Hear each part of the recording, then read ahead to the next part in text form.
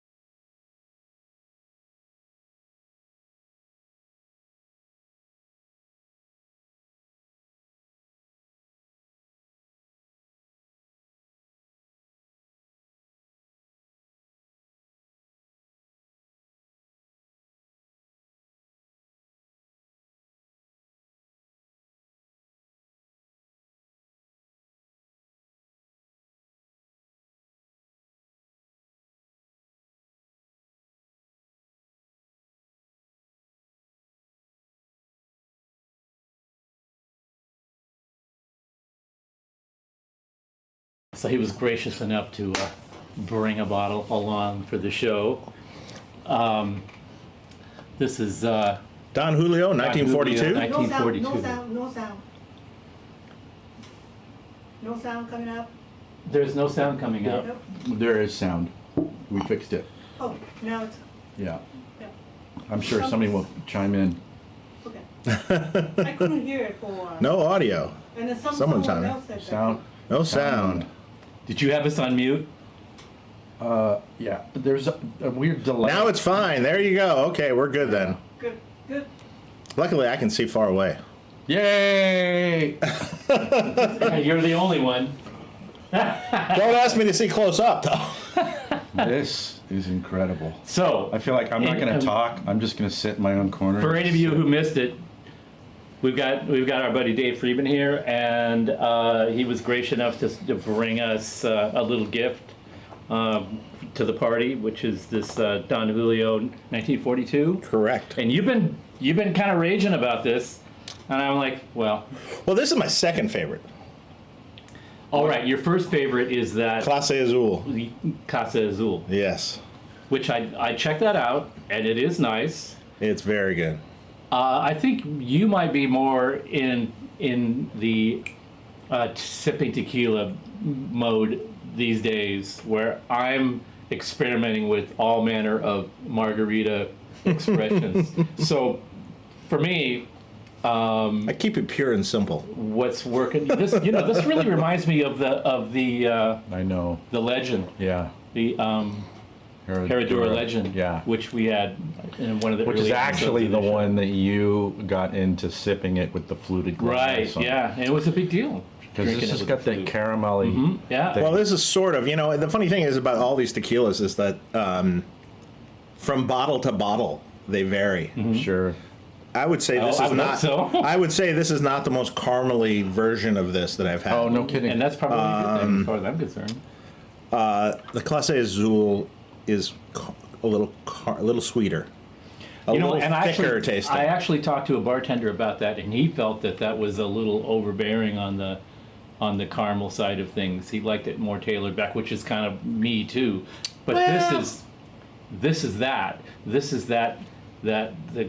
just the hint of it with the aftertaste and the sand up front. I call it sand because I honestly don't know what to call it. And what every person I've talked to that's a bartender or a tequila drinker or a tequila junkie or knowledgeable, when I say sand, they don't know what I'm talking about. One guy, I think I don't know what you're talking about either.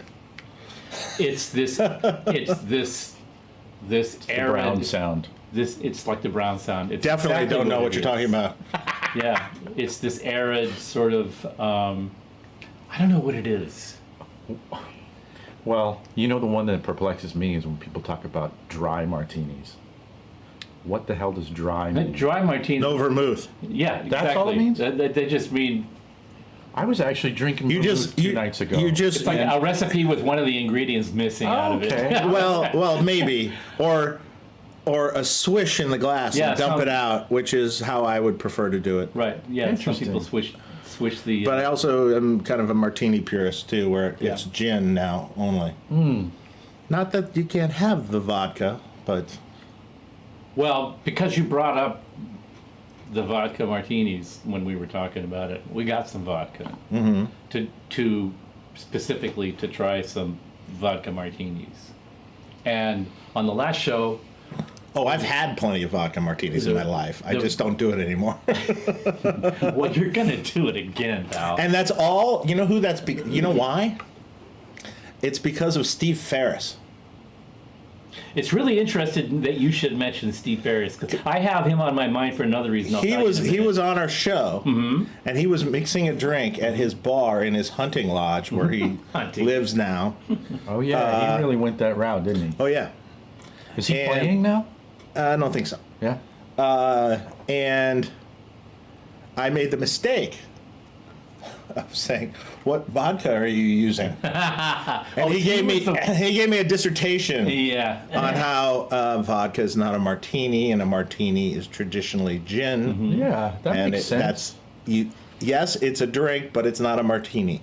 Yeah, that's the thing. Is you can put anything in a martini glass now, and people will call it a martini. I Well, don't get see, it. there's martini, the Hawkeye martini, which is Yeah, exactly. Dan is saying gin only. Yeah. Otherwise, Which it's is- not a martini. which is I would tend to agree. which is I, Hawkeye it's on easy mash. to organize things. He But goes, Dan- he goes to the PX. He goes up to the bar, and the enlisted men's club or the PX, on the set, goes in there, and he always orders a martini dry as the desert sun. He just has it's real dramatic, makes a real dramatic play about it. See, that's and Mad Men. That's the whole thing that I associate with martinis is that whole '50s mentality, Absolutely. mentality, right? Yeah. The 3 martini drinks, Sure, the business that's guys. where the And there's- culture stems. and up until very recently, the Valley was still populated with all these kind of restaurants that people in the I was just- industrial areas where people would go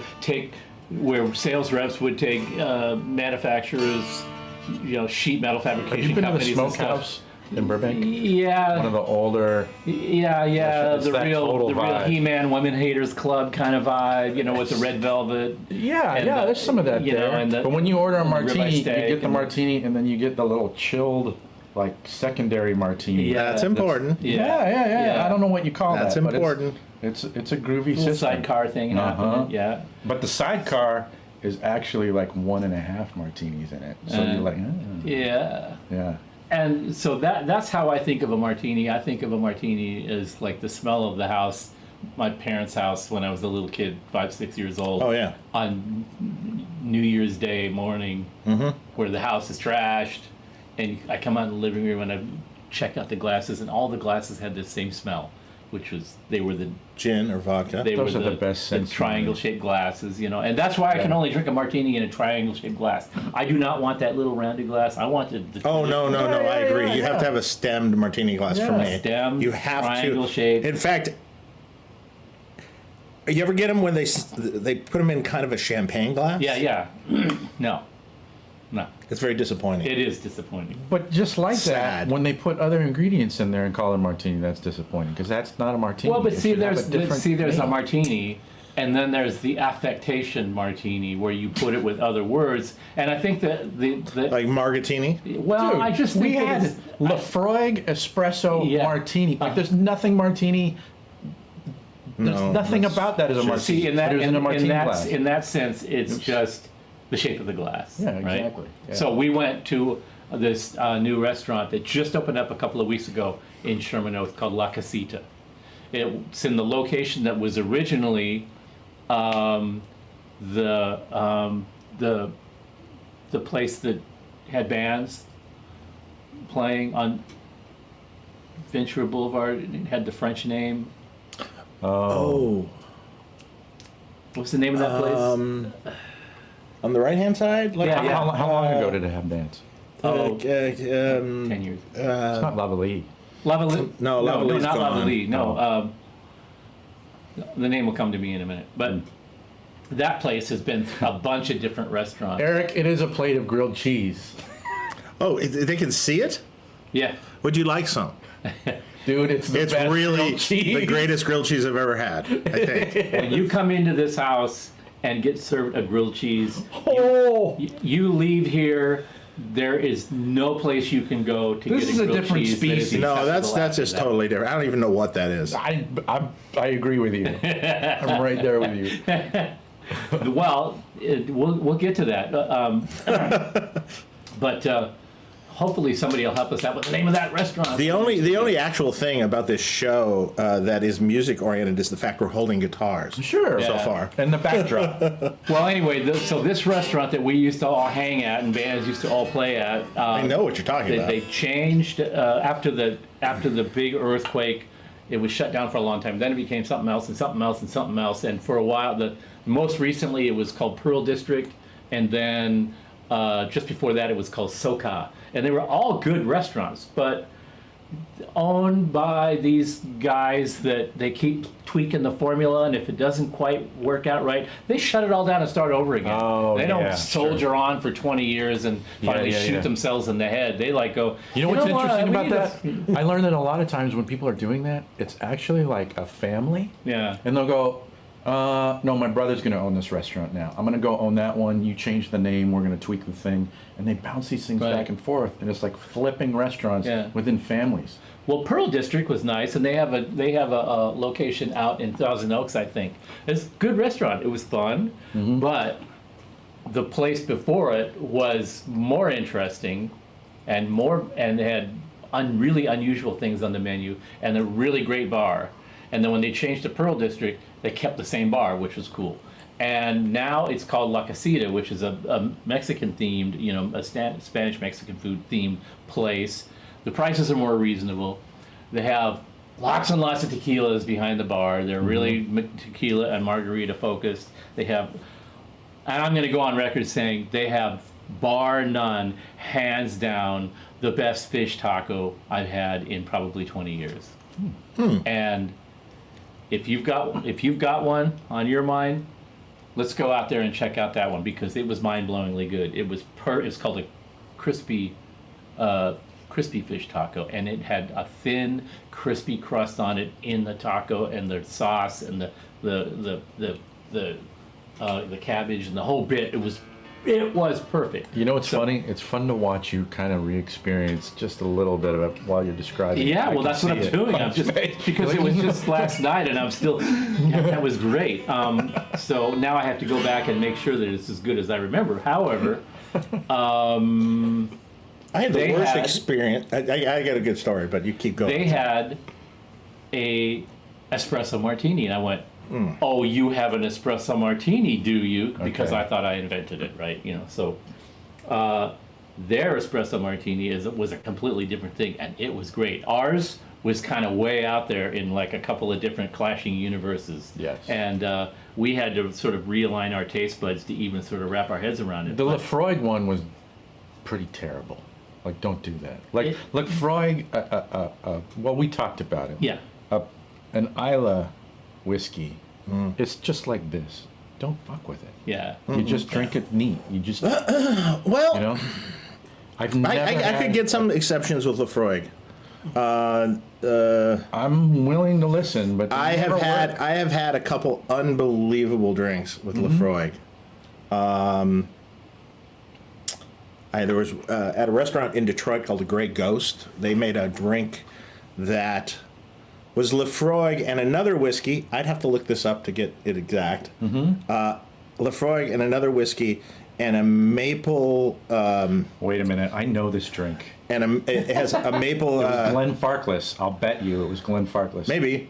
Yeah. And it has a maple liqueur like in it, and then they had like a little special kind of sugared rim on it, kind Okay, of. that But it was wasn't. not on mine. It was not. It wasn't like a normal. It was like almost a brown rim, sugar rim. Okay. And with a one large, perfectly The cube. one Yeah. beautiful clear cube. I've had a variation on And this drink. you can easily down that drink in about 1 minute Yes. because it tastes like candy. Yeah, and you forgot what you're actually drinking. It's like drinking It's tiki drinks. really delicious. Yeah. And I get it. I just get one every time I go to this Oh, restaurant. really? Cafe Cordial, by the way. That was it. Oh, yeah. Oh, my God, I forgot about yeah, this place. yeah. That place was humming when I So first now moved it's to called town. La Casita. Go there. Oh, okay. It's really good. Huh. And reasonably priced for where it is on Ventura Boulevard. Wow.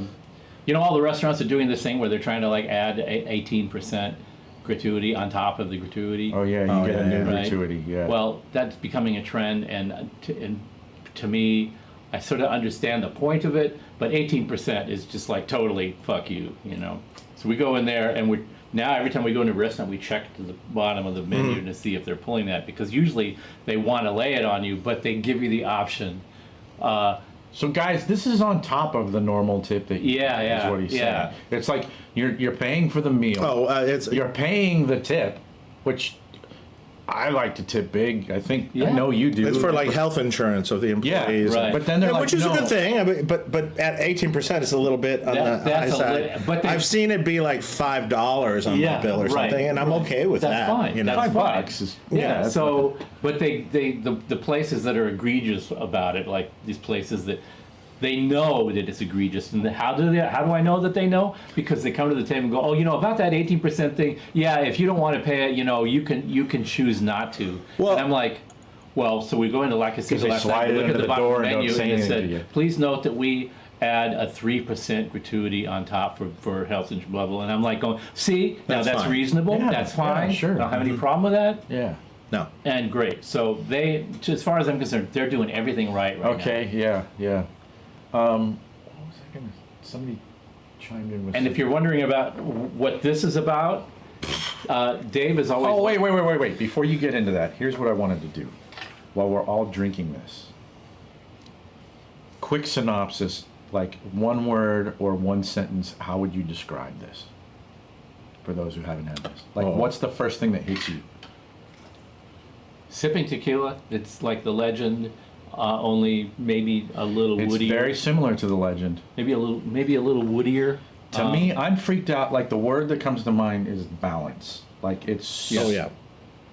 perfection. Yeah. Well, There's nothing sticking out. the legend there was a banana thing going on. It There was was, cool. there was, but it had that caramelly kind of thing too. This has It's This is almost more like dessert. As it goes on, it actually winds up tasting more caramely as you drink it. When you take the first sip, you don't notice it as much, and then as time goes on, it presents itself more. It's can got a see little that. bit more of a kick than the legend does, which I like. You know what? Now that I remember that Steve sent the bottom of that bottle home with me, so I got to spend some time with it. And yeah, no, What that about was the happy. contents? Did you spend any time with that? With what? What? I said, what about the contents? Did you spend any time Oh with yeah, that? yeah, I did. But it was interesting because a lot of the tequilas I wind up drinking are a lot more bam. Like, oh, that's strident. Like there's shit that pokes out at you and kind of punches you in the face. The legend and this, it's like, I hate this word with spirits. Smooth. But this is so smooth and balanced. It's like, Smooth and rich. I like oh it. yeah, it's super That's rich. the thing. that It's not pops like they into my head. watered it down to round it off. It's still got everything. And then the going Clase Azul is even richer. on. Okay, I haven't had that. Huh. And I haven't had. There's also a Clase Azul mezcal that I haven't had yet. It's really expensive. It's exceptionally expensive You should try the mezcal. to the point of like I don't know if I want to buy Oh, that. you're going to try the mezcal that we got tonight. You got to try it. So, what are we talking? What's this bottle run? Ooh, I don't know anymore because this was gifted to me. Oh, thank you for bringing it by. It used to be. It would run $150 or $60, but Okay. I think it's gone up. And then what's the Because, Clase Azul? well, Clase Azul used to be, a good deal used to be 120. Now a good deal is 160. Okay. So I think this one's Where- probably closer to 200. Where do you like to go in town? Like, where do you get your best deals on the stuff you like to drink? I look on the internet first and figure it out. You know, like a lot of times a Bevmo might have the best price. Yeah. Or Isn't that something funny? Like that. Occasionally that happens, Depends but on the in place. general, Mission local- Liquor in Pasadena is where I go. Like the most Scotch. Most local liquor stores will charge, like Clase Azul was like $275. Wait, what is it? Clase, Oh, Clase, Clase. Clase, Classe. Clase. Okay. I think, I mean, I'm sure the pronunciation is improper, but Well, the mission here down the street, which I don't guess you haven't been to yet. no, not yet. You gotta go check that. But I mean, Thanks, Steve. Bevmo, they're saying it's 180. so it's gone up a little. okay. So it's gone up like, it's It gone wasn't up. that much at They Mission. aged the 1942 with vanilla beans in the barrel. Okay, Yes. that makes sense. Yes. You definitely get Now that. we're getting That's somewhere. the caramelly thing. It's. Pardon me while I nibble in front of you, but So, I anchor gather for that alcohol. the people that watch this show realize that you guys don't talk about anything but liquor. Well, by about hour number 2.5, we start talking about some gear a little bit. well, It trickles out. that's pretty much your But these fault, are our homies. because it was your show that inspired this one. And what inspired me was that you can just be your absolute self. And Yeah. Yeah. when I was thinking that I wanted to go out and communicate with people, I didn't want to sugarcoat it or put on any kind of affectation. I wanted people to. And I've known Stevie a long time. Yeah. So, a really long time. And vice versa. That might be scary almost.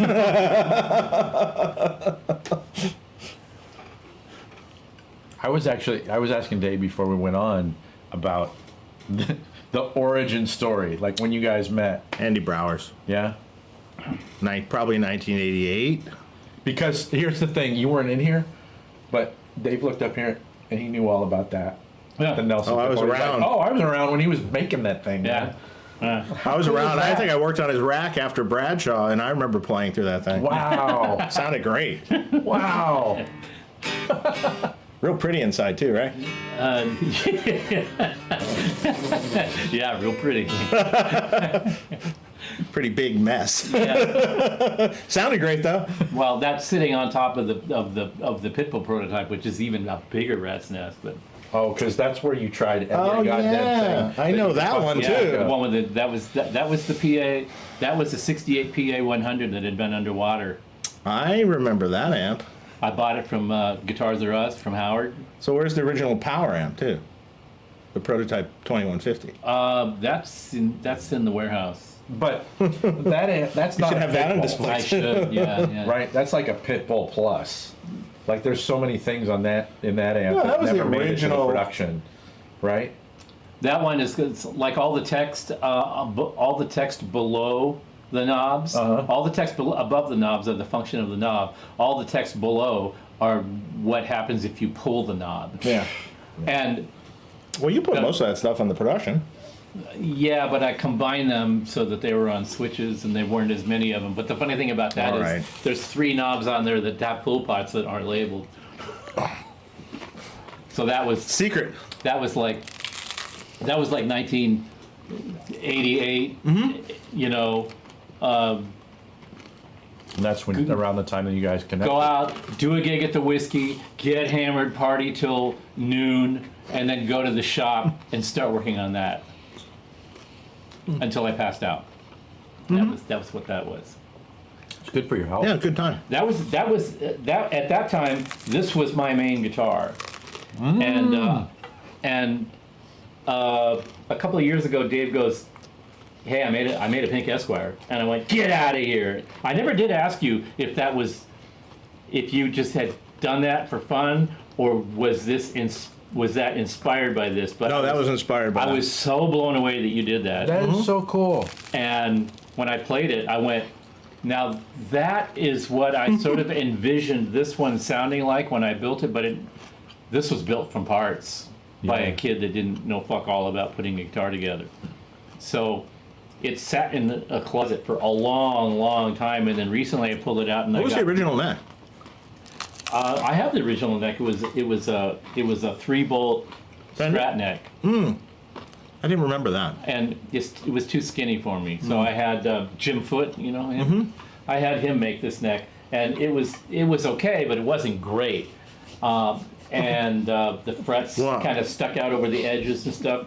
And then I gave it to Bruce Nelson, and he fixed it and sanded it down a little bit and worked on it, and now it's wonderful. So Hold on, Amanda. Are you saying that, like, is it super loud while we're chomping on this stuff? Like, you can hear the crust? Like, you got, well, it's you a gotta great tell it. crust, and you have to sort of Well, that's what she's saying. Apparently, the grilled Well, cheese has it's a got good great crust. crust. The bread is ridiculous on this grilled cheese. Everything in there. This is like magic in there. Yeah. So let's talk about what's different about these guitars, because the first Well- thing is the bridge is different. And Well, Dave's this- like I got said- the barrel saddles. Like I said, this was made from parts cobbled together from different places. This is a '68 Tele pickup. This is a DiMarzio Area 51 Oh Humcast. yeah, so it's quiet. Humcans. And this is, I don't know what bridge this is, honestly. And I made this because I didn't want to have that slotted switch. Yeah. I made this because I originally had a Dan Armstrong orange squeezer in it of compressors. I could switch it in and out. Oh, That's nice. a mistake. But then I took that. No, Yeah, it was. That was cool. I took that out and put a purple peaker in it, the treble booster, which was even. Oh my God! On this yeah, guitar, that's what I need on an Esquire. a I high need lot. More treble. into a high lot with an EV. Yeah, Okay, we need a guys, treble booster. that is the most malcontent thing you can do. See now, in the gear EV. This world. EV comes up again. So we keep talking about. I've talked Pete Thorne into doing this, to do a speaker shootout with original EVs, because so many players used EVs, and I'm like, he almost forgot, and over again, people have brought it up on the show, like Jake E. Lee, EVs, Zach Wilde, EVs, Neil Giraldo, EVs. Oh yeah, I On used and to on and work on. on his Marshall amps. He had those combos, Yeah. those 212 combos. Still uses them. with the EVs, two EVs. Yes. Wow. He likes the open back. He likes the open back sound of the Which cabinet. combos? The It's a 22s. 21, 22. Are they 100 watts? yeah. Yeah, they're. 2204, 22 was something. No, it's not 2204. It's like 20. So it's an 800 is what it is. No, I don't think so. Was it? Yeah. Master Yeah, volume? the It was a 22s master- are 800s. It was a master Right. volume amp, Yeah. I thought those were 100 watt 800s. master volume amp, 6550s. Wait, is that the one that Stevie Two- Ray Vaughan had for a while? I don't know if he had that. That Marshall But, combo? Yeah, I'm gonna have a sore neck by this time. We just need to drink more. Robin Trower also used that same amp, 212s. And I think for a short time he had EVs in that. No way. He never sounded like good EVs. I loaded 4 EVs in a 4x12 for Neil Giraldo at some point in time in my life, and I just remember how His dick fell it took off. like. To move it was incredibly difficult. that was when he wasn't moving shit. Yeah. No, he wasn't moving it. No, he wasn't moving it. Yeah, but first poor, time he the had poor to pick it text. up, that was like, okay, this is going. Yeah. Wow. But the funny story was, Jake told me, he goes, when I went to record the Ozzy records, they allowed me to buy everything and try a whole bunch of things.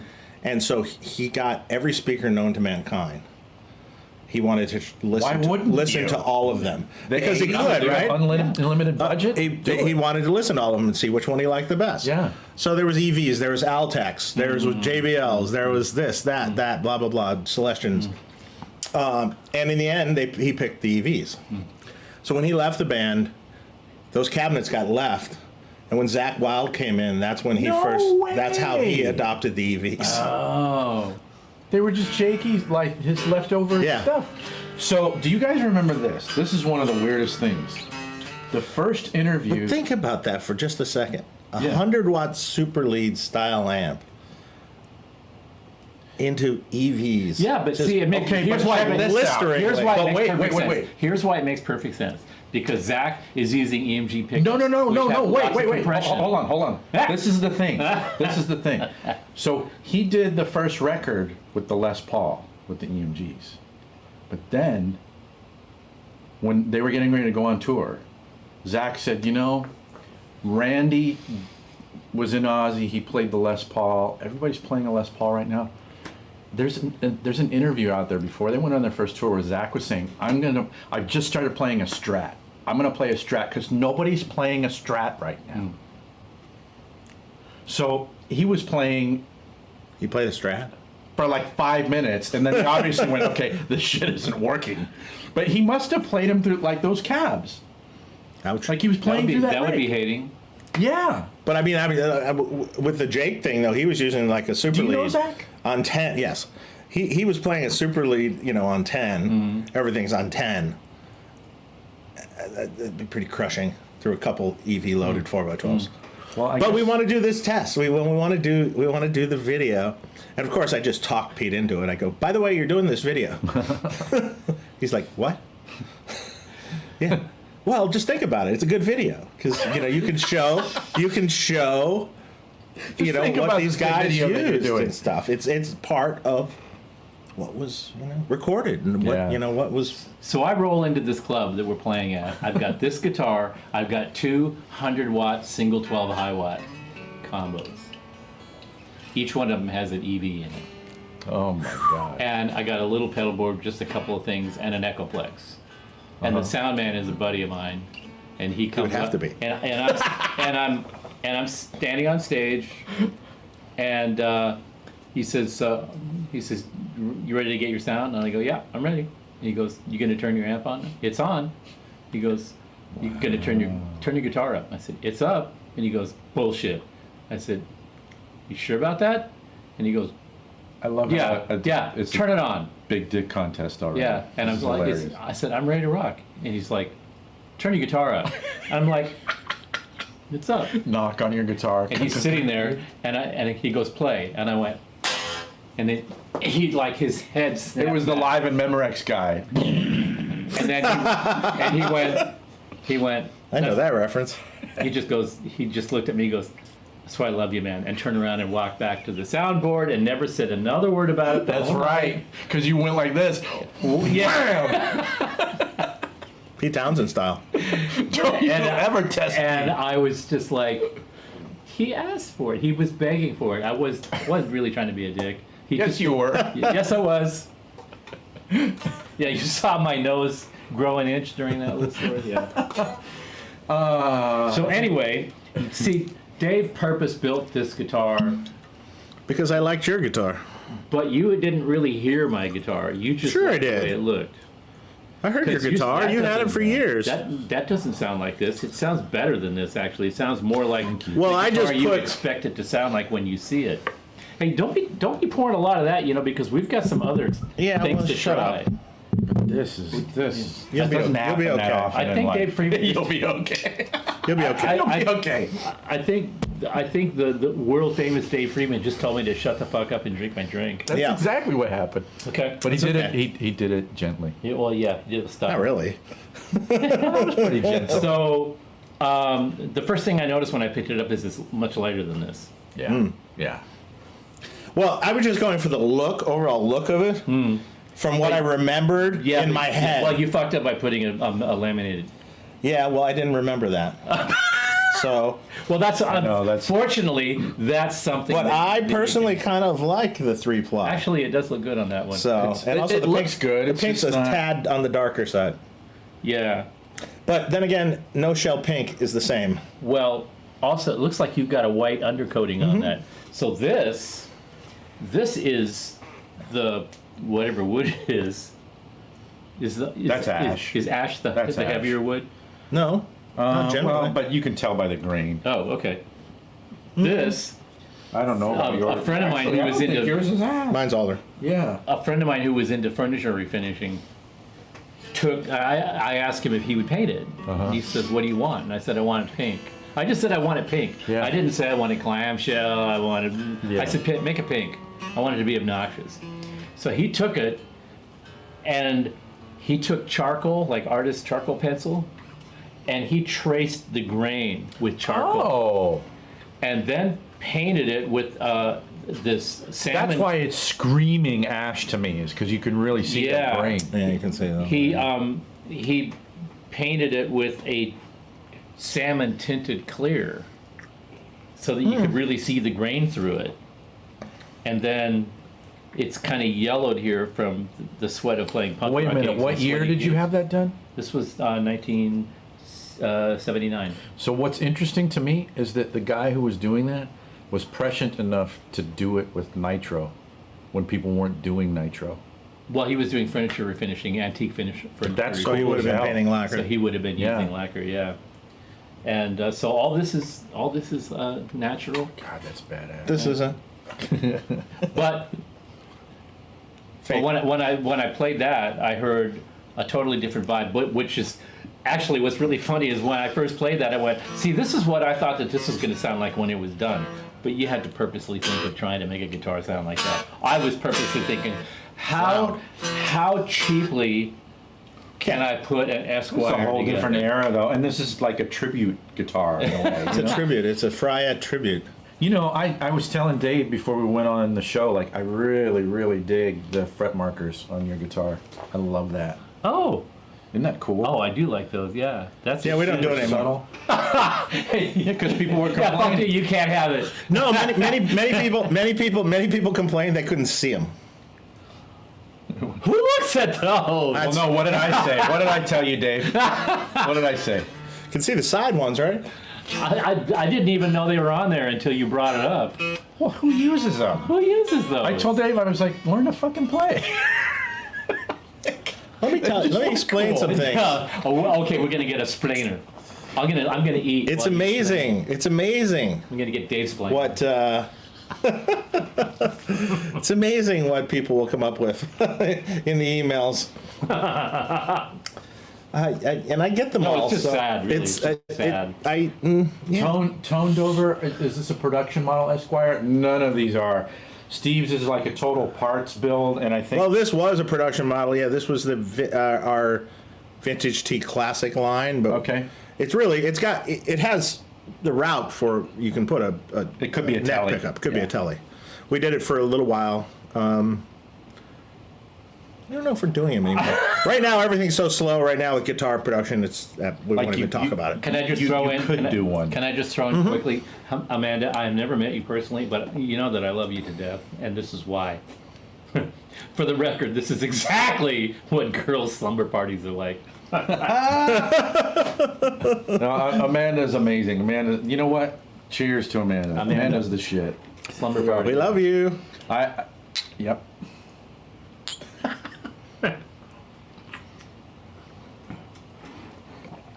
So yeah, when I played that, I just thought, in my mind, that is what this was going to sound like when it got built.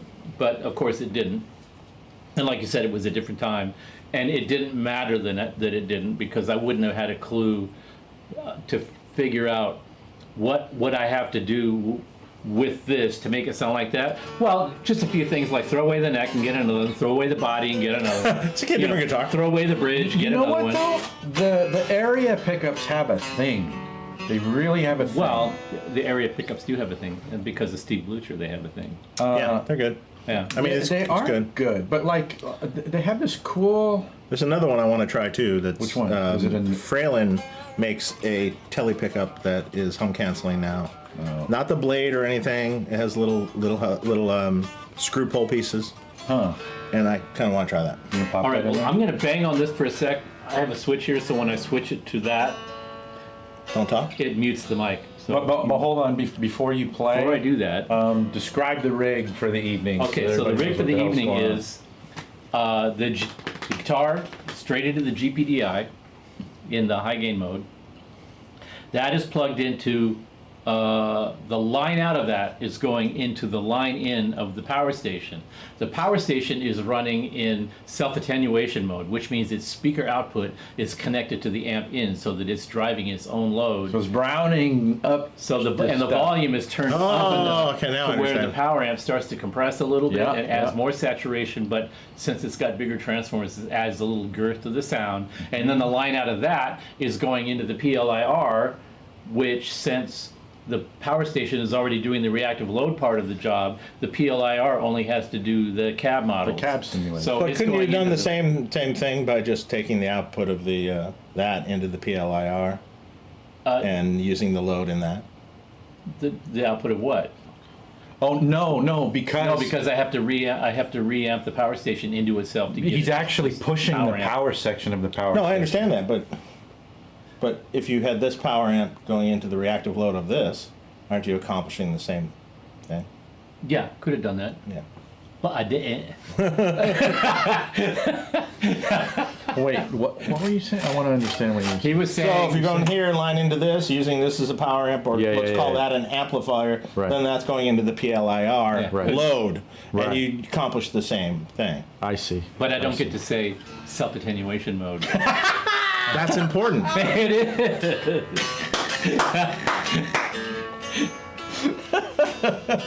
Okay, so now you're gonna play, and we'll A/B these guitars. Right.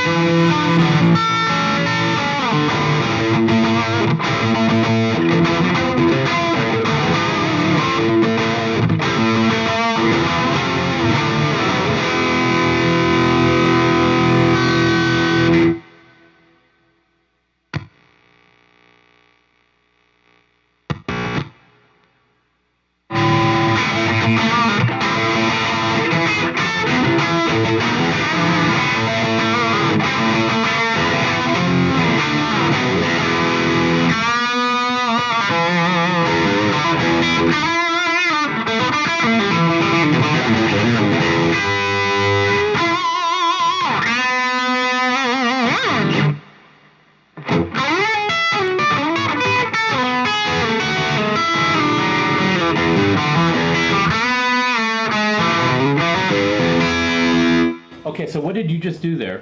Okay, so the way this switch works on my guitar is in that position, Right. it's just a volume pot Right, straight out. right. No loading of a tone knob. Right, In this position, the tone knob is added right, to this pot, so Right. so you get the loading from the tone knob Right. that rolls a little of the top end off. Right. And then the neck position is a This is cool. determined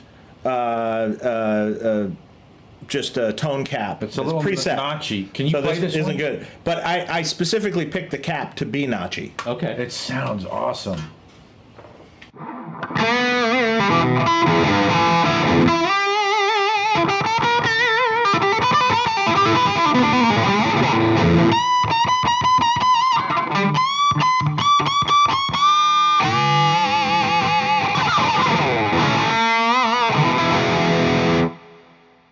That's pretty awesome. Dave, Okay, that you want to? was Okay, now brilliant, you want to dude. have.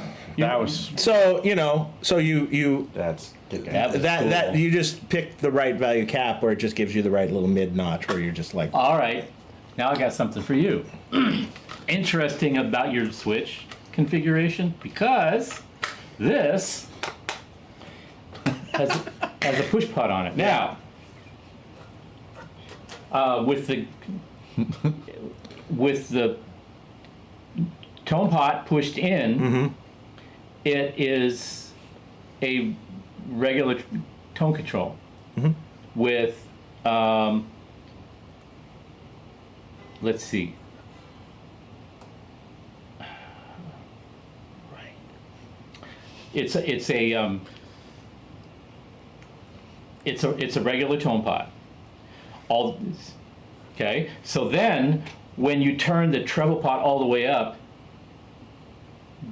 the tone control disengages. There's a no load tone. No low tone pot. So it's Which doing the is same thing essentially. That switch. So yeah, if you Yeah. this one doesn't. Some of them have the little D10. Oh, there it is. Yeah, Yeah. you can feel it. Kind of.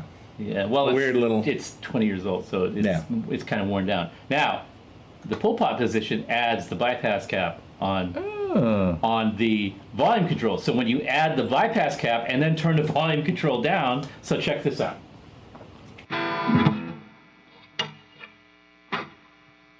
This is volume up, treble control up, so the treble control's out of the circuit, like Right. that one switch position. Totally bypassed.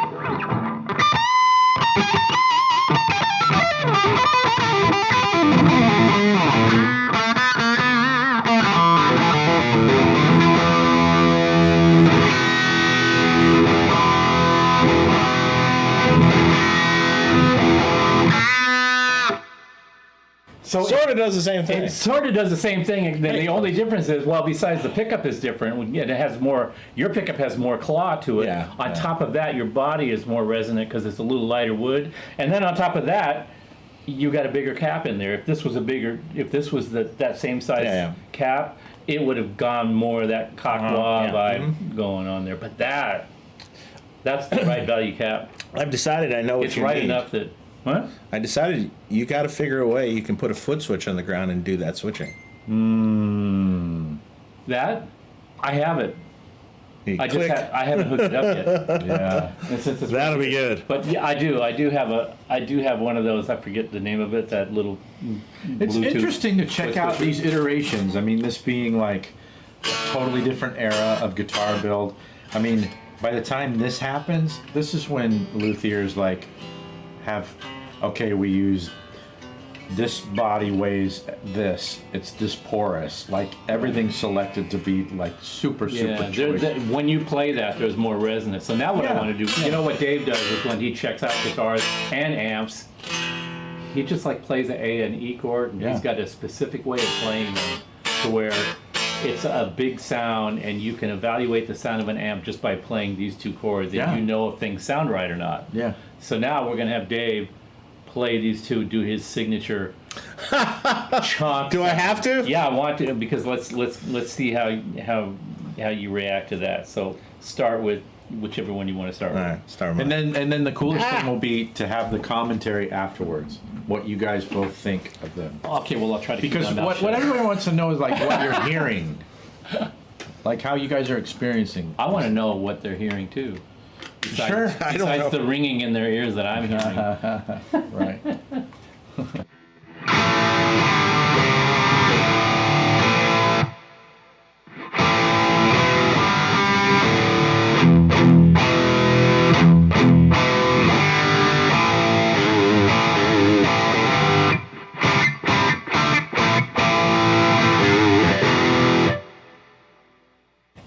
And yes, we know we're out of tune. Yes, sorry. Don't The apologize. guitar needs some new tuners on it. So Your we have neck is some a little problems with fatter it. too, which I like. Yeah, his neck is really cool.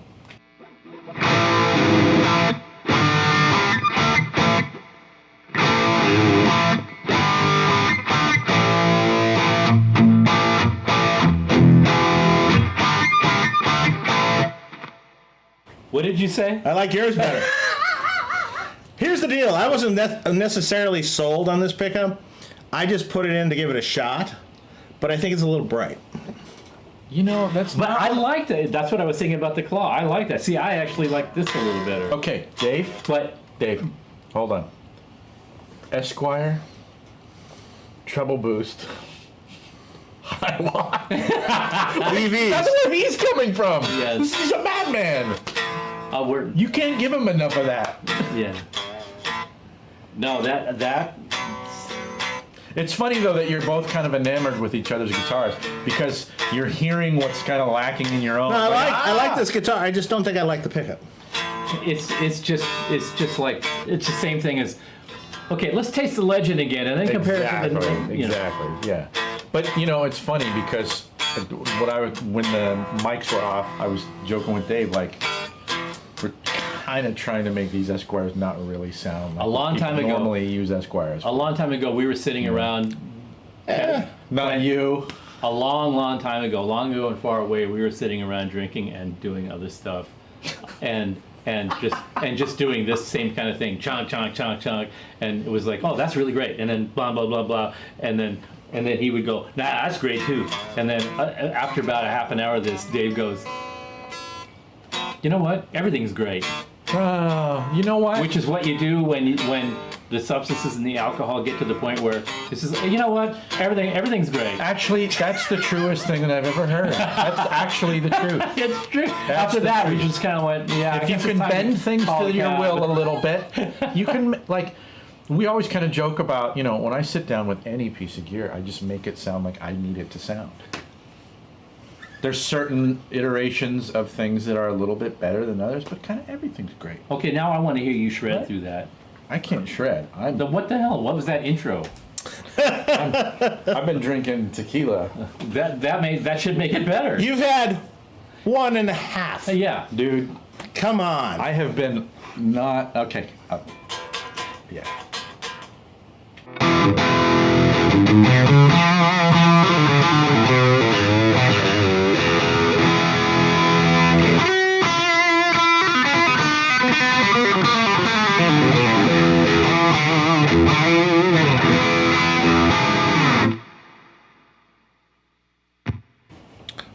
You're going to have to deal with the tuning.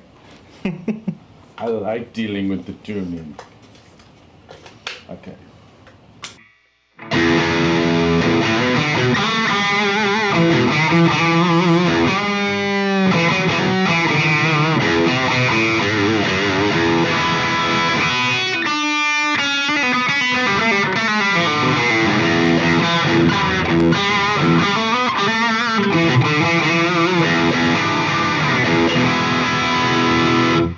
Man. Right?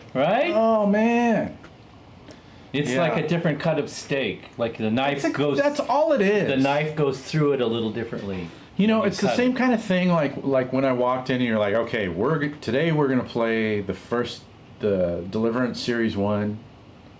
I'm like, this is the shit. And they're like, okay, now I want you to play this prototype of the Series 2. And they're like, this is the shit. But I'm like, but actually, I want them both.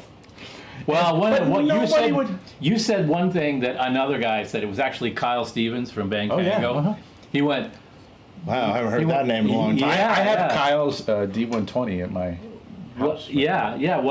Well, he went. The only thing about the new 120 is that it hasn't got the low end wallop of the old one, and I went, oh, that's right. The depth knob has a different travel on it than on the other one. So I turned it up 2 notches, and he played it and went, Isn't that funny? You can kind and of get it. he went, fuck you. It was just like, he thought he had the differential all figured out so that he could discuss it intelligently. Well, and I just went, whoosh. And that's a kind of a funny thing too, because we're throwing these guitars back and forth with the same exact settings. I mean, the first thing that I noticed, and the reason I kind of went, whoa, playing this is this has that kind of modern good guitar builder, like everything's a lot more balanced. The mids are like more fleshed out, and it's like an airier guitar that kind of comes from probably a better quality piece of wood, to be honest.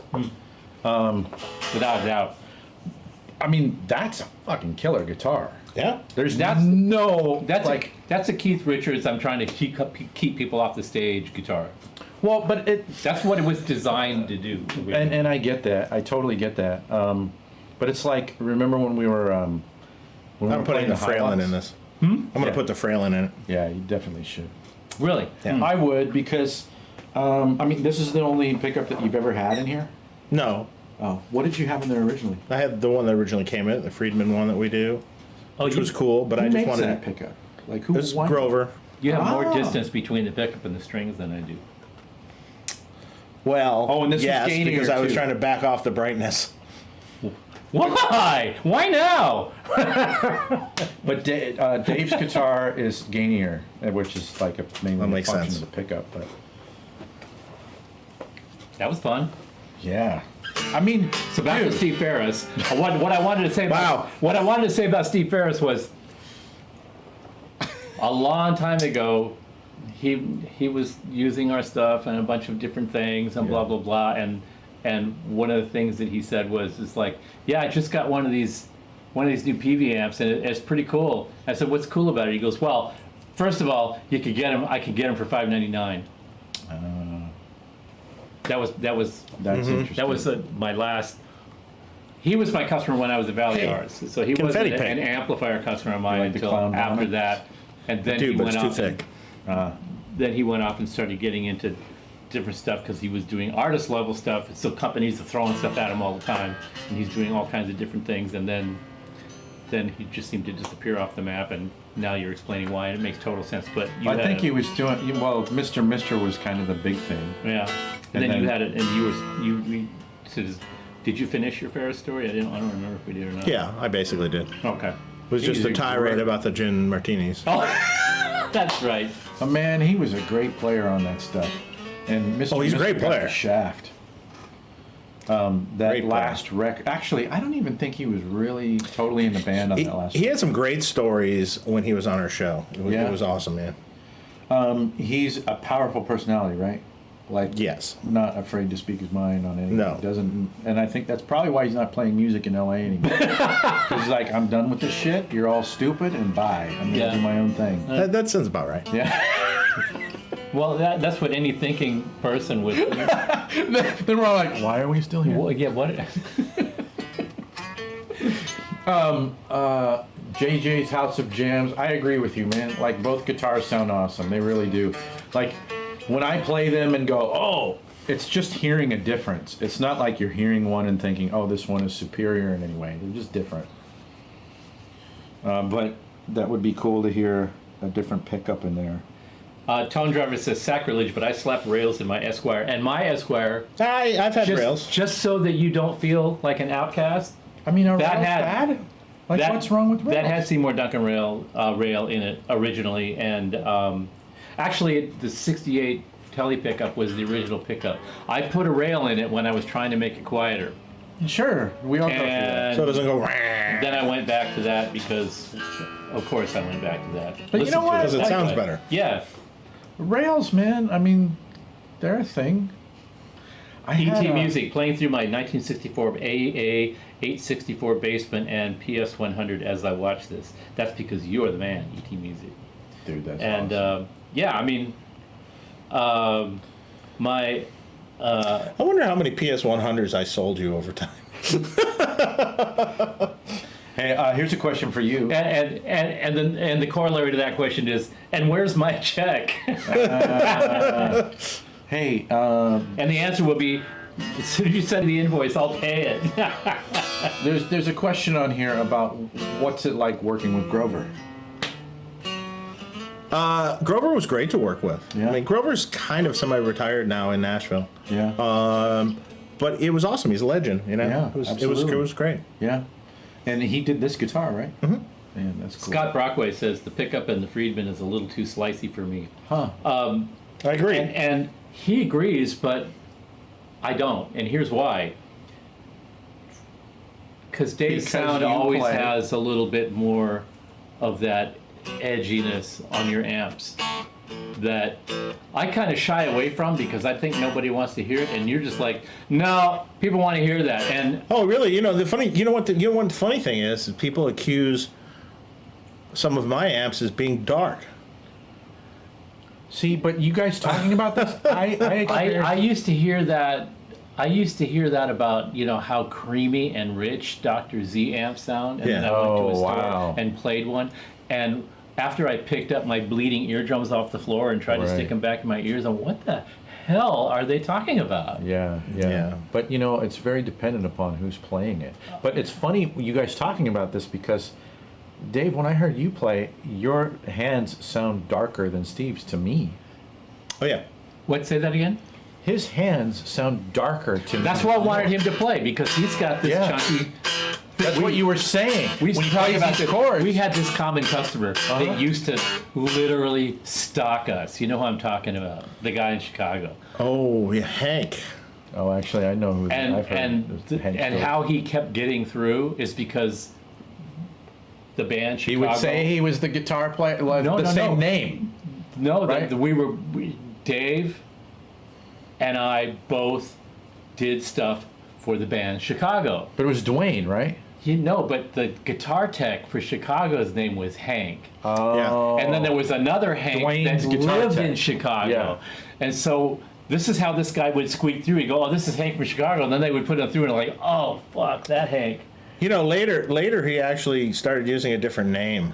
Oh my God. But I knew it was him because it's the same questions and the same accent and the same everything. And we Like, used to, I we used just to like commiserate going- about this guy. He would like just going, like "But talk you're the about same You told guy." me about him before. Yeah.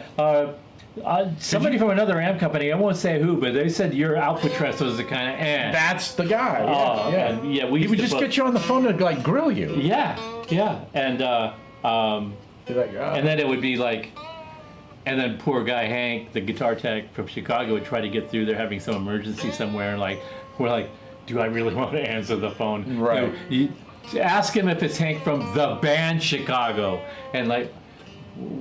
I just said I'm from Chicago. No, the band Chicago, not the city. Yeah. And poor Hank, the actual guitar tech, is going, do I have to spell it out for you? Yes, you do. Are you Dwayne's guitar Are you tech? Dwayne's guitar tech? Yes Yeah, well, or of course, no? you know that, right? And Yeah. he would get so, like, why do you guys keep I putting remember me through this? Hank. Finally had to explain it to him, and then he went, okay, so from now on when I call, he'd said his first and last You name. need a super secret password. Yeah. He was a sweetheart of a guy. Rest in peace, by the way. He passed Joe, away. your away. hands were the darkest yet loudest sounding of the three. That's interesting. Thanks for sharing that. Harry Johnson. Dave sounds better with Dave. Steve sounds better with Steve. See, I'm trying to make his guitar sound better, and he's... Hank sounds like a dick. Yeah, I think that's kind of what was being conveyed. Okay, so guys, I guess David's kind of asking about it. So, Steve, Yep. turbocharging a 5150. No? Yeah. Yeah, what do you think, guys? Here's what I think. You don't want to know what I think. Honestly, you don't. Yeah, well. Yeah, Well, do I really talk about what that's about? yeah. Okay.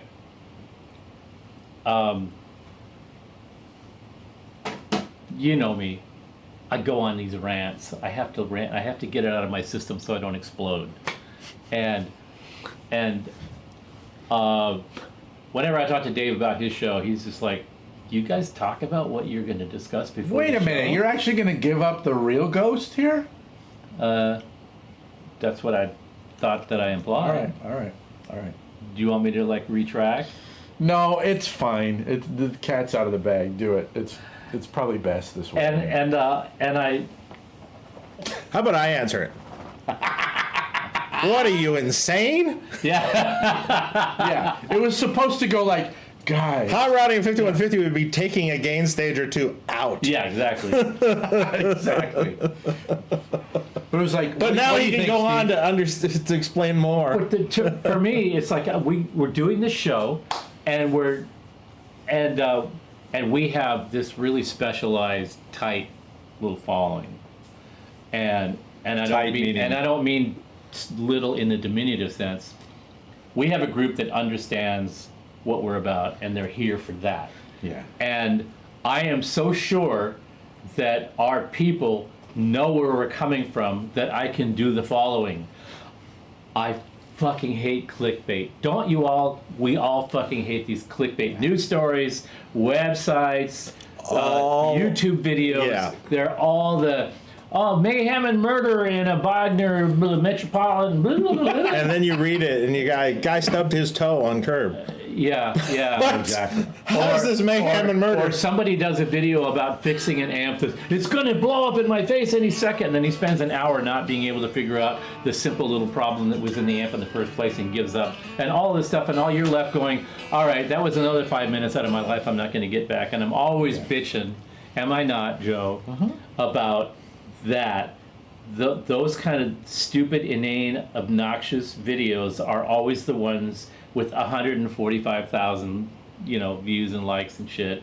And we'd never done anything like that. And we ever. never done anything like that. I said, you know what? We should just clickbait the fuck out of our next show. And I came up with, you know what we should do? How about this?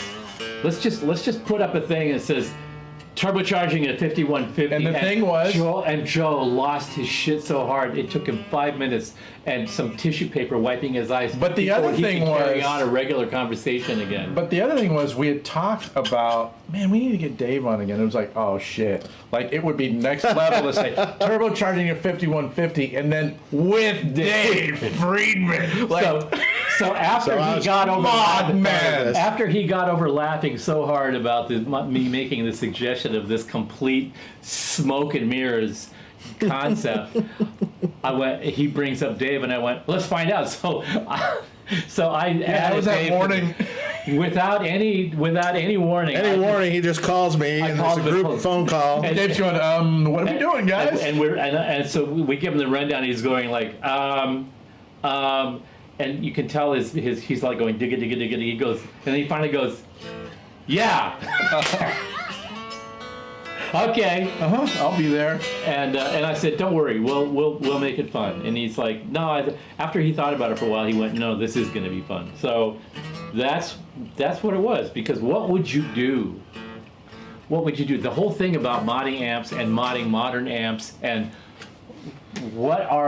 First of all, I wouldn't want to even do it. First of all, How would you turbocharge? How in the fuck would you turbocharge at 5150? Take gain stages out. Yeah. Like, yeah. could you add another gain? No. No. Could you? Take it out. What you would do? No, well, it depends on You which would 5150 attenuate you're the talking previous about. gain stage down to the point that you could put it into another gain stage, and all that would do was be change the harmonic character. It wouldn't change the amount of gain. It's got all the gain that it's ever going to get, and all of that. But I see when most people think of that series of amps now, they're thinking about it in all of its various iterations that have happened since the original one. Or there's I'm the, still the thinking PV James Brown original version. one. I'm thinking of the original one. Yeah. The original one was the one that you could take the amp out of the chassis because it's got the foil shield in the bottom of the head shell to shield the chassis when it's all put together. Yeah. But when you took that amp out of the chassis and turned all the gain controls up, Yeah. it had such a bad oscillation problem. No You kidding. could literally play it like a theremin. Oh. You could hold your Put your hands hands over over the it. chassis and do this That's and sweet. play it like you can play it with like a Hey, theremin. so- It so- oscillated so badly. Brendan, you haven't kept up. Isn't the 5150 a PV amp? Well, it was originally. Now it's a Fender amp. Yeah. That's an EVH amp that's built EVH, by Fender. yeah. But here's what's confusing to me that I'm not sure. Maybe you guys can chime in, unless you guys know. I think the current iteration More gain than the old one. is the EVH 5153. Mm-hmm. So was there a 2? I know the original Yeah, there was a James 2. Brown designed. There was a 2. 5150. Who did the 2? James. Okay, for PV. Yeah. Okay. So the two just had a clean channel that had a full EQ. Where the original one was just So it wasn't about one EQ on the amp. You know, you keep pouring that stuff, and I keep saying that there's like, Well, then where's the other stuff? yeah, that's a good question. Where is the other stuff? What should we do? Do you want to try the mezcal first? Or do you want to try the vodka martini next? I suppose mezcal would be more on par Let's with. try a shot of mezcal. Mezcal is wonderful. We had this last time. Okay, wait a minute. We can't. Then you got to share some of this then. Oh, my brother. Thank you. You still So- got plenty. And So good. for those of you who missed the last episode, Thanks, the thing Dave. about Thank you. the mezcal is a not supposed to bartender drink friend of it mine that fast, but turned okay. us on to this Oh, man. really amazing mezcal. This is Now the bottle is a little unassuming looking. No, I don't know much about mezcal yet. I don't Yet. either. I'm still kind of green. We're to starting to learn. Put that up on the camera. You know what's funny is like with mezcal and tequila, I've chosen to not learn on purpose because Nico-chan's going to give us a I close up. oh yeah. Oh. There we go. Hey, give us some music while Nico-chan.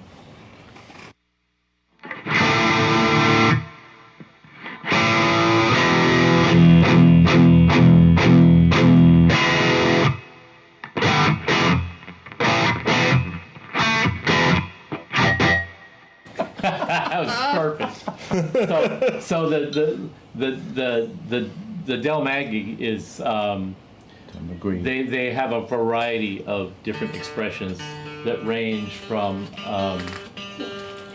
Hey man, the range from about 30. their regular $35 bottle Yeah. that you can get in Bonds to is a couple kick-ass. hundred or something, but this is in the range of This is not the same, but their Smoky? regular one is down at it's very It's 100. dirt and smoke, That was 100. and it's complex too. this was 100. 100. This one was 100. It's smoky, but it's not obnoxiously so. It's not too peaty. Tech Death Hippie is saying that the 5152 had a lot more gain than the OG 5150. Does that resonate with you guys? No, I don't think so. I don't think that's correct. No. Because there isn't anywhere for the gain to go. The gain part of the amp had the 5 stages in it, and the second one had the 5 stages. They just added another channel for other gain. Now, I've become recently sort of used to doing mezcal in margaritas with the smoky thing, and I really like that, especially if it's like a spicy margarita. You know what I mean? Like, What do you put in? What do you make it? What do you do to make a margarita? have you been spicy? to Do you infuse it with jalapeno or habanero? have you been to Roadside Taco? No, and would you like to tell us the address of Roadside Taco, and I'll call Actually, Uber right now. I was gonna say, let's just take the show on the road. From the phones. I don't have the address. I'd have to look that up on my. Dude, we're gonna do it. Roadside. All right, we'll get that anyway. You were saying, what are you looking for? I was just thinking, did I bring my phone in here? I didn't see it come in. I didn't see it come in. If you need somebody to rent out your car, we'll certainly do that. Roadside Tacos on Ventura. Wonder if I left it in my car. It's in Studio City. Yep. It's right near Lancashire. And, This is just as good as I remember Dude, it. a it's week right. ago. It's right down the road from Baked Potato. Yep. So you were saying, I'm just thinking my phone's in my car. All of a sudden, I feel out of touch. Do No. I'm just thinking someone's going to take it. you want to go get it? Will you feel better? Maybe. I'll hold your guitar. Maybe it'd be fine. I don't want you to be uncomfortable, man. it's everything is. What's this? I would. We'll You want to go get it? give her the key. She'll go get it. Eric was the coolest person on the entire planet, I think. Did I put my keys up in the bar, maybe? I must have walked in with my keys.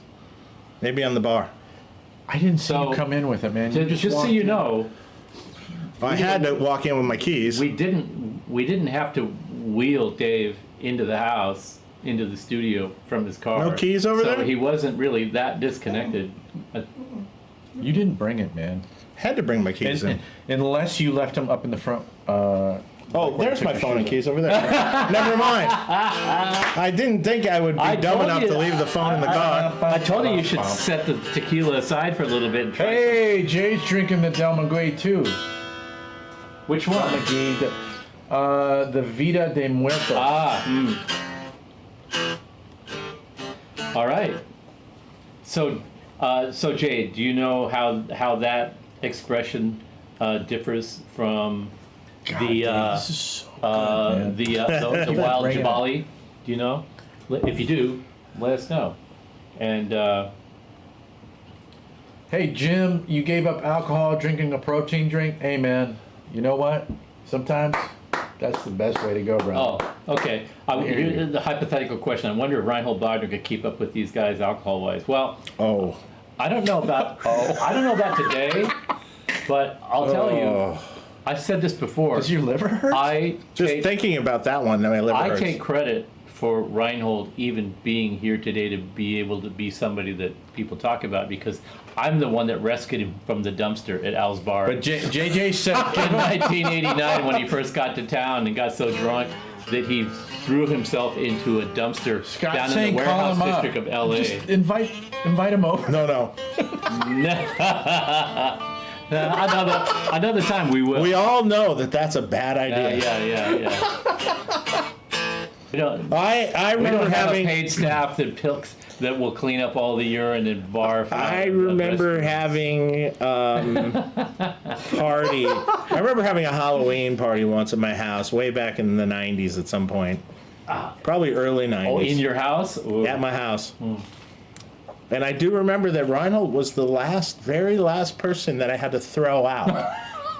because it was 6 a.m. in the morning.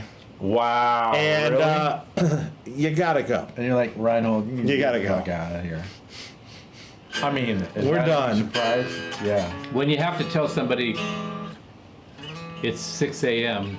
and in the morning. Oh, wait, no, there's another one. There's another one. I remember coming to work one morning at our shop, the current shop, and I'm like, the door's open, like wide open. Like the side door's wide open. Right. Things open. Your sliding door? Yeah, over on the side side door. And I'm like, no, the door is physically wide open. I'm like, what's going on? Oh, you mean when you got there? Yeah, when I got there, the door is like wide open. Wow. And I'm like going, Did you smell danger in the air? we go in. No, you saw danger running down the driveway. We go in, and there was a guy at the time that was working for me, Travis, and I remember we Travis. both go in, and we go in the front room, which was a showroom at the time, and there's Reinhold and Brad King, and then my partner Rob is asleep in the couch in the room, in the little demo room besides, and Reinhold and Brad, they've been there all night, up all night. All the wine bottles are empty all across the whole kitchen area. There's wine stained lips. God knows what else was going on. And they had been up all freaking night. Okay, but And my partner had passed out on the couch and he was hiding in another room, essentially. and I'm like going, okay, I gotta work now. And then they're coming in and talking to me and telling me, I'm like, this is annoying. Please go.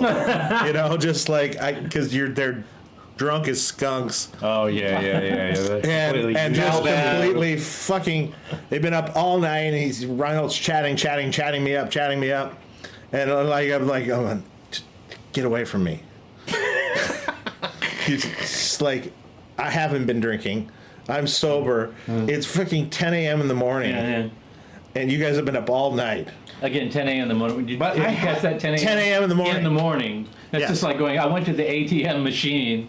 Yeah, and they proceeded to leave. Oh, they left. Well, they did leave. They did finally leave. And Brad and Under their Reinhold own went will. on to go to some other beer garden somewhere and to go somewhere else and do some other things. And, oh, no, I think they went to Pitfire for a while. I almost got thrown out. And You heard the second hand. 'cause you Pitfire, didn't go. that's kind of relatively So, Dave, recently did you in the actually scheme of work? it's been around forever, Pitfire. And, You actually worked? oh, yeah, we were trying to work, yeah. So, I worked then. I got after they left. That's actually really impressive. What the hell? No, they were so by but Yeah, like- okay, come on. But you could have got on the train and went, all right, let's go. We've all friends." but we've all been on that thing where you show up and the person that you see is just annoyingly drunk, Yeah. where you just want to get away from them. Yeah. Because you're you're totally way sober too far and away like for me to catch it's up. way too far. Yeah, I would have to drink a whole lot, and it's 10 a.m. in the morning. yeah. And It's actually a work day. that's not going to happen. But from what I understand, they stayed up for like another night. Oh my They god. just kept that was like a 2-day But I'm bender. just gonna throw this out here, guys. Having you like bringing Reinhold on a show and having you guys together would be kind of ultimate. It could be interesting. I think that should happen Reinhold's a at some different breed of point. cat these days than he was then, I think. He is, but He's a little bit more, but his memory No? still works. His memory still works. I don't know about that. Huh? Well, my favorite Reinhold quote is there was we we were at the NAMM show, and I have one. some guy came up to him and asked him if he wanted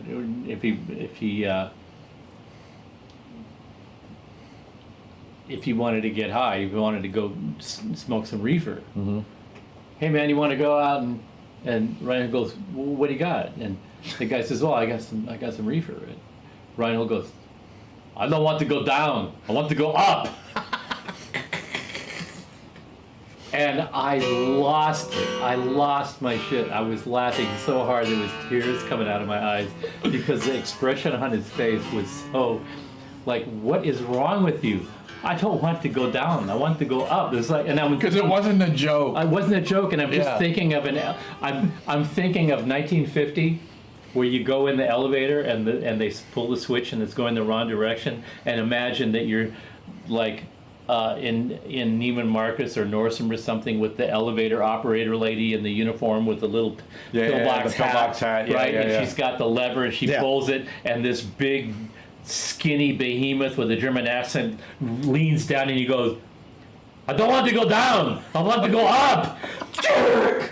You know, that was the image. Immediately, as soon as I heard that, my mom worked in Nordstrom's in Seattle as an elevator operator in 1960.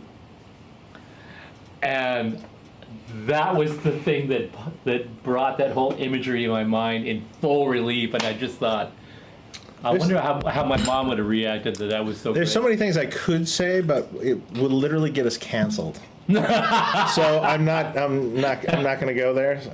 And I remember my mom on the first day that she got that job as an elevator operator, she closed the door on some guy's face as he was just walking through the doors. Oh no! And she came home just like shuddering. Thank you. I almost killed a customer. I closed the door on his nose. Imagine if that was Reinhold standing there going, I don't want to go down, I want to go up. That's awesome. One thing that I want to make sure that we do is we have a range of things that we had sort of planned to try in the way of just sort of tasting and experiencing stuff. And who's going to eat this last grilled cheese? You are. You are. You don't want it? I'm good. Are you good? I can get one anytime. I'm too close to the mic. Apparently. That's right, Amanda. According to Amanda. Very good crust. All right, I'm going to eat it, guys. Thank you. It's probably even crustier now. Yeah, it's super crusty. So we have a few things that we were planning on trying, and maybe we'll get through some of them. The one thing that I wanted to, besides all the things that we wanted to try, we got a few things to experiment with and stuff. I have an experimental. Violet, oh, I hope you're feeling okay, girl. I have an experimental thing that I want to know if my memory of this experience equals the actual experience. Interesting. I have a song for it. Wrote a song about it. Want to hear it? Here it goes. That was the funniest thing anybody said all night. That's some funny shit. I have a song for that. So, sorry, years ago, I went to a bar that no longer exists, but they had this one thing. I was really into vodka at the time, and we were gonna mostly drink vodka tonight, and we're kind of getting off the rails. But we'll get back on the rails, and then we'll fall off the rails again. The night is young. We're only an hour and a half old. And so there was a female bartender, and we were just like, me and a couple of my friends, and we're all just chatting. And she goes, you want to try something cool? And I'm like, hey, I live 3 blocks away. You're like, I'll try stuff that's not cool. I live 3 blocks away. I don't have to worry about driving. Mm-hmm. Lay it on me. And she took a lemon and sliced 2 really thin. Oh, I know where you're going. Thin slices of lemon, skin and all, little circular slices of lemons, paper thin. Mm-hmm. And then she poured espresso grounds on the lemon in a little row, in a line, shall we call it. And then she rolled it up like a little spleef and handed it to me and said, chew on this. And while I was chewing on it, she poured a shot of vodka. And she said, just when you're finally chewed it up enough and you're ready to swallow it, wash it down with a shot of vodka. Okay. And I did that. And then I did probably 6 more. Are we going to do And that tonight? I was able to walk a Yeah, are we straight doing that line tonight? all the way home.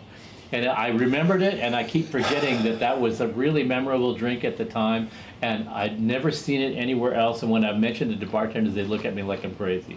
So I have the vodka, I have the lemons, I have the ground French roast, and we're gonna try one of those. Look, Let's do it. Dave shows up with this, and you show up with all the cocktail shit, and then Nico-chan's the greatest.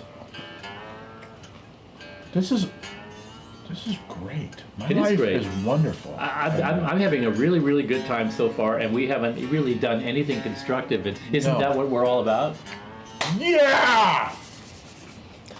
Uh-oh.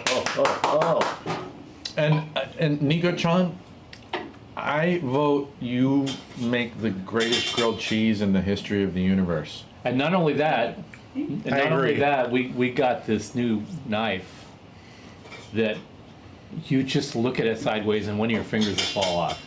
It's so sharp. Excellent. I'm not sure that's great.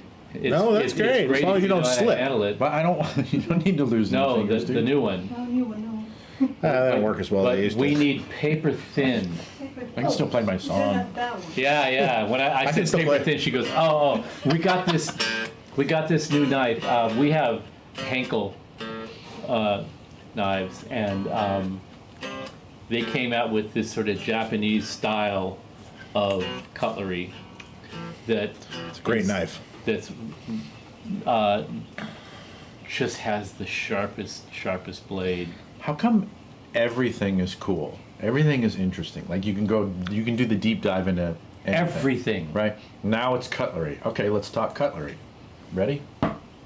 Yeah. All right, let's do it. It's cutlery time. Henkel. So Period. I didn't know got a really song for anything that? about cutlery, and I knew Same nothing one. about Henkel, Doesn't which is matter. a German brand.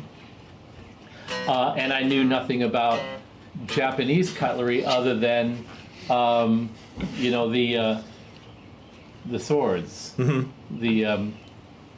The swords. Yeah, I don't know which ones those are. Samurai swords? Not No, a samurai. samurai Oh, swords, right. okay. Which is an ancient art of hammering and layering Mm-hmm. steel to get the perfect tensile strength and sharpness and flexibility Right. and lightweight. I was going to say the weight is so Yeah, important. I yeah, love how far from music we have gotten. yeah. But you know what, Dave? Like as you know, it's all the same shit. It is, It's everything's the same. Right. When you get down to it.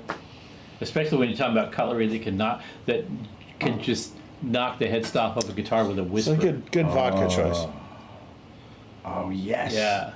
So So actually, I was drinking martinis with that at the smokehouse. so when we got It's married, not a martini. we got That's true. We got a set of I accept your correction. of Henkel cutlery for our wedding gift, and Henkel is now called Swilling, which is the same company. They just Where's changed that the name. made? It's in Germany, Okay. and they are making this Japanese style knife that has a curvature such that it makes it really easy to not only dice, but dice Oh yeah. It's not at straight. breakneck speed with virtually effortless cutting. You might me miss, see how much it miss a weighs. few knuckles there, but Be very careful. Wow. Oh. And if you look at the side of I'm the just wanting blade, you'll see sushi that now. it's got this sort of graininess in the look, and that is that same kind of layered hammered steel that's done in. I love how this feels. Yeah. Wow. And see those balanced. See the little scalloped, Absolutely. Yeah. the scallop serrate. size there. Yeah. Now those are there to make a little air gap between, like, say you're cutting I cucumbers. thought it was into- more of a weight relief thing. No, it's actually not? an air gap so that if you're cutting something like a cucumber in thin Oh my slices, God. they don't stick to the blade. They fall off because it's an air gap. Oh, that's brilliant. So they don't it breaks the capillary action of the whatever you're cutting. All right, how from much does sticking one of to these the- run? I think that was 150 bucks. And worth every penny. Yeah, I yeah. was gonna say, like, you could, like, there's so, in my stupid knife collection. So I'm at kind of home- staying away from it because it's so sharp. But a week ago, it was laying on the counter, and I picked it up right down here where it's not supposed to really be that sharp. Yeah. Right here. Did it It's fuck got you up? this particular sharp spot right here, which you use that part of the knife to like cut out the bad spots of fruits and vegetables and stuff Yeah. like that. I picked it up and I accidentally touched this to my finger right there. Just that corner? And I immediately started bleeding profusely all over the kitchen. I had to get a stitch because it was so sharp. No, that's Really, a stitch? Yeah. Yeah, the- it went. Whoosh. That's what Wow. I'm saying. You look at it cross-eyed. You. all right. Let's you, watch. You Yeah, lose it, look didn't you? at it. Cut. As she takes her That's one fingers thing off. I didn't do. I was gonna set up the camera. Look at that, man. I was gonna set up the camera. Okay, on I the don't have a market. knife that can do that. I do. Too dark. Wow. Cut it. Oh, that's pretty. That's good. Guy, I know. Like, we're talking about stuff that you can't see on Look, camera. look at this. Yeah, look this at is that. a lemon sliced the thickness of a sheet of paper. Yeah. I know my That- knife set, We and need it a it little can't thicker do so that. that you can roll. That's the perfect thickness right there. Can't do it. Can't do it. She's gonna take it. It's gonna take her a few tries before she gets it the right consistency. There, that looks good. No, no. I can't. You keep as you get to the bottom, you keep having a problem. Yeah. You need a little light. No, no, it's okay. It's okay. It's okay. Jim says alcohol and sharp knives. You bet. Awesome. Can't really make it. The paper's thin. Oh, Eric, you know these knives, huh? Interesting. I didn't know about them before. Huh. Oh yeah, they're. I have This is one. the- oh, you do. I have one Henkel And what? that my daughter bought me. What is it? What's its thing? My soon-to-be 30-year-old daughter. Huh? Well, what kind of knife is it? Just a general purpose? Yeah, just a general, a yay long general Oh, okay. purpose cutting. Yeah. And how knife. often do you use it? Is All it the kinda- time. Oh, It's the you only knife I do? use. Well, that's funny because that's what Eric's saying. Like, you kind of. In fact, all the other knives I have are bullshit. So Yeah. and actually, it needs to be sharpened. So That's funny that you say that. Like, once you get your hands on something like that, you're kind of like, yeah. That's when I was watching it happen, and when I felt it in my hands, I thought, yeah, I have an entire knife collection that can't do what that one knife does. More. Amanda, you have a Henkel too? Oh, that's awesome. yes, my daughter is going to be 30 in September. My oldest, my son is 23. Okay, hold that up to the camera. Okay, so here we have a slice of lemon Do I have to do that? no, with a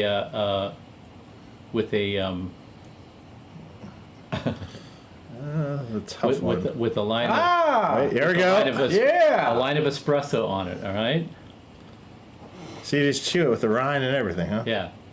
That's So we interesting. roll it up like a little spleef. Okay. And who wants to be the first? You're the guest, All man. right, I'll do it. Get down with that. I'll hold this. Oh, it's okay. I got it. So roll it up like a spleef. Now, is there a vodka element to this? Like, Yeah, is this we need supposed a to shot of vodka. chaser. And just I'll get the shot glass. chew it, right? Yeah. All right. Hurry up with that. Thank you. Thank you. Should be cold. All right, I will Vodka join or you. not? Actually, I'm gonna wait because I want to have the vodka immediately after it. Yeah. Impressions. And then we're doing Belvedere vodka.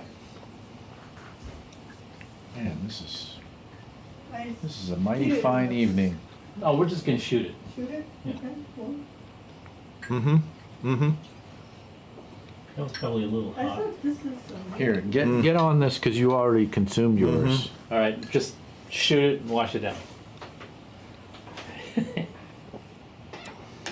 That was great. Do you have another one? Do you have another one ready? Because I got mine. I like it because I had a shot right here. Okay, thank you. the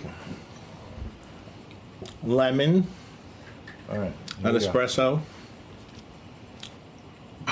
really kind of create this whole taste in your mouth, and you kind of wash it down with that. and that isn't as hard to drink as it would be if you didn't have that. You know? It kind of covers it up in some respects. Now, I haven't tried this since 1985, so I'm just going by That's very good, actually. how much I remember that it was awesome. So we shall see.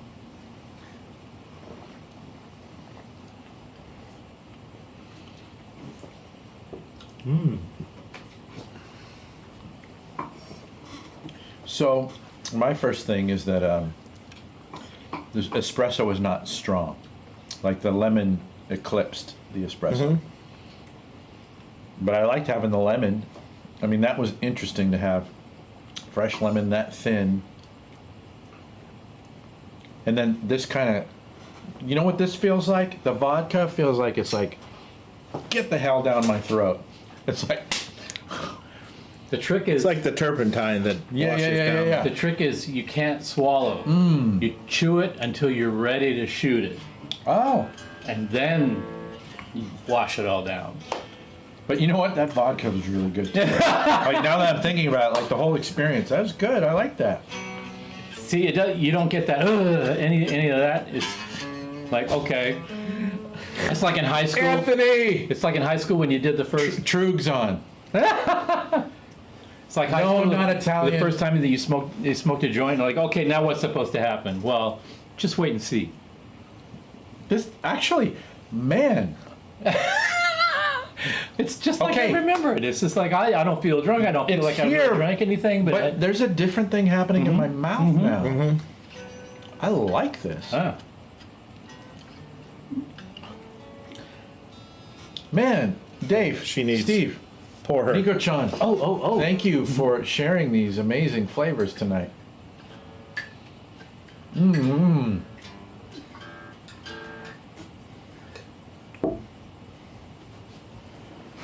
Eric says the lemon and espresso probably taste scooped, and the vodka comes in to boost the mids. That's why, There, you got some music talk in there. see, that's why I love our crew. They're totally so in sync with us. It's not even funny. My liver hurts just watching. Yeah, I wish you were all here. Like that. That's actually the bummer, man. No, David see, Cox. everybody Yeah, should be in vodka's front. all mid-range. I don't know about See, drinking like really fine liquor though, your liver doesn't necessarily hurt. No, not at all. that. Steve Lord, give Dave the damn vodka. No, to me, when I wake up with like the shit hangover, The vodka it's always predictable. It's when I've had stupid ass drinks with low quality shit. Yeah. If I'm drinking good shit all night, like I'll admit I don't wake up like, but I'm like I'm okay. I don't wake up Well, with. 2 episodes ago, I mean, that's the one where we totally forgot why we were here and we're like just blithering. Oh, we were fucked. We were fucked up. blithering, Yeah. unintelligibly I was drunk. fine the next. I've been there. Perfect. The next morning I woke up and what was it last night we did that show where we drank all of it because I'm not feeling it. Actually, you and I had that same experience. Yeah. It's like, how did we do that? I think and it's the caffeine. I think it was well, not only caffeine but good. Or We tell had made some ourselves really these nice stories anyway. quality espresso. Yeah. to- Like a week ago tonight, I was at a tiki bar. And ask Dave about tiki bar. Dave's all about the tiki bar. Oh, I am too. But we went to a tiki bar, and my Which ass one? was Where? handed to me. This was the Tonga Hut. Well, yeah, that's great. Yeah, Right down the street. yeah. The Tonga You were Hut. at the Tonga Hut Tonga a Hut, week man. ago? And you didn't call him? Oh man, you're, Okay, next time I'm you're there. fired. You're fired. Okay, do we need to go there sometime? I didn't know you liked that. We've never discussed tiki. Oh, Oh, yeah. well, see, the reason How I did you didn't not call like a is because zombie? We've never discussed it. Actually, that was my Isn't first that- drink. Was the isn't that- 1934 Which one? zombie. Isn't the that what 1934. isn't that what you say to your wall? You know, I didn't because Isn't we're there going to one be earlier talking than that, business, too? and I didn't think you wanted to be involved. This is the earliest one that I know of. No, well, there's two zombies on there. There remember? are 2 zombies, but the 1934 is the oldest one. I like the second one actually. The second I one? like the one So when I that was is also there, equally as old, but so I got the zombie, and then I got the Navy grog, and then I shared a Mai Tai. I go way I was back going there. I used to live right down that street, right off. You know, I also live on near. Goodland Place. Remember? So You've been in my old house. yeah. It was on Goodland Place. It was Right. literally out the back of that place. down the street. So the Tonga Hut's one of the oldest tiki You talking about bars. the Tonga Hut? Yeah. Yeah. Oh, So I don't live very far away from Tiki Tea. You guys been there? no. Oh, you gotta go. Because actually, In Hollywood and down I would Silver Lake. go, but Silver nobody Lake. ever calls me and okay, invites we're me. going. It's much smaller than the Tonga Hut, and their drinks are actually way better. Smaller than Tonga Hut? It's tiny. Tiki Tea in Silver Lake. It's the shit. Well, Tonga Hut gonna now go. is huge because they put on the whole back patio that Oh, takes up yeah. the whole Yeah, entire I parking won't even lot. sit on the back patio. It's like let's go inside where it's all the old cool That's shit. okay. There was a bar I went to in Tokyo that a friend took us to that you would never find ever. Oh, this seems to be the normal story. This is the fun. This is This is the the best normal story, Where she goes, oh, there's this little. The friend of mine has this little bar I know. I'm going to take you to. Up some stairs, down some stairs, onto a train, off a train, up some stairs, down a hallway. You Down know, the alley, downstairs, blah blah blah. up And then- another set of stairs, Right, exactly. into some hidden room in some building that you would never even That's know the thing. existed. We get to the room. door, and I'm going, why are we at the janitor's room? Because the door looks like the door to like Yeah. the maintenance Yeah. locker. Yeah. Right. This metal door with a little, you know. And she goes, okay, this is the place. There's no sign, no nothing. It's just this gray metal door. And I'm thinking, okay, we're going to open it. And there's going to be a guy in Tokyo's overalls a cleaning, different land. mops and stuff. And inside is this little tiny bar. It holds maximum 20 people. And that might even be a stretch. It might be 15. Is it like a speakeasy? Like you gotta wait out there? It's in town. It's in town. It's just. Were you able to it's- kind of it's- get immediate access though? Yeah, it You was showed like me? it's like in one of these. It's it was at a train station. Uh-huh. We went up and down some stairs. I don't remember if we were going up the stairs or down the stairs, but there was a landing in a staircase that had this little gray door that I thought was Behind the gray door. the janitor's storage room, and we go in, and it's this really nice, comfy bar. There's a long bar that holds like 5 or 6 people. So you thought you're walking into a janitor's closet. It's Yeah. actually nice inside. It's nice inside. It's like an alternate reality. And like, you can't even remember like how many like. How did I get down I in here? wouldn't I don't be even know able where the to hell. tell you. Right. and then there's kind of like a booth against another wall where everybody just sort of sits along the wall, and there's tables there, and that there another maybe 8-10 people can sit there. And they had a Keith Telecaster Oh no! hanging on the wall, and another kind of guitar hanging on the wall, and right next to it a little one of those little Fender 15 watt. This sounds no exactly way. like a bar that Pete Thorne told me about. This is like in the Wow. in the early '90s. There was a little Fender 15 watt, nothing amp, Red knob special. something like that. Yeah. And so I went, well, this is kind of cozy. And after a few drinks, I'm like, there's an electric guitar on the wall. There's an amp, and the bartender is like going, So I pick up the guitar, and it didn't sound so good, so I hung it up, and I picked up the it was like one of those F-hole Telecaster things. Oh yeah. And it sounded really good through this little amp, so I started playing through it, and I'm like playing some Albert King riffs and stuff, and all of a sudden Albert King music comes on, and I said, "What's the story on this place?" And she's just like, "Just wait." And after a while, here's what happened. People are sitting there drinking, talking, and blah, blah, blah. And the guy's just like wiping glasses and pouring drinks and stuff. And he's got rows and rows and rows and rows of cassettes and CDs behind the bar. And he's just observing. He's very quiet and stuff. But he picks up on people. He picks up on their conversations. And then he starts deciding what he thinks they want to hear. And he plays it. And I swear to God, if he peeled your head open, You feel like this motherfucker's reading my mind. Exactly. He plays the song that you're thinking of, Wow, and all of a that's great. sudden you start hearing this song that you were just thinking about. Like I can't remember this lick. It's in my head, and then it comes and all of a on. sudden the song comes on, and You're that like- happened like 5 or 6 times, and I go, what is Who with this? are you? And Erica's friend that took us there she's like, yeah, that's the shtick of this place. This guy's brilliant. This guy's Yeah. like paranormal about music. And so when I pick up the guitar and start playing, then all of a sudden I'm hearing Albert King, the Blues Power Livewire album, which was my favorite. That's the I fucking played record, the man. grooves That's the off that. record. I still have the copy of the record that I played the grooves off of, Oh, and even man. worn out and trashed, it sounds great. That's But- that's the Albert King Yeah, record. yeah. If you're gonna buy one, that's the one. Even a little baby kicking and crying, tearing up the little baby bed. You know, the whole bit. Oh, man. And so he starts playing that, and I'm just like, okay, I don't even need to play this anymore. I just hung it up. And the bartender's like, no, keep playing. So he sort of like kept me going, and it was so much fun because I'm hearing, why am I hearing all Allman Brothers? And the girl said they were talking about it. There was like two guys were He talking heard a about it. conversation Yeah. over there. Yeah. Oh man, I love And it was that. really wild. So Wow. that was sort of an out of body experience. Dave. It was amazing. Would you reissue the old Marcia amp? Can't use that name. can't use Could you do the circuit though?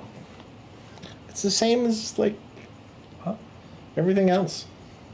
Okay, there you go. You're over here. Probably not I first. mean, You probably said it on your show. newer amps can do the same sounds. So Dave, what's your favorite amp of all time? really, Yeah. Like, Pimo says some bartenders can read lips and eyes. I have a That's why most of them are in the witness. I have a 68 50 watt Plexi Marshall that I love. That it's a long story, but he made it sound the way it does.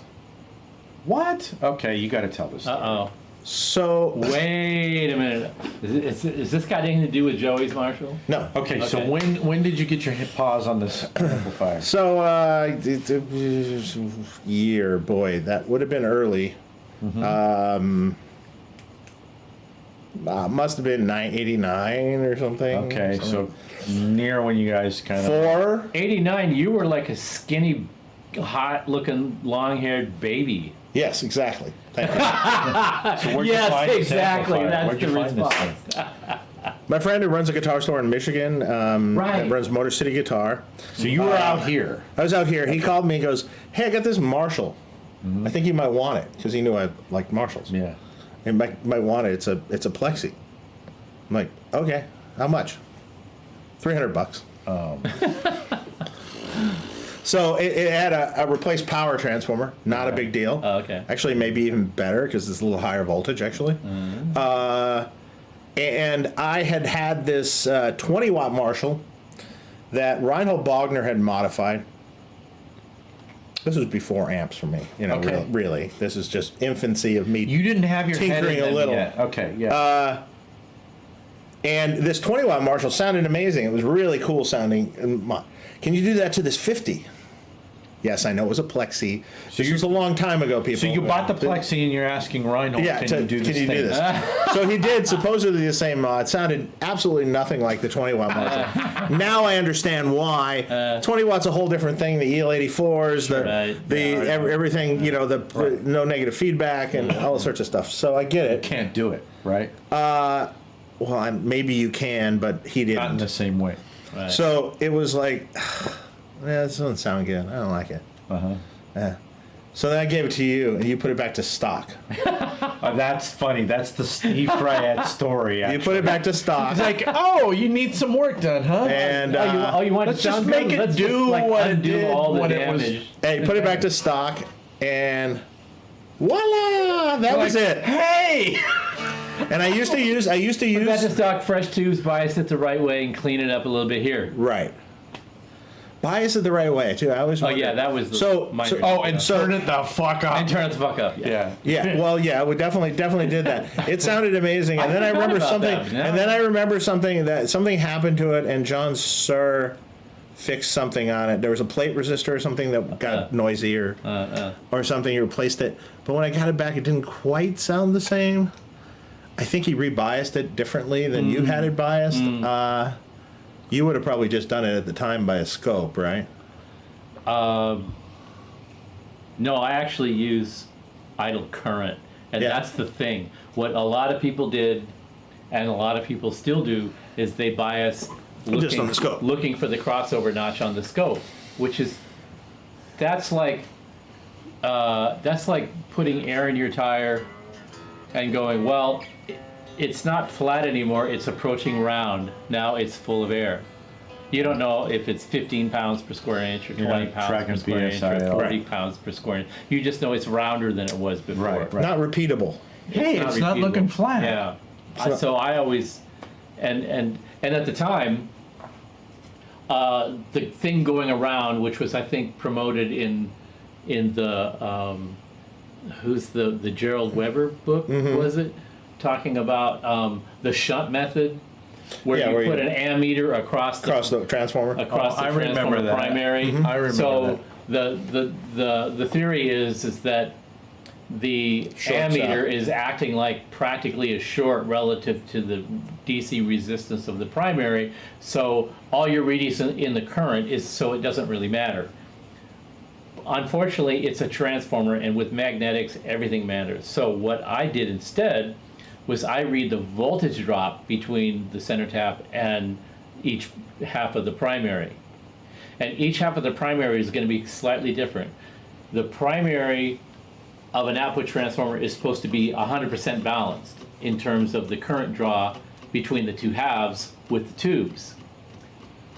The thing that's wrong with that concept that people don't understand is that the wire is wrapped around a coil former.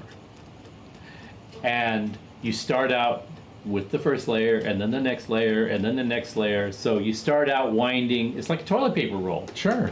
That You makes start sense. winding it around a smaller diameter, and then a larger diameter, and then a larger diameter, and then a larger diameter. So, and then somewhere between the first turn and the last turn, roughly halfway between those two, you set the that's the center tap that goes to the power supply. Okay.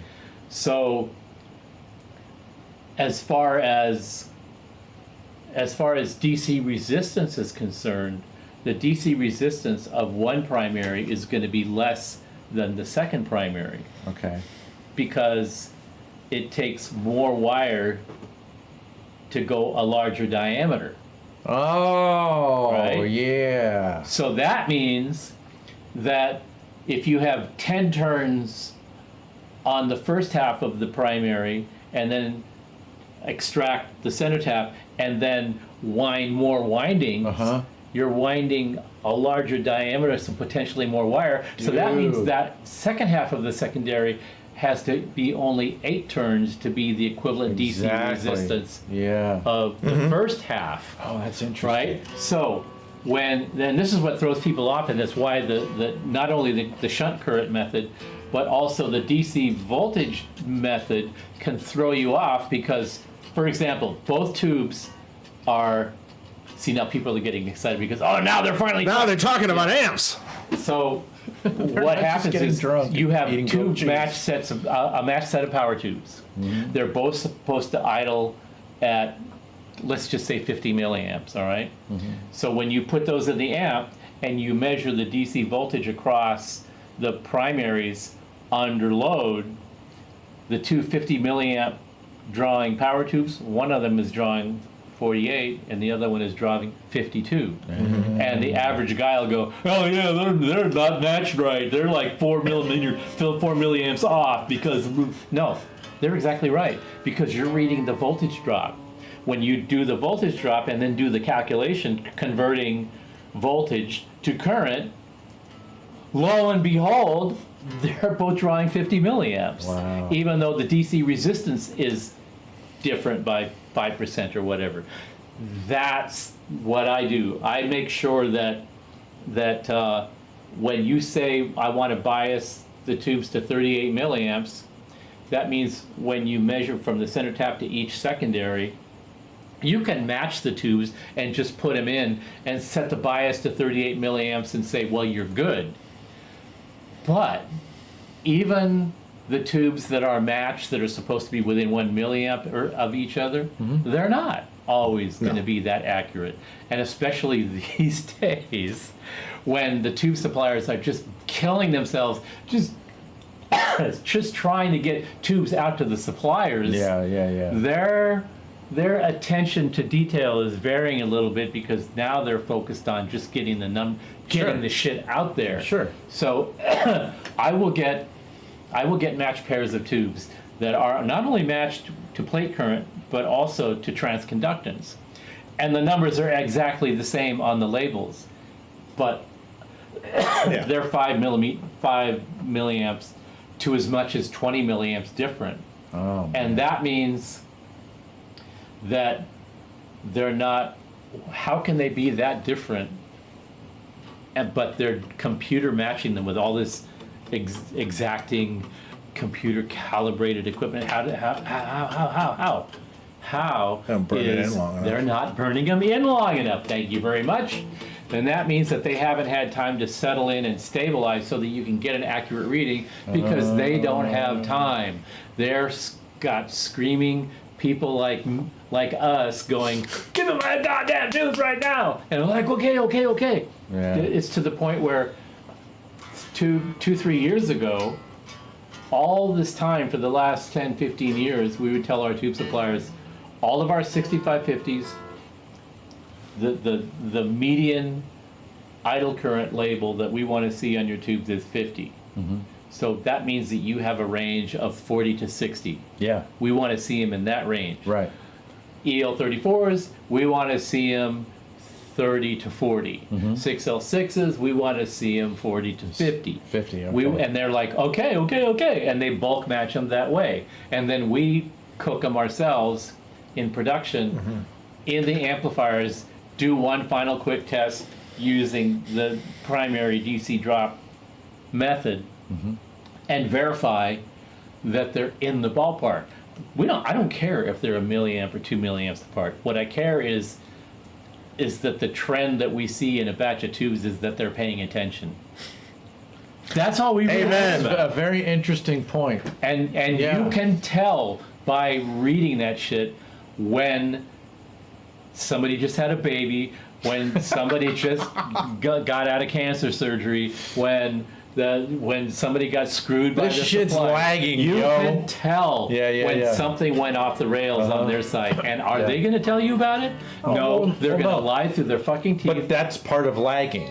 That's part of lagging. They're not going to be like, yeah, I'm on top of it. Yeah. I'm going to tell you when I'm lagging. They're not going That's to how tell lagging you. They're not going works. to tell you for a variety of reasons. They're not going to tell you because they don't know. They're not going to tell you because they're dealing with a foreign country where they don't want you to know. They just want you to buy the product. They might not They're even know they're lagging they, yet. They 'Cause they're- might not even know they're lagging. Yeah. Now, here's a perfect example. I was going to send you a picture so we could show this, and maybe I'll try to find the picture so that we can show the audience. But a couple of weeks ago, I was having a conversation with our tube supplier for 6550s for the PS100s.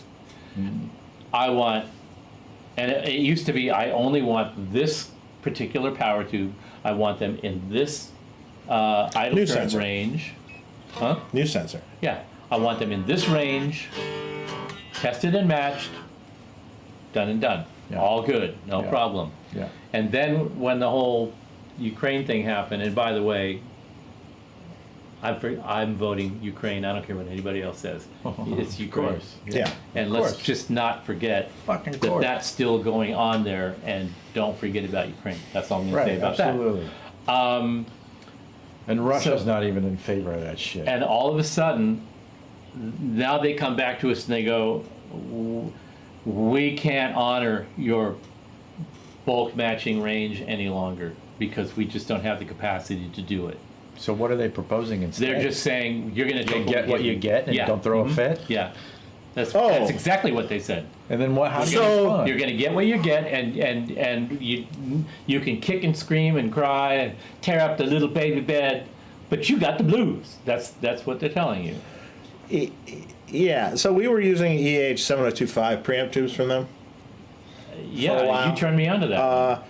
Pretty good sounding tube, not perfect. And I'm not saying I hold you personally responsible. I'm just saying you turned me on. Yeah, well, not I love that. not the, This is so cool. not the perfect tube, but Has its good as hell. points. but has its good points, Yeah.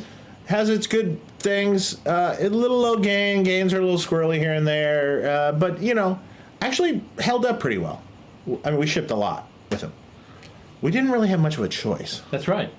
This is so cool, though. I have to say. Because I wouldn't use JJs across my whole amp because Yeah. I just don't like them that much. Right. They're fine in maybe one slot or the V1 or something. That's interesting. And you make a You say different that. range of product sort of Yeah. variations than we do, and I feel the same way about JJs. There's certain places where we can use them, and certain it's places we won't. exactly. Yeah. And so we were using them.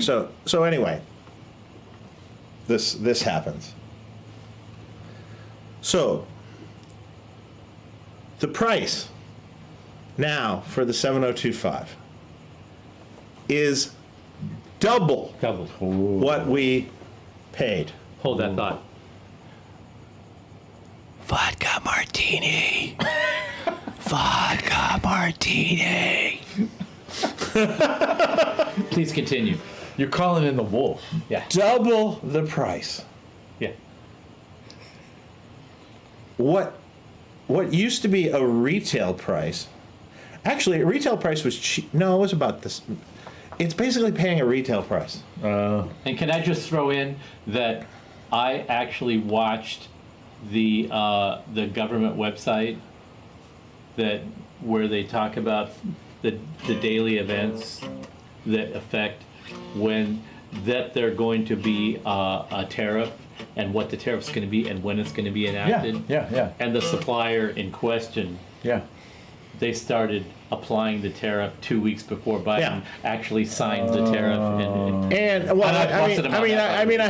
I have to say, I know that they're sidewaysing those tubes through China. Oh, is that what they're doing? That's how they were getting around some stuff. At That's least what for they a minute. told you. They told me Turkey. Turkey now? Yeah. What? See, they don't tell you the truth. They tell everybody a different story. Well, whatever it is, it's Yeah. still they're sidewaysing through another Yeah, country. yeah. No, yours went I through think- Turkey, yours went No, through no. China. Some tubes were going with flight attendants on planes to try to get through. So You know what's really cool, though? I just want to make this observation really fast, is that, everybody out there, check this out. Like, you guys are homies, and you're talking about, you were turned on to this thing by Dave. What? Like, your competitors, you're not really competing. You're just I never look building at it your that way. shit. No, we're competing to see who's telling the bigger lie of the supplier. But you're just- are they booting him you're through just China or are both they out booting him there. through Turkey? So- and that's the thing about the supplier. They'll tell him one thing, oh, it's China. And they'll tell That's me another, hysterical. oh, it's Turkey. Yeah. so I'm gonna go pee. so they so luckily we had put in into motion before all this happened with PS vein tubes. Right. And I think they really had the power tubes together. Preamp tubes were still a learning curve a bit. Yeah, a little bit of a curve. Yeah. Although the preamp tubes that we're using them now, not in first slots, Right. because they can't be used in first slots. Right. But they do actually physically sound really good. Yeah. I think they have all the right stuff as far as that goes. It will improve with time. It will improve, and it makes me kind of excited, And eventually, Shugong is coming back. Right. Okay. Peas vein story. We wanted to get out of the cycle of bullshit stories from our main 6550 supplier. So, Peas vein can make a KT88. Yeah. And so we said, if you can make a KT88, you can make a 6550. We want a 6550. And they're like, no. And then we asked again, and they went, yeah, okay. Send us payment in advance and you'll have them in June. So this was like 4 months away from when we were talking, 4, 5, 6 months. Pay them 100% in advance for the tubes. Minimum order 1,000 pieces. Send us the money. We'll sit on your money for 3 to 6 months and then we'll send them to you. And we're like, well, we haven't really dealt with you guys yet to the point where we really want to take that big of a risk. So we've been going on and going on. And then we said, okay, we're ready to place an order. And they're going, yeah, we're not going to make 6550s. Okay. And then a week later, they came back and said, here's the drawing for the, and I said, I don't even want to order the 6550s until you send me the complete technical drawing, specs, dimensions, everything. I will not buy any product, any electronic product from any supplier until I approve and sign off on the documentation. Is that vermouth? Yeah. Huh? Dolman, Driver. yeah. Driver. So, Got a song for weeks that? go by, screw you, we're not gonna make the 6550s. And then all of a sudden, 2 days ago, they email me a drawing of a 6550. And I'm going, what does this mean? Well, you asked for the drawings and the specs for the 6550. Great. First question, are you gonna make them? Yeah, we've been waiting for your order. You mean the order that you told me that you would not fulfill? Yeah, that order. They don't really speak any English. you know that. Yeah. And I said, okay, well, I had 3 conditions, if you recall. First, I wanted the specs. Second, I wanted you to confirm that the maximum bottle height would be 100 millimeters because they need to fit in the power station. And the maximum dimension is 102, and we need plus or minus 20%, so 100. And then the third one was what was going to be the price and the lead time. And so now they have just in the last week come back and said, okay, and bulk matched and tested. And so just in the last week they went, yes, we'll make the 6550s. The specifications say 103 millimeters, but if you specify 100, we will do a production run and select out bottles that are 100 millimeters or less and provide them to you. Yes, we will test and bulk match them, and the delivery will be 60 days. Send us the money right now. Which was 180 degrees opposite of everything they'd been telling me for the past 3 months. Just like, fuck you, we don't care, no amount of money, blah, blah, blah, blah. Okay, And what now, changed? we don't know what Well, changed. But they're saying they're getting business. They're saying maybe a lot they got of an work. initial, when they first made people aware that they would be able to provide tubes to this market that we operate in, they probably just got overwhelmed and went, oh, screw it, we can't handle it. But now that everything has sort of settled down a little bit since the big hair on fire episode has all sort of subsided, now they're kind of going, oh yeah, we sort of need some more industry relationships and we want to be a little more receptive. in dealing in the tube world, does it feel like there's no such thing as standardization? Absolutely. Does it always Nothing. feel like it's a matter of skill on your part as a negotiator to get what you need? If we are not intensely on top of our game and know everything, know what we're talking about, know what's good and is not good, and document every single thing wait a minute. Just a regular. Document every single thing they say, so when they change just their holding story, you can throw that back on them. And then we have one for Joe.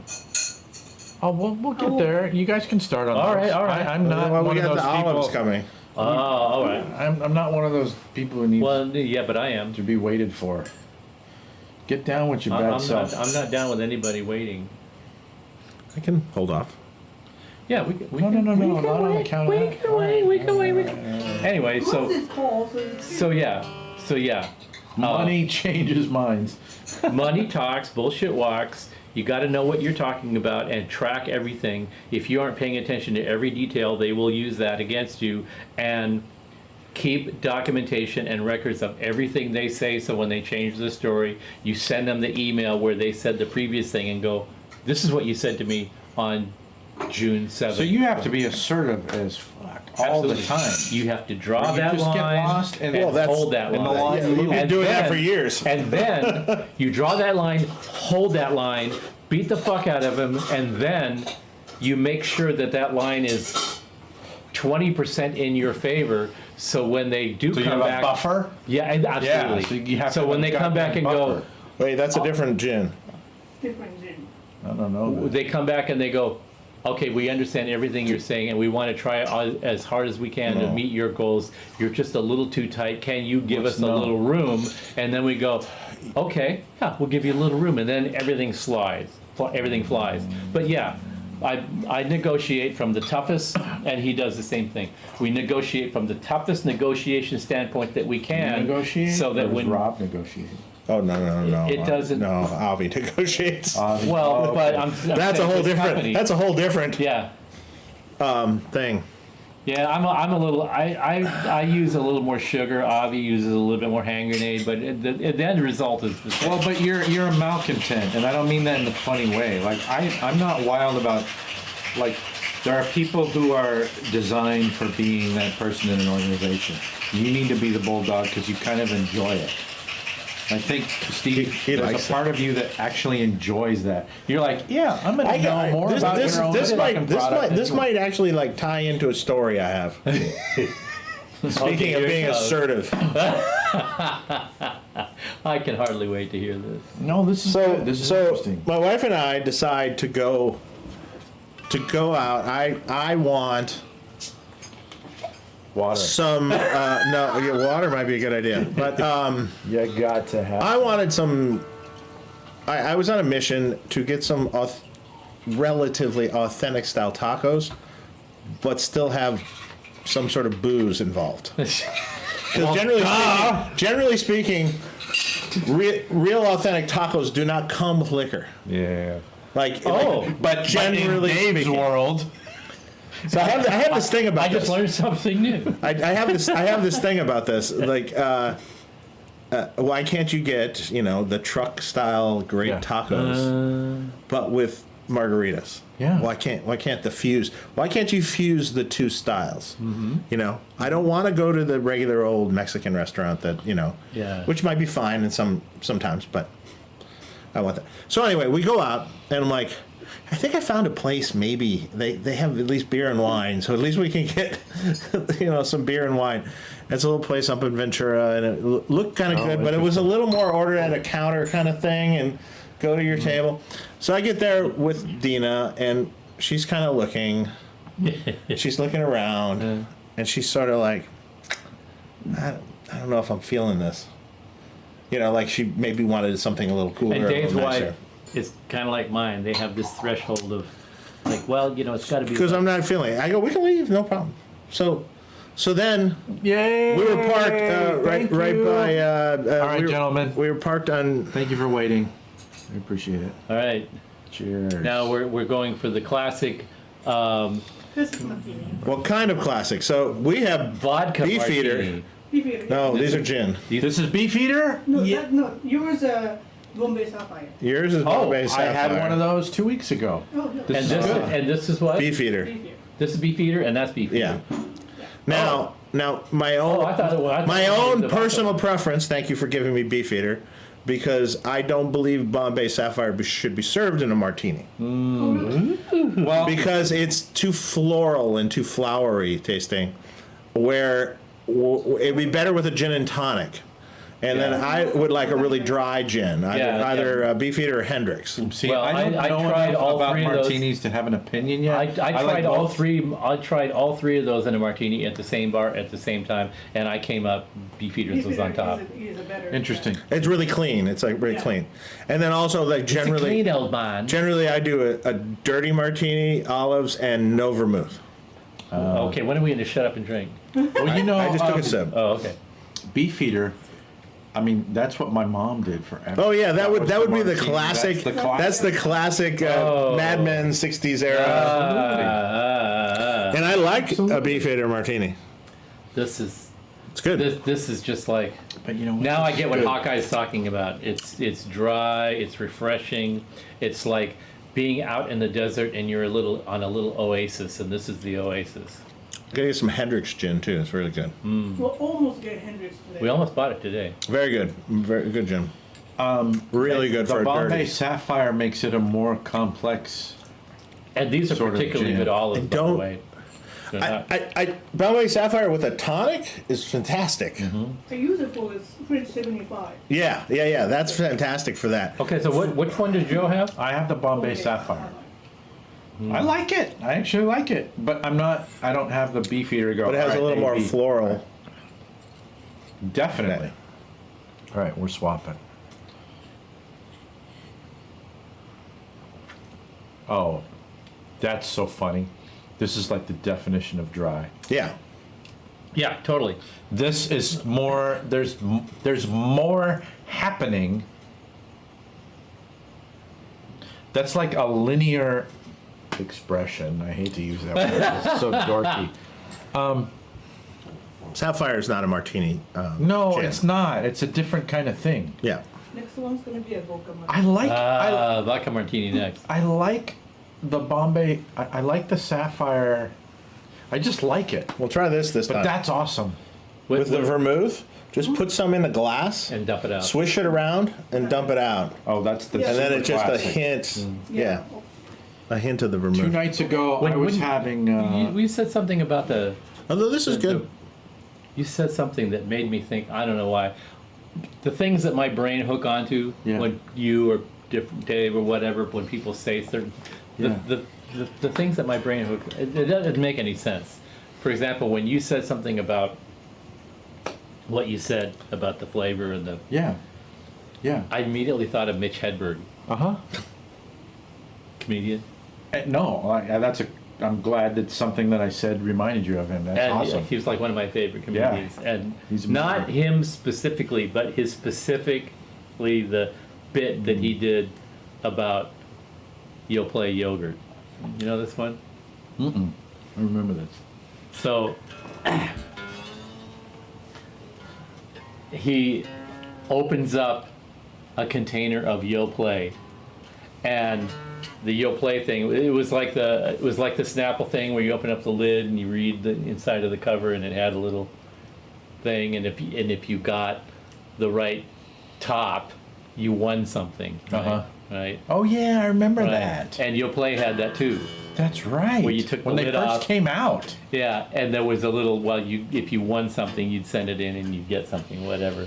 And if you didn't, it would say, try again, right, or whatever. Yeah. Next time, better luck next time. Yeah. And Mitch Hedberg's take on it was,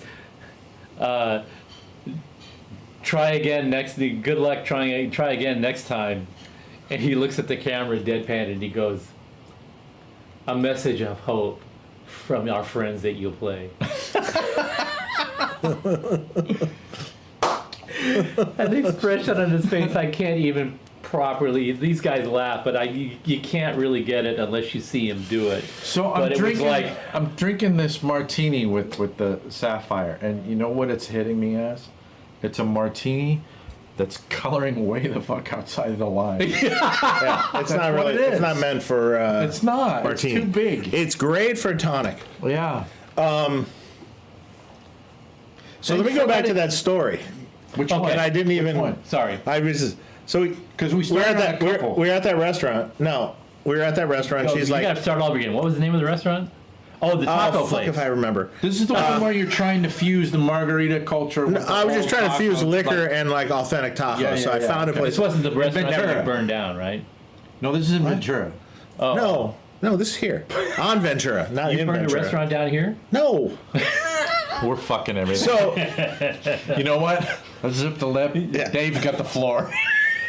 so anyway, we go. He's like, no. You shut the fuck up and you shut the You shut the fuck up. Let me talk. Just doing my yelping. She didn't dig the vibe, so okay, let's go somewhere else. So like, where the fuck are we gonna go? Our car is like literally parked on the street at a meter, and on the other side of the meter, a little bit further down, there was like jalapeno Pete's or something, and I'm like, oh, well, maybe we could go there or something. I've never even been and walked in there. sounds Because good I to went me. there once. I'm like, kind of walk in. It's kind of more of a bar than it is a restaurant, kind of, and. Kind of my kind of place. I kind of walked in though. It was kind of run down, beat up, and I'm kind of like, no, not in a good way, like in just a run down way. I'm like going, no, I can't do this now. And then so we're on Yelp, we're on this mission. Yeah. Okay, where can we get fucking authentic motherfucking tacos? And that Like Yelp's gonna tell you. So then we decide to go. after searching for a while and driving around, we decided to go to this place up in Ventura, Tequila's. With a tequila. Wait, this is With a actually K. up in Ventura. T-E-K. Yeah, it's a chain. Yeah. Right. Well, yeah. So we go in, we get seated, we're sitting down, and the girl comes and eventually comes, takes our order for drinks and some guacamole or something. You know, we've kind of settled on this place now. You know what I mean? It's like, okay, fuck it, we'll just go here. You know, there's some stuff in the menu that looks okay. There's tacos. Great. Awesome. Great. And we can get margaritas. Fantastic. We order our drinks. Because everything's better after you have the margarita. We absolutely. We order our drinks. But when the waitress comes up to take our order, when she leaves, I'm like, oh, we have a bright one. And Tina's like, what do you mean? I'm like, trust me. And so we're sitting there waiting. They brought a bowl of chips and salsa, you know. We're sitting eating a bowl of chips, Got your salsa. guac. Bowl of chips, salsa, bowl of chips, salsa, bowl of chips. Okay, do you remember, was the salsa good? Yeah, it was okay. Okay, all right. Salsa, bowl of chips, salsa, bowl of Important. chips. It's important. Where are our drinks? Salsa, bowl of chips. We keep sitting there. We're talking, you know. Just keep sitting there. Wow, this is really taking a long time. What's going on? You know, like she's nowhere to be found. She checked out. She's Like gone. nowhere to be What's going on? found. Nothing. It must have been 30 minutes that we were sitting there, Dude. right? No drinks. Chips and Dude. salsa. No drinks, You know no what? guacamole. Because a proper margarita will entertain you for a half an hour. You're fine. So she comes up. She comes up. She goes, "You guys doing okay?" And I look at her, and go, "Guacamole, drinks. Where are they?" You know. And she's like, "What? Wait, huh?" And she's going back. She's at the, you know, like the point of sale machine. Yeah. You know, she's looking through her tickets. Yeah. She's looking through her tickets and looking at her thing, and Her stomach's sinking, I'm sure.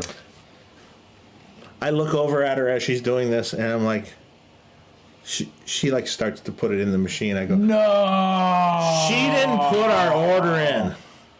I look over at her and I go, you didn't put our order in?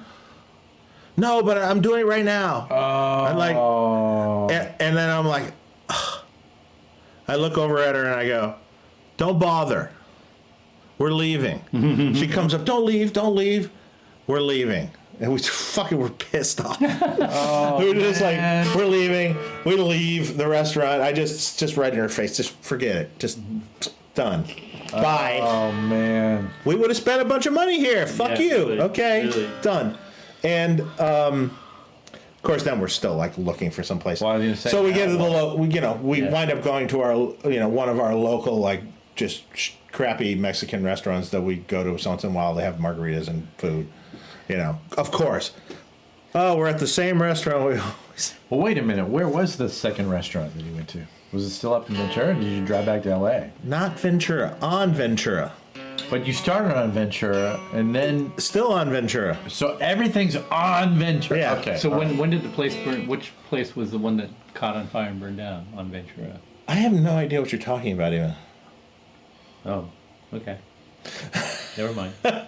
Man. You I don't know I- where you got the burn Okay, down. all time. right. So here's the most pressing Oh, question. you know what I'm thinking of? I'm thinking of who burned down. What was it? Dell's? What's the sushi place? Tokyo Dells. Yeah, Tokyo Dell's. Burn. But okay, Never went Okay, back I love our crowd. Yeah. I love our crowd because they're always really zeroed in. Well, they're and fucking hilarious, and they're fucking super hilarious. patient when we But- get drunk. and I'm we sorry. wind up And I'm ignoring sorry them. to keep. I'm sorry to I think keep. they watch for the train wreck. I'm sorry to keep pinging Amanda, but she keeps coming up with the shit that's such gold. Check this out. I feel like there are strings connecting all these stories, like one of those crime-solving walls covered with Polaroids and newspaper clips. You know, with the strings and the and the pins to the wall, tying all the bits and pieces. Oh, I know, because one of the things that's most present in my life is the end scene of Usual Suspects. Yeah. Because it's happened so many times in my life. It's like, oh, I thought it was this way, and then fucking Kaiser Soze. And like, everything was different. Like, and the joke's on me. Awesome. That and A Beautiful Mind, same thing. Oh, yeah. And then Amanda said something like, Joe, I'm going to need more string. What did you mean by that? I don't know what you mean. Explain it to me like I'm in kindergarten.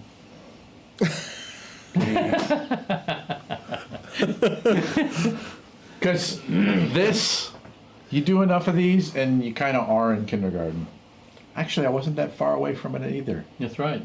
Yeah, I never really got that far away from kindergarten, guys. I mean, obviously, I'm a guitar player. When I was in You got a song for that thing? second grade or third grade, I had a teacher that and I'm like this to this day. When things start getting serious or focused, I do whatever I can. This is what I was doing with the burning down the club thing. I just like, whenever things get focused or somebody's really on a roll, I do my level best to blow it up. And Okay. I've always been like that. Do you see this last comment I'm in my there? second or third grade class, and I have this teacher that she's writing down. This is a goddamn disaster. That is Yeah, my favorite. thank you. That was like that is a high compliment in these parts. I love Dave Martin. always looks stoic. Are you stoic? Am I stoic? You feel stoic? I don't know. You're a little stoic. He's the one trying the hardest to stay on track. So I'm used to my show. So my teacher would do this thing. Meanwhile, where I got this she like would have light the little, shining right in my face. the little calendar thing on her desk with the pages for each day, and she would write down a comment about some obnoxious thing I did, and then at the end of the month, she would bring my. We can turn that off. Yeah, you can. Can that bend? Yeah, you can just bend it. Yeah, there you go. Yeah, that helped. Whoa! After looking into it, though, I can't see anything. That's That was better. the whole idea. And so at the end of every month, she would call my parents and she would like go through all of this stuff. Yeah. Stephen put his coat on backwards. This would get relayed back home? Yeah, Because you're at school being a fuck up? Yeah, Like yeah. you're being a malcontent? Yeah. Like what grade is this? just like second grade. You're like, I'm third not going to grade. put my coat on right. I'm going to put it on backwards. Yeah, Deal with me. yeah. I eat paste. I was not that kid. I was the kid who was that might trying to explain make things, everyone then. happy. If you ate paste, it might explain things. Yeah. Dave, paste is good. When I was in high school, That might explain stuff for you too. Oh, it when was. my first couple of years in high school, D's and F's. Oh, I know the Couldn't story. have given a shit. And then Oh, Kelly, you're totally right. halfway through Dude, you're totally right. halfway through my junior year, Oh yeah. I went. You've heard All this right, before. everybody's a little bit too complacent. They think I'm one of them. I dress like them, you know. And so I completely changed. I bought boot cut Levi's, like all the jocks. And Okay, what was the sponsoring thought behind this shift, though? People see me as a member of that group, that clique. But wait a minute. Was it the idea that I want to be different, or it's no? I want to show people that I can be different because they think I'm this. Yeah. So that's the true malcontent spirit. You were doing it to be a contrarian. Well, you know, I don't give That's a shit not the about C school. word I was thinking he I don't was think doing it to be. well, I'm just like any average kid. I don't think I need school. I can figure out what I need to figure out myself. I'm in class, I'm bored stiff. Like, Yeah. I get it. Do I have to like sit here and go page 3, page 4, page 5 when I already know what's happening on page 46, 47, 48? Do I have to really sit here and endure this? And I was so impatient Yeah. that I just didn't show. And then I started thinking, okay, everybody sees me as stupid because I get shitty grades. And Do you it's think just- actually people saw you as stupid? I think that in my high school, you definitely got looked down on. Because I was a shitty grade getter. Yeah. But it's interesting. Like one of my oldest friends in life, Laura, like I've known her since she was 10, since we were both 10. And she, like, even I said to her recently, I said, like, I didn't learn shit in school. She's like, no, you learned like crazy stuff. You just didn't learn what they were showing you. Right. Like, you were busy educating yourself. Right. You just wouldn't tune in with the rest That's of right. us. That's right. Because I got horrible grades, but because I was like, this shit's boring, but I'm going to go over here and I'm going to master this shit. Right. I was always like pegged as, you know, a gifted and talented kid, but I just... No. But the shitty thing is, I wasn't rebellious about it. I actually wanted to do well. I just couldn't figure it out. No, that wasn't in my high school. In my high school, it was like I was probably voted most likely to fail and be miserable and Were you good and all in school? Medium. that. Yeah. Huh. So B's, C's. then in the middle of my junior things. year, I went, I'm going to show these motherfuckers, right? So I changed my style of dress so that I looked like this other crowd. And then I purposely started turning in my homework and my book reports and paying attention in class. And I went from D's and F's to A's, like in the space of 3 months.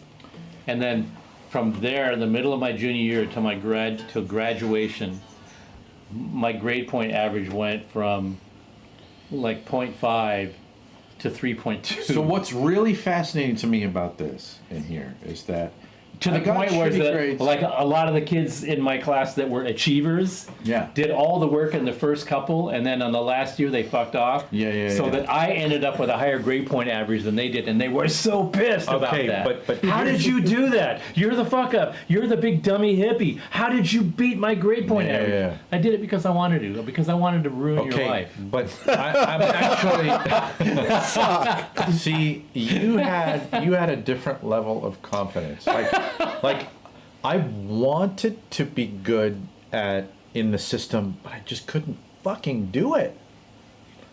You I were couldn't able to either. turn it on at the flick of a switch. I was never able to do that. You know, The like I would. you had the point was the reason to do it. You had to either to satisfy yourself or to please your parents or to Yeah, I to understand. validate that I can do this or I can do this. I just don't give a shit. Oh yeah, that's a flimsy excuse. Oh, okay. Let me show you the fallacy of your argument. Okay, but see, that's a different level of power. I didn't have that. I remember the one thing that happened for me that was, you know, that I didn't feel like I had control over. Like, I might have told this story on the show, actually. It seems like I told it recently. Whose drink is this? Whoever. That one has a Belvedere, and then this one. I want to Okay. have something with... Do Well- you want me to? This is the Just- this is the Just first. swish it around. Okay. That's yours. Oh, you're... Did you swish this one? No, No, that one has a. that one's got the. That's yours. I want the swished one. Oh well, Then I'll take- then no one's gonna. Okay, You're gonna have that one? You can have that one. The bartender gets one, Of yeah. course she does. I remember I was up, like I took the ACT test once.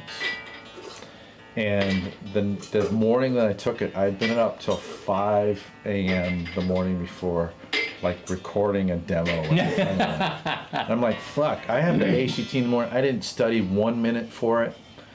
I'm like, fuck. Okay, so I left the music store that we were recording in, went home, slept for an hour, walked across town to take the ACT. I took it. I felt like I didn't know shit on the test. I'm like, okay, I failed it. And then my only memory of it is like I got my score back, which I don't even remember today.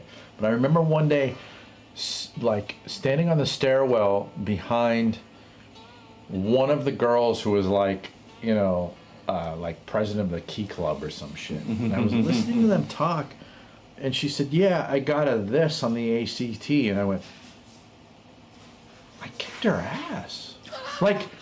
I thought I got, like, I didn't want to tell anybody my score because I thought this is shitty, and I like I said, I never studied for it, but I'm like, wow. But I was like, I bumped into that. I was never able, like you did. You were like, you know what? I'm gonna show. I'm gonna turn it on. I never felt like I could turn it on. You know, like, all right. You know what? I've been fucking around willfully. Which one? Belvedere. Okay. Please. Same here. Thank you. Steve, you did that in your senior year or your junior year? Middle of the junior year through the senior year. Yeah, you decided you were like, yeah, I've done this for a while. I'm going to do a different thing. Like, that's a range of motion that I didn't feel for many, many years. Oh, look, Amanda Coombs was valedictorian for 8th grade, then was a solid B Average by the yeah. end of high school. You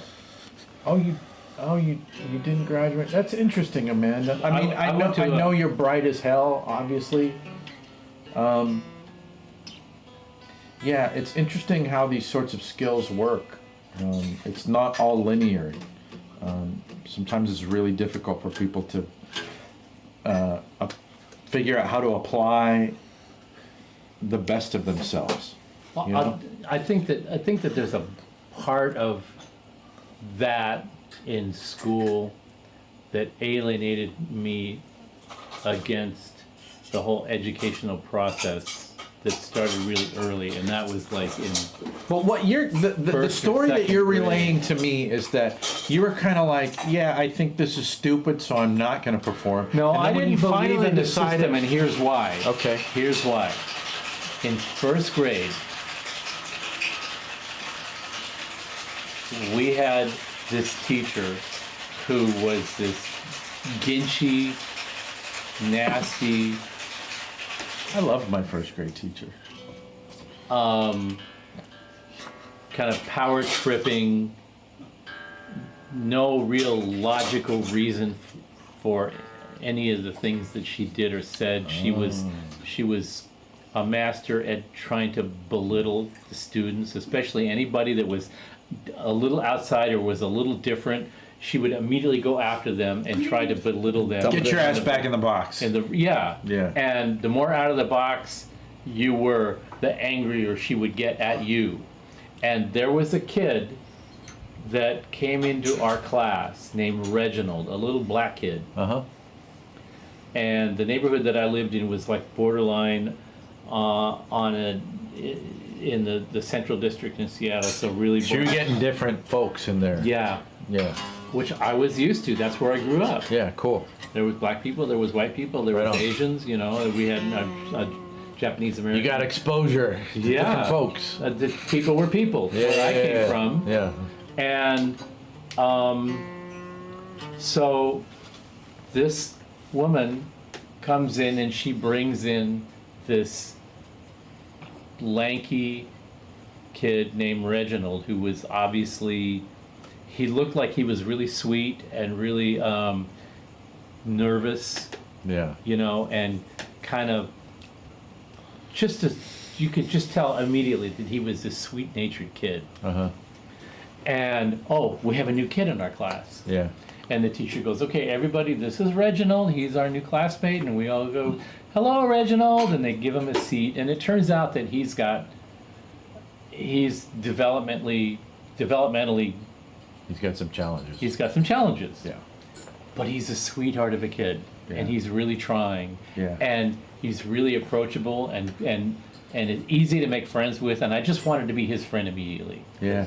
So I started trying to hang out with him a little bit and, you know, That's find out a cool. little bit more about him. And he was really introverted.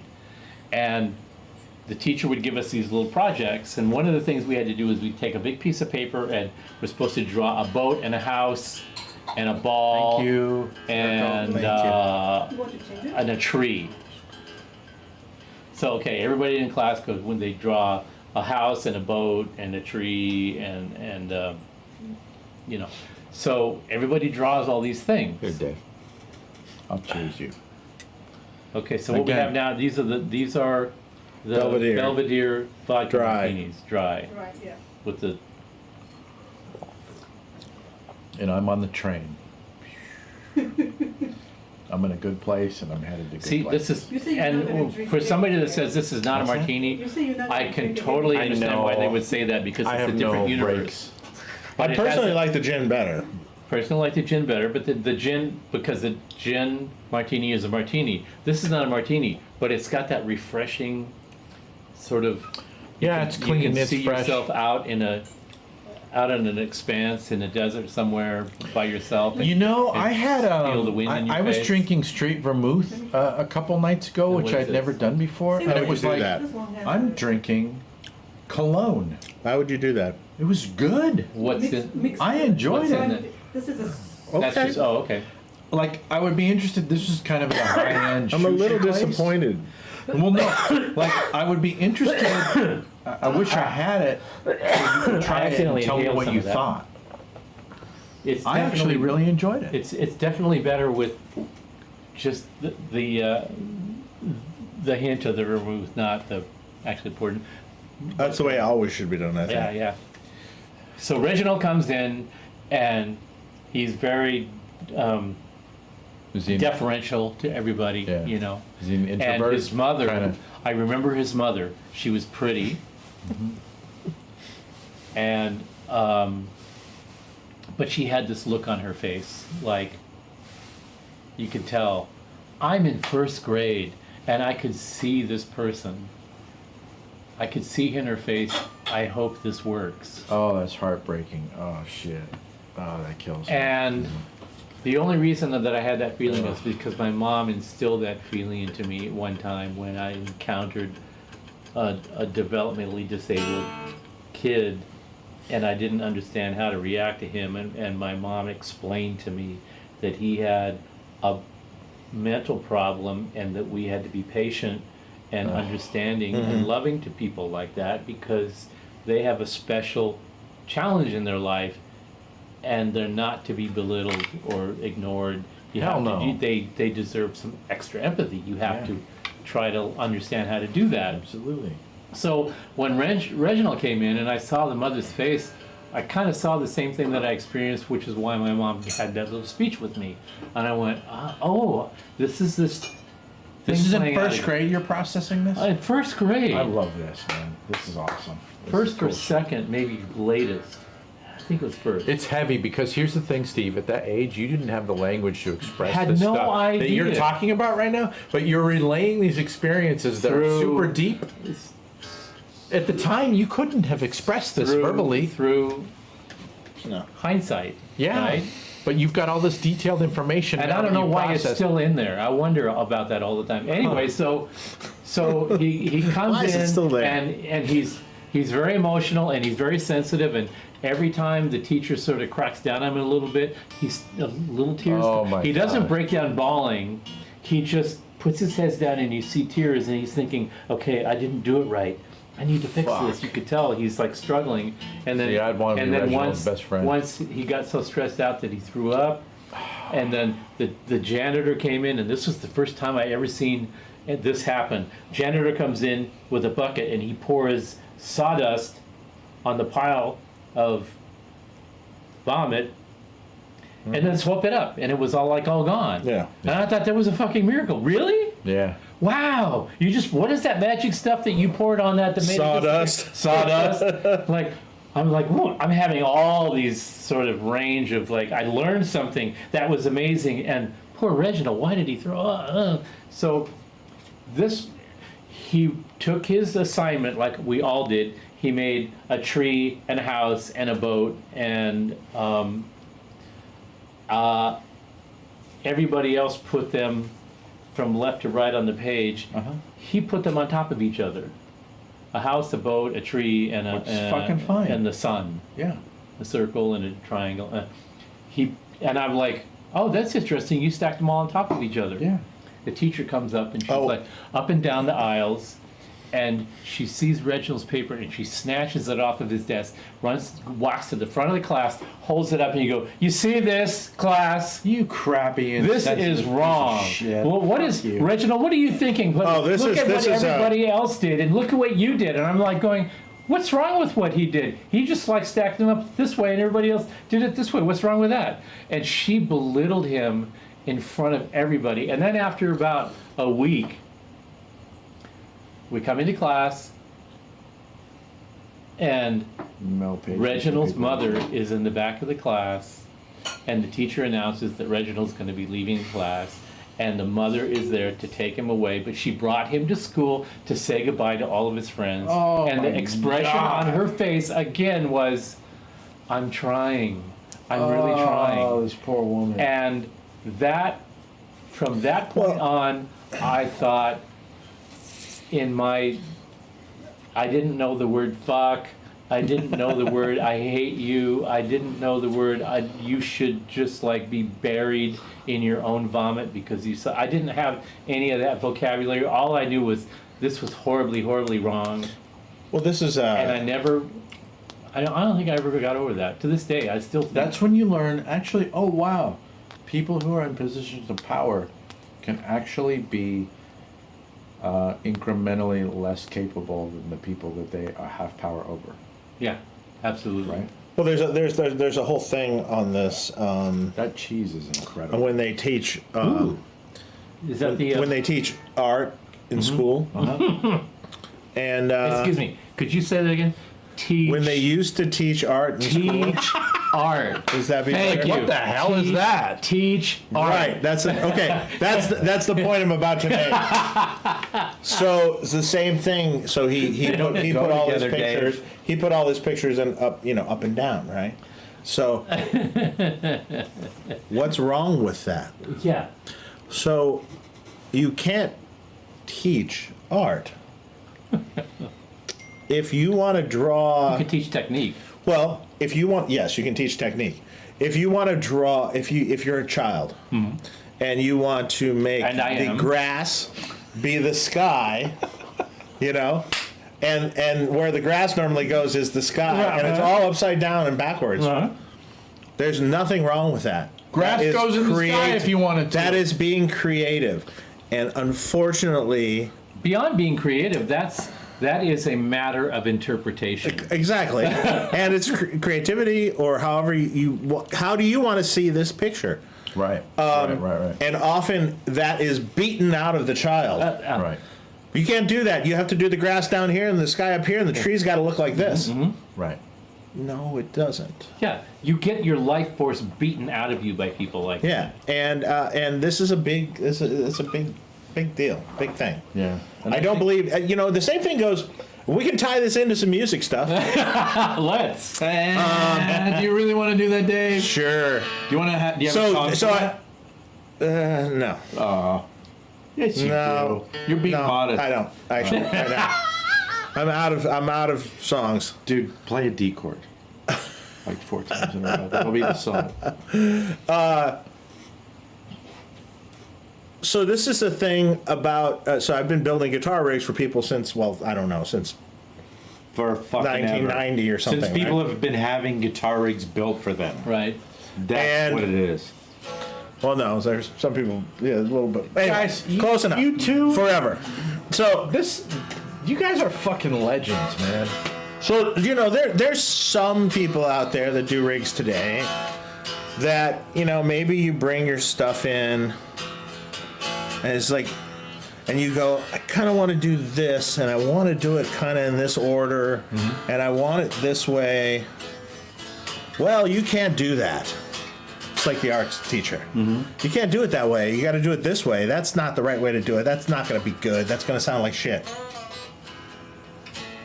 I learned a long time ago to listen to the person because just because maybe I think it maybe should be a different way does not mean creativity. Being creative, they want it this way.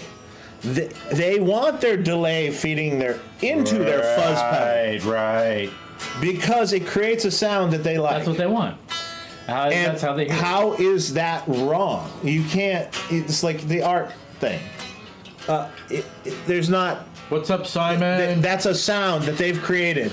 That's for them, their music, whatever they're creating. There's no wrong or right. It's whatever you want it to be. Yeah, And boy, man, there's been people over the years that have proven me wrong. Just like you look at something and you're like, oh God, what's that gonna? But you know what's cool? And then you hear you're done with it. You hear them play through it, and you're like, well, that's. I don't know how you get that sound out of that, but that is That's the whole fantastic. thing. That works for you perfectly, for your hands, for But your that's thing. the difference. Perfectly. Is you don't have that barrier up where you're like, No, you don't. Where you're like, You have to do it yeah, I'm this not way. going to acknowledge that that's actually good. You're like, No, know you can't what? do that. Actually, all right. I guess. Okay, you want to do it that way? Short-sighted. Sure. Let's try it. Let's do it. Let's see how And then you hear it, and you're like, oh, I'll be damned. If they're happy, I'm happy. Because it's. What are you gonna do? Okay, you're I gonna have a write a question song. for you. You're gonna write a song, and I'm gonna go. That's not how you should write that song. But I have a question for you. Yeah. All these rigs that you've built, Yeah. I'm not quite sure how to formulate this, but it's along the lines of like, have you built rigs that you go, this sucks? Like, no matter how you I was waiting how for the you laugh. listen to it, you're like, this just sucks. Yeah. I don't like it. Yeah. Interesting. Sure. But they like it. And you're like, I'm in a service industry. It's okay. I need to make you be It, happy. it doesn't mean that when I hear them live, it doesn't sound good. Okay, all right. Here's I'm what not- I want to know. Look, Actually, if Dave, someone comes and asks me, what do you think I should do? Then that's when I give my opinion on what Yeah. you think. But if they haven't, I always ask them, what's your concept? What would you Right. like to do? If they're asking you what you would do, all right. then So, you're like, Dave, what are the most three badass tones in your like hierarchy of like this is the fucking shit? Like What do you mean? God tone. Of guitar players that just got guitar something on playing record? overall, like not rigs that you built, just like overall when you're like, this is my pantheon of these are my favorite sounds. Players? Like artists?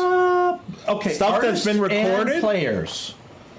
Oh man, there's a lot. So I was a product. Sure. I was a product of the '80s. Uh-huh.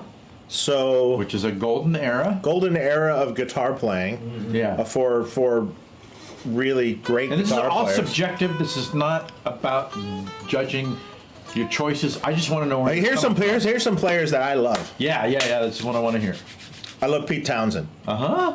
I didn't expect you Hands to say down, that. I love Pete I Townsend. did not expect that. I didn't either. That's fucking interesting. No, I'm a huge backwards. Wait a minute. was There we go. embarrassing. This hand. All right, come on, you can do it.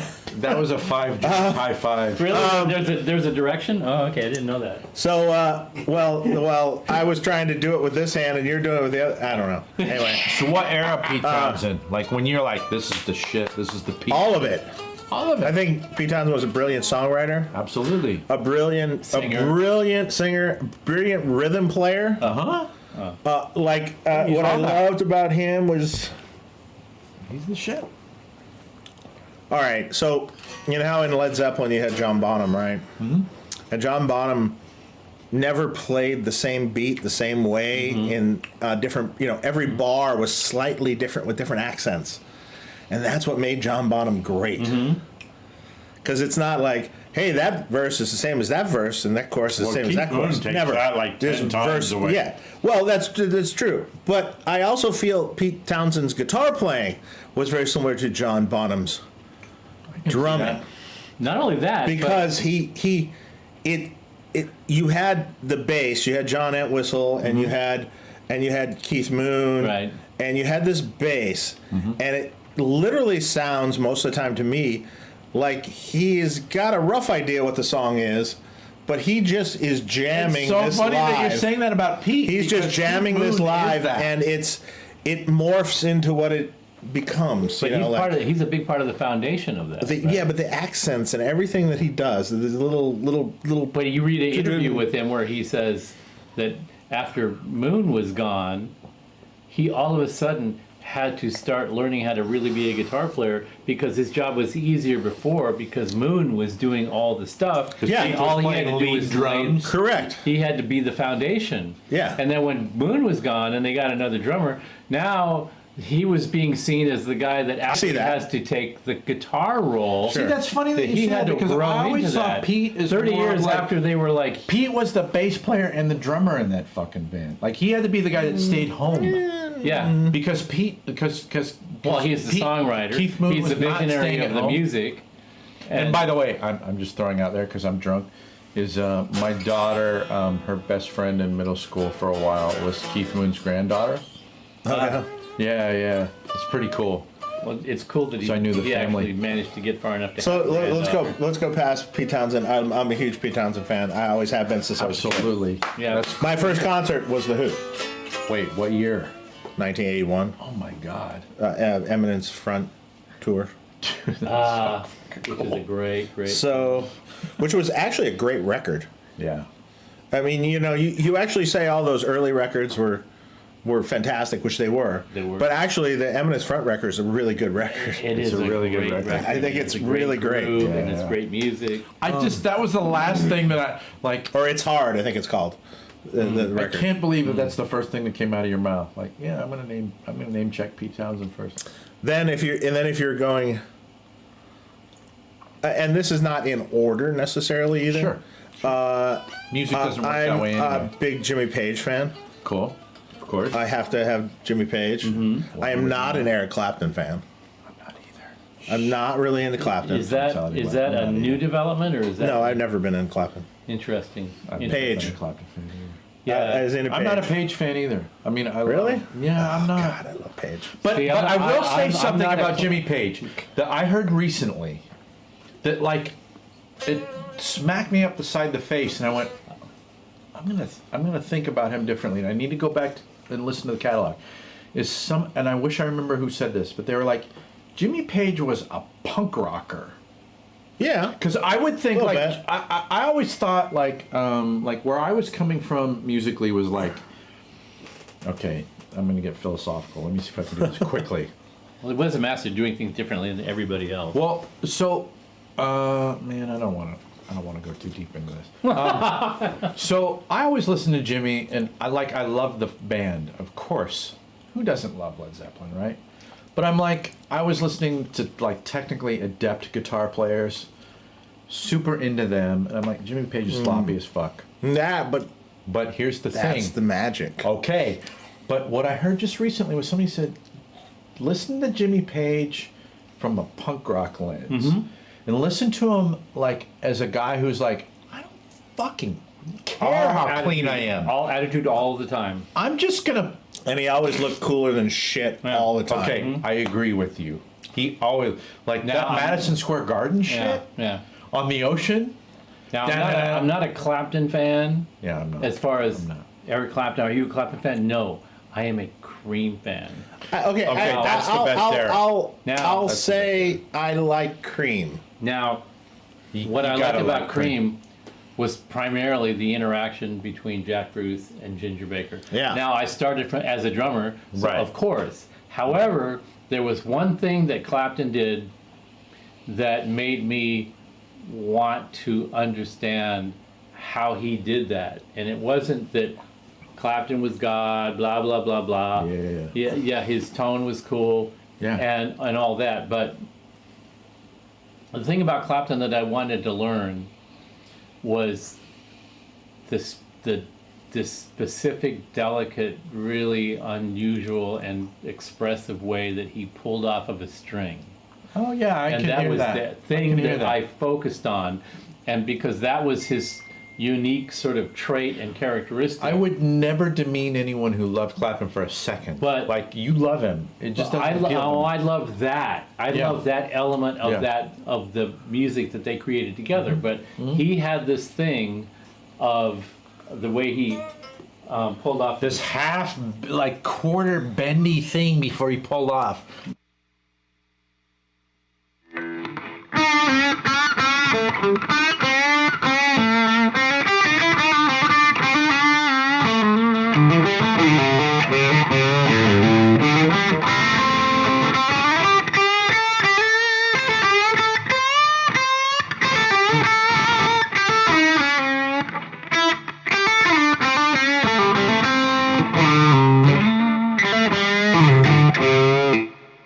He always pulled off the string a Yeah. little bit, and it made it sound. I don't know what it made it sound, but it just had this. No, it's a very It cool had this effect. sort of anticipation of what was to come next, Yeah. and it was very understated. He was like at the time where everybody else was like flailing away. Well, and that's the coolest thing about him to me is when I listen to him and I go, you know, he'll just take his time. Well, but what you heard in that was musicality that was not necessarily related to the guitar music. And the thing about Cream was their musicality that was not necessarily related to the specific instrument they were playing, and they all did that. Yeah. Jack Bruce, if you listen to his playing To me, carefully, Jack Bruce was the fucking. if you he's the think of centerpiece Jack that Bruce band. as a lead bass player, Yeah. and dismiss him because of that, you are so missing the point. Yeah. Is What it Jack margarita time now? I think it's everything I time, think brother. it's espresso margarita tinged, coffee flavored espresso No. martini. Hold on. No. This Dave's a partic- purist. He's like, fuck that crazy You're a shit. purist, and I am too. But this one particular expression of what they called espresso martini was actually really good, and I would go back there for it. But but what Jack Bruce did and what Ginger Baker did, Jack Bruce. what Jack Bruce, if you listen to his playing when they're doing the early improvisational stuff, Yeah. you didn't hear. If you were listening, if you were just like looking for excitement, you could think of Jack Bruce as just a distortion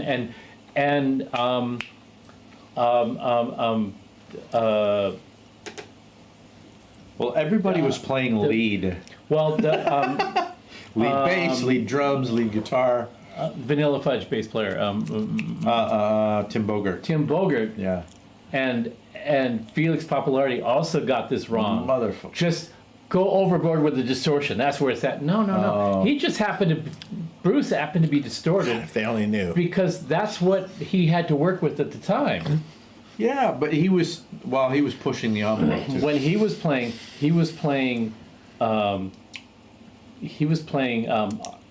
concertos. Surprised anyone's still watching. He was playing concertos I all love you by guys who are himself. watching, man. If you listen to what he's playing, if you listen to the really extended jams, Yeah. and just try to listen to him in isolation, Yeah. he's creating a composition independent of what everybody else is doing. But And all it's- three of them were actually. Yeah, in but that band, all three of them. were. I think that Jack Bruce's mastery was that he could do that and juxtapose it against what they were doing, regardless of what they were doing, especially regardless of what Clapton was doing. And I think that Ginger and Bruce Frank Marino absolutely understood brilliant. each other well enough that they could play off of each other. And if you listen to what they're doing in isolation, they are definitely playing off of each other. And Jack Bruce would play a tuba part. He would play a choral vocal part. Yeah. He would play cellos. He would play But all to me, these different instruments. Jack But you Bruce- have to understand. You'd have to understand orchestral instruments to understand what he was going for, and listen Yeah. to that and go. I agree with listen you. to where he's going. In Jack Bruce is actually what made Eric Clapton interesting. That's exactly what That's my like point kind was. of a horrible thing to say. No, because he laid he doesn't get the credit, but he laid the foundation. Oh, I give him all the credit actually. But He laid the foundation. allowed the other guys to for- shine. Right. Yeah. He laid the foundation, and not just the I'm playing the kick with the bass foundation. He was laying the foundation of structurally going outside of the norm that allowed them to go way out on a limb that they would never go out on. And the proof of that is every other band that they were involved in after that never went. Yeah, and to me, They that's never the whole thing. When It's you like- look at the progressive movement, they did not. Well, Clapton especially, and Ginger Baker went more into the rhythmic thing, but and Bruce did too. He got into Afro-Cuban stuff and all Yeah. that. But neither one of them went into the progressive realm, but they spawned the progressive realm. yeah, That's my I theory. can see that argument. And now I will shut up and drink more while you guys. No. But actually, you know where this all started from was Dave talking about More. I was asking. I was him- going to go into more. It's always more people. right? I want to hear your more people. We just take one little thing. I and understand. Run and run and run. I get it. Hopefully you enjoy it. That's fine. Cool. So where were we? Well, we kind of talked So about we were Pete. Jimmy Page, and we were. It was really Pete and then Jimmy Page. We didn't talk a lot about Jimmy Page. So Jimmy Page, do you love as a guitar player, or do you love as like a tonal guy? And then if you love his tone, where is his best tone? where's his best tone? Yeah, No, I 'cause think that all guy his, got I think some- all his lots of tones are good. All his tones are good. Yeah, I liked all his tones But actually. what are your favorite tones? Because That's a good he's a man of question. many fucking tones. That's a good question. What's your favorite Beatles song? Tomorrow never knows. See, someone's gonna get me in trouble here because I don't no really trouble. love the Beatles. Huh? I don't You really don't love have to love the That, Beatles, that dude. wasn't the, That's the okay. point was it's like what's your favorite Jimmy Page tone? Well, the great thing about Jimmy Page's tones was as soon as you tried to put him in a box, Wonton song. Oh, as soon as you tried to put him in brother. a box, he would go. Wonton song. That's so underrated. That jam is so underrated. He Oh would my go. He god. would go. Okay, I see. Everybody's trying to put me in that box. New box. I put something on my Instagram story and I used the Wonton Wonton song. song underneath it, and That's I such had a like badass song. I had 7 people going, dude. That's the most overlooked song in the catalog. But Like that's I just- always forget about that song. But he's like and that's the- Bowie in that regard. As soon as you try to get him in a box, he's like, okay, I'll just construct a new box and fuck all of you. Well, Yeah. he wrote all the great riffs. And just think Why? about the riffs, but just think about all the riffs that were written. The production of the songs, Because he the produced way the he song. produced. That- Ooh, had a that's a vision. good word. Yeah, he had a vision Yeah. for it. I'll finish that. This is what makes Jimmy Page great. Thank you. And that it's not so much necessarily technical guitar player, but I really love the slop. I love the And beautiful. Thank you. Now, Because can I I just think say that's- something about the slop? Yeah. I just have this to say about the slop. Yeah. Yeah. You know what makes the slop work? No, I just want to say John this. fucking Bonham. I just want to say this about the slop. Cat Scratch Fever. Ted Nugent. Ted Nugent? Ted Nugent. Yeah. Ted Nugent really lambasted Jimmy Page over being a Did he? sloppy, drug addicted, Oh, dude. shit fuck guitar player. And this is why, Ted, you never fucking got it. Because it wasn't about the slop, it was about the journey. And you never got that because you were too busy wearing a fucking squirrel tail on your ass and playing a 63 Birdland. And that was all you were ever fucking good for. And talking about doing interviews saying, can we wrap this interview because I want to go out and have some nip food because you're a racist, fucking stupid, Yeah, you're a lowbrow, racist. moron, jackass, Yeah, you're a and you racist. could never hope to get anywhere near Jimmy Page, and that's why you tried to belittle him as a guitar player because you could never, ever, fucking ever get in the same neighborhood with that guy in terms of vision and creativity, and thank you very much. And you know what? On Return to the Floor. Having said that, Dave. Stranglehold is a motherfucker. I think that's a great fucking tune. Just think and I of- hate that The guy, but I'm only gonna give him ones. props. The only Just- one. Oh my god, that's Just a badass think tune. about the compositions with Led Zeppelin. Yeah. brother. Just think of Composition. the ocean, Kashmir, Wonton song, The rhythmic. But one of the Stairway to Heaven. You Like, know that to me, was the, Van- you know, sorry. but like the acoustic playing, Thank you, Eric. the acoustic playing, the everything. And wait, and most importantly, they had a Thank you, fireplace on David. their airplane. that makes them kings. They had a fireplace on the airplane. Led Zeppelin you know to that. me, like David is- Cox says Ted needed to take a hit or two. Oh, he needs more than a hit or two. Man. What's shitty about that is whatever. I don't want to talk about Ted Nugent. Like with Led Zeppelin, I freak out about that band the same way I freak out about Van Halen, and I freak out about both of those bands because Next. the parts of those bands were so complementary. Like without one of those pieces, espresso. it doesn't hit the way that it did. It was everybody in that band the way that they were that made them that magical. Margaritas for me. Margarita. Margarita. I'll have anything you feed to me, Erico. 'Cause you're amazing. Okay. Surprise us. Next up, Yeah. So Mo- I'm waiting to hear like moving- the modded, like heavier gain kind of dude. Eddie Van Halen. Of course. I mean, how can you Fucking not?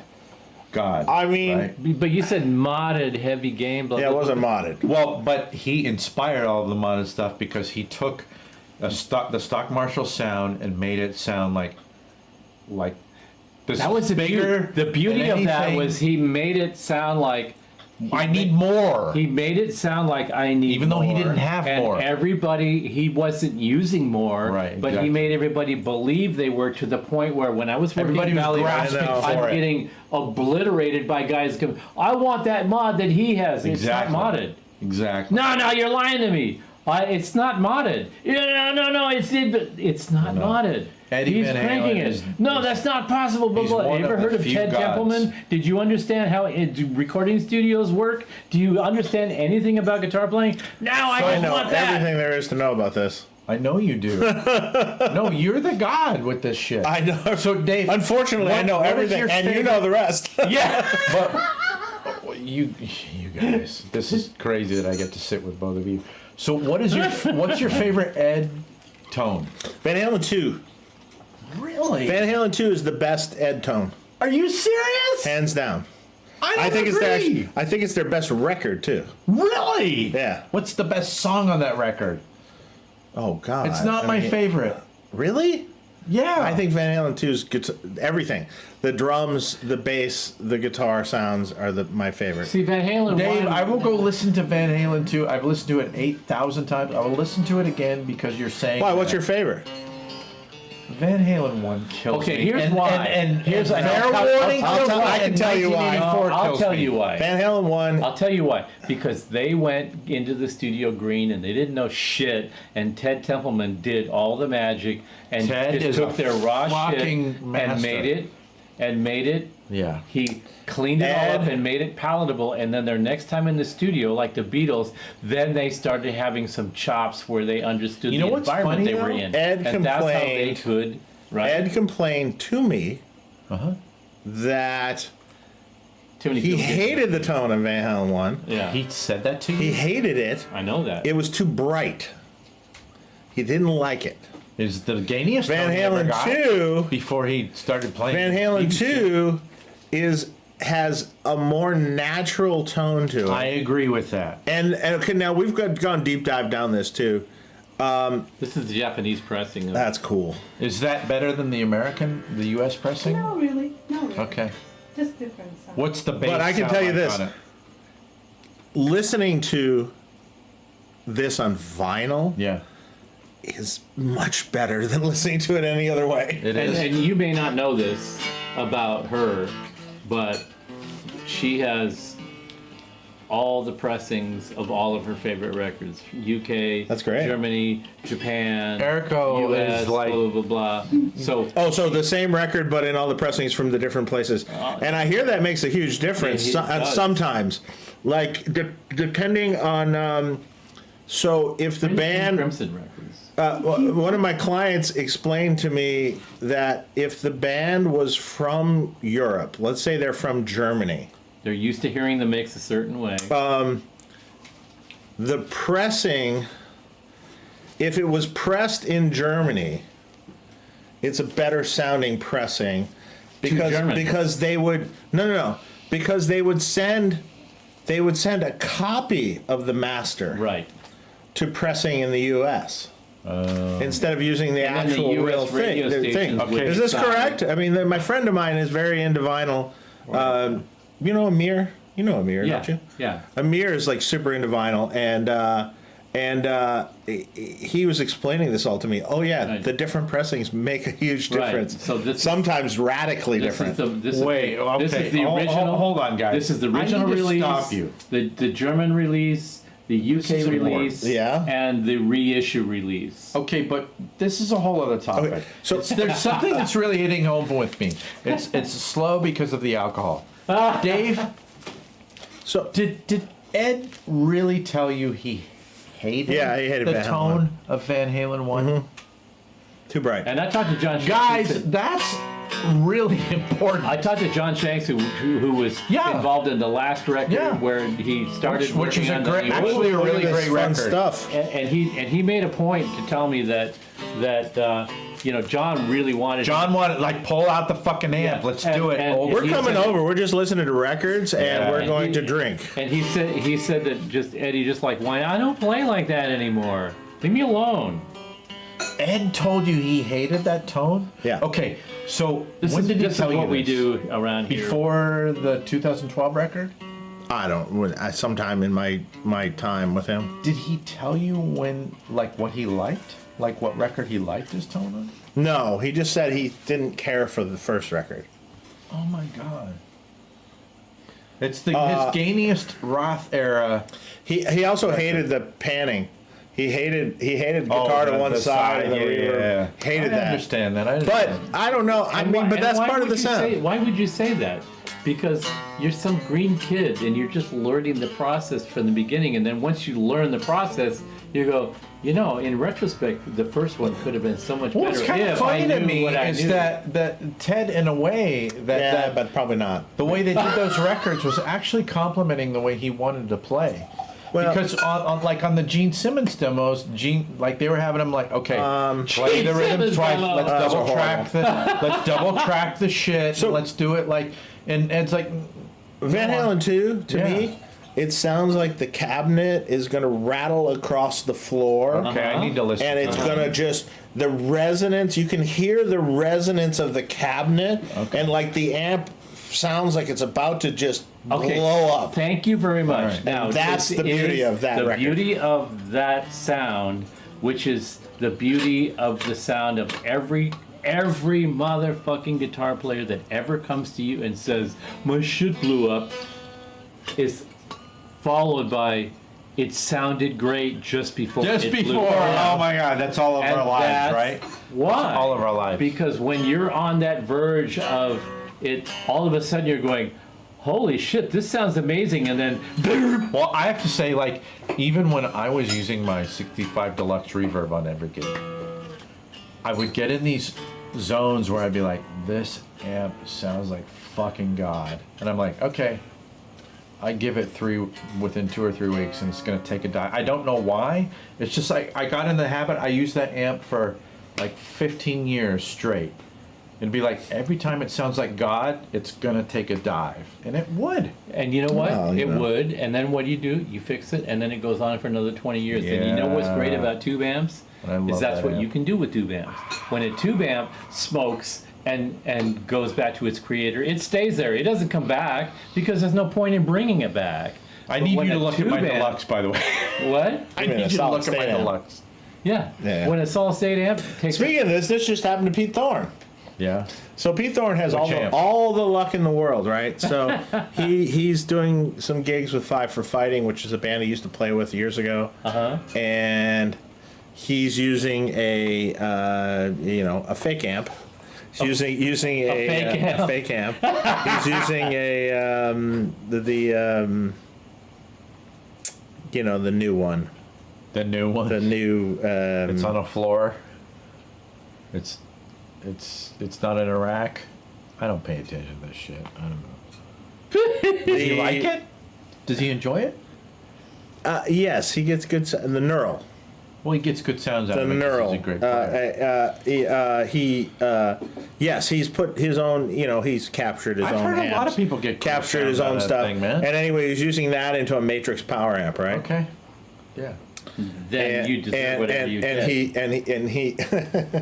And he's been using this he used it on another thing he did too, and it was just easier to do it on this tour. It's an old joke. And the joke is it was a classical music radio station I used to listen to, where there, the DJ was like spinning classical music and blah blah blah, and he was talking about some concert live classical thing that he went to, and he said he noticed that one of the reviewers at that concert was chewing gum.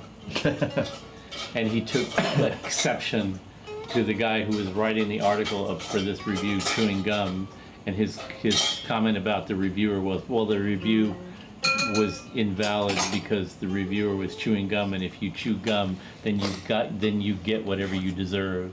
That's where that came from. Sorry. Wow. I digress. That's Please funny. continue. So we have this joke. So he gets to his first gig, right? And Pete has this thing where his gear will break. He's only him, of course. Like, I could have a million of the same product out in the field, but the one person that it breaks on is Pete. and I'm not sure why this is.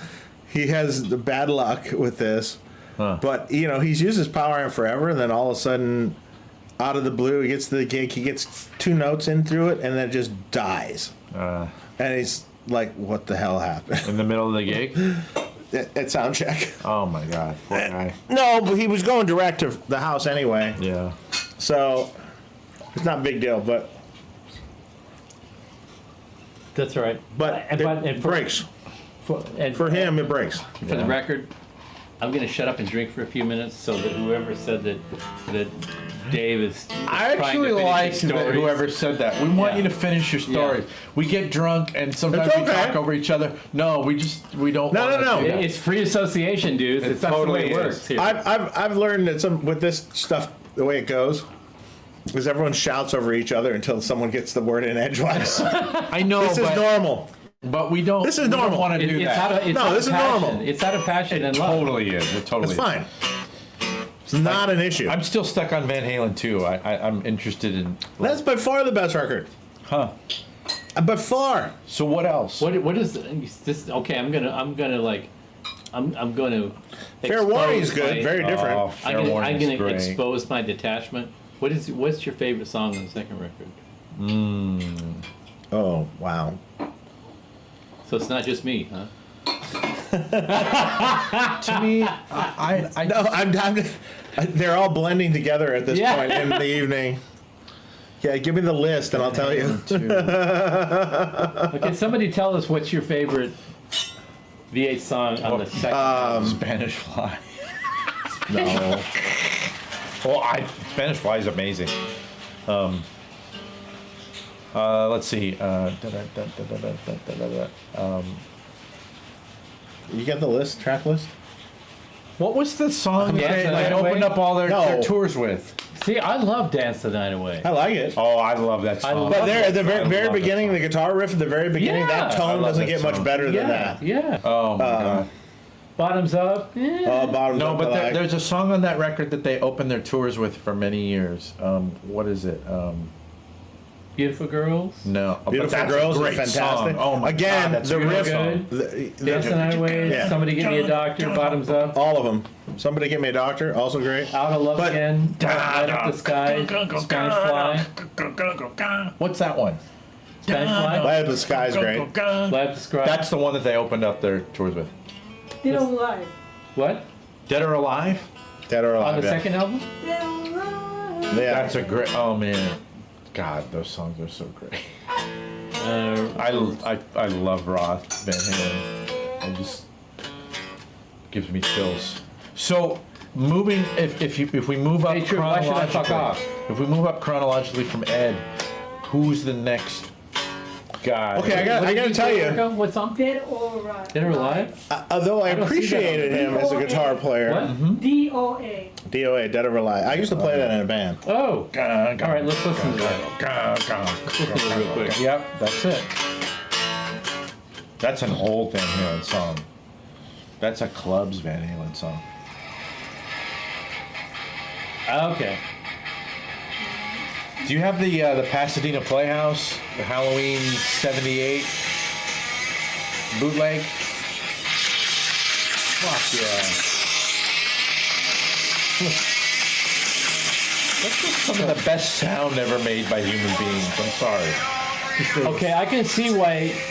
My God. I can see why you say that you prefer that sound, that album sound, because the guitar is sitting in the mix better, You can hear the and thump on the that mid cap. range isn't too forward.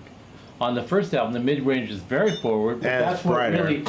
The thing about the first album being mid-range forward like that is that's how you Thank heard you. all the articulation of his playing style that made you recognize that he had a unique playing style. I liked how the cabinet sounded like it was blowing up on the second record. It was just like ugh. You know what's funny, guys, is I started listening to Van Halen when I was like 7 or 8. Oh, I don't even want to taste that yet. it's perfectly Yeah, done. they're nice. like swooning. Nice and tart. That is. Here's the funny thing. Before I ever played guitar, like long before I ever even really knew what a guitar was, I was listening to Van Halen. I would listen to him on the radio, and I'm like, I love this band. And what I actually thought when I listened to Eddie's playing is, it's so pretty. When I was 8, it's so pretty. When I hear him play the natural harmonics, it's like this band, like I loved them, but I'm like, I think it's the guitar player. It's so pretty. Like he would play things that I thought were beautiful when I was 8. I thought that about crazy? Jamie's Crying Yeah. because the harmonic content of the guitar was so clear and articulate, and I liked that. I didn't like the Kinks cover. I didn't care for that. Really? Oh, God, I love everything that era of Van Halen did. They can do no wrong to me. I like Jamie's Crying. That's a great song, and they wrote that in the studio. That was a song where Ted was like, "You guys need a single. You need to write."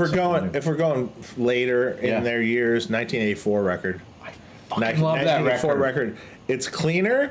Yeah. The guitar tone's great, but there's all these 'Cause his pickup was broken. all these outro solos that are fucking ridiculous. You know what I always say about 1984? It was just really good record. Like actually, Diver Down in 1984. I'm like, these are fusion records. Down in is the a rough sky. record. Like if you listen to those records, Diver like, Down's rough. It's not really the greatest record in the but world. some But there's of a those couple songs that are great. You're like, this shit is progressive rock, and you put Dave's Clown on top of it, and you're like, yeah, this is kind of a pop song, but listen to the music. This is difficult shit. But see, here's my thing about somebody of the caliber of player that Eddie was. Yeah. And even the same for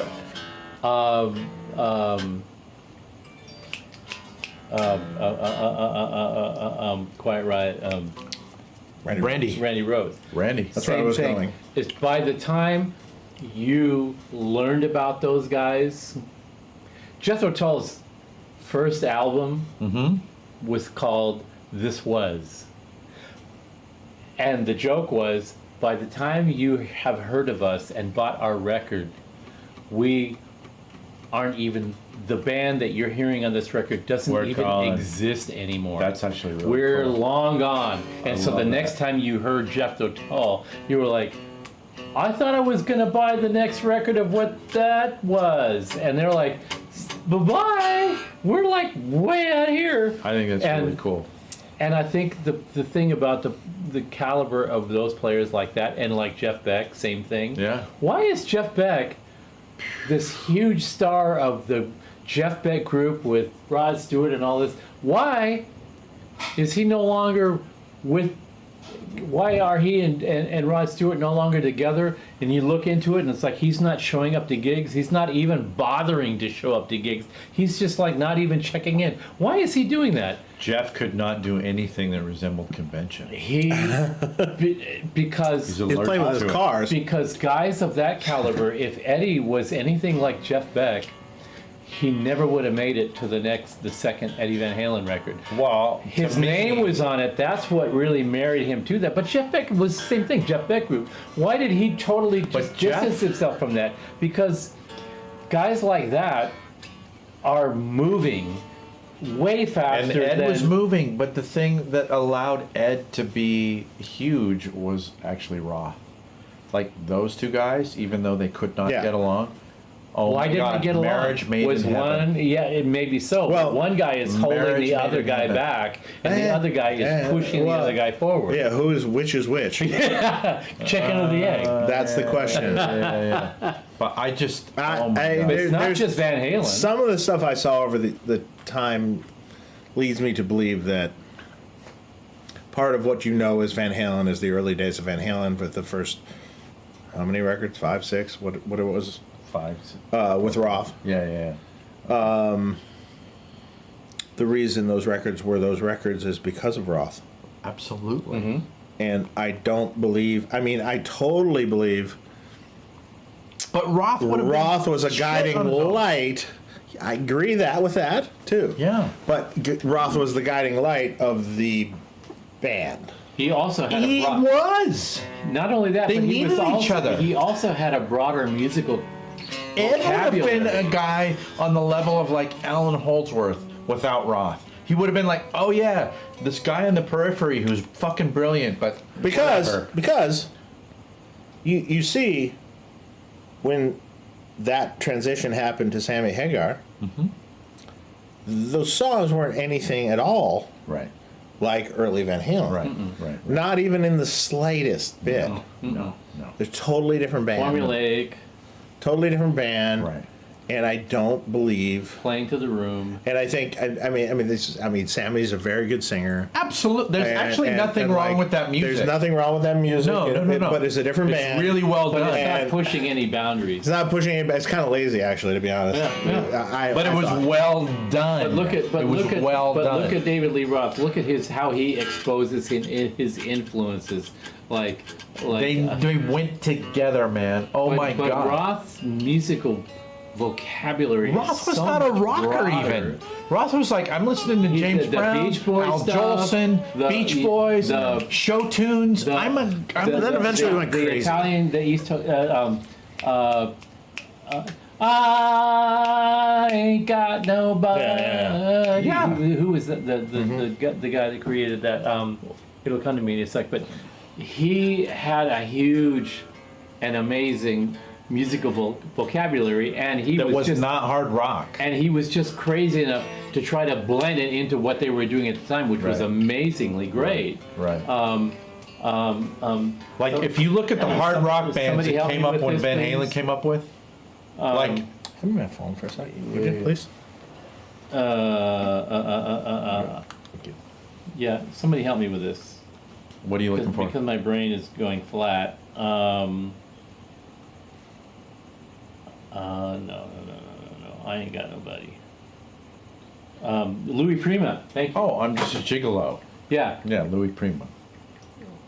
Take Louis Prima and stick it in Van Halen. the Who thing else is, would do that? It's David Lee Roth on his own wouldn't have even played hard rock. Yeah. Not at all. He was the band that he was in before Van Halen, Red Ball Jet in Pasadena. It's funny. Like I played with my friend Drake. He's like, yeah, I used to get Red high. Ball Jet. Red Ball Jet. That's a teen. That was a It's a sneaker shoe. brand, right? Exactly, yeah.